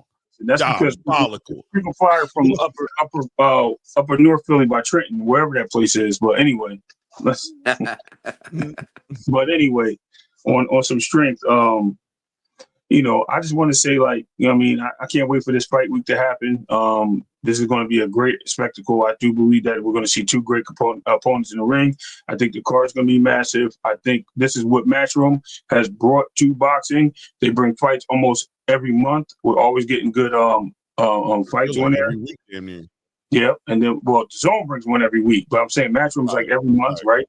So I just want to hear the people that complained about Jerron going there and Shakur going there to understand that, listen, boxing has its gateways and it has its closed gates. And this is a gateway for boxing. I think a lot of fighters will take heed to this and we'll start seeing some great pushes from these companies and some good matchups coming forward as cross promotion begins. Salute, y'all. Appreciate it. Keep it funky. Man, it is what it is, man. I appreciate you guys. Please remember to hit the like button if you haven't done it yet. If you're not subscribed to the channel, take a moment to go ahead and subscribe to the channel, man. I appreciate all the support, man. Once again, shout out to Boxing Hacker who put some color in the chat today as well. You know how we carry it.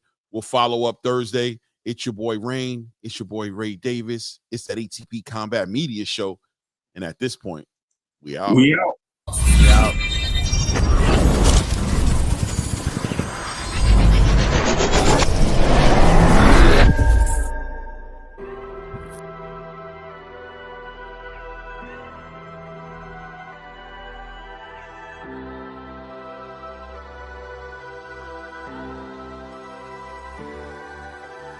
Elevate, elevate.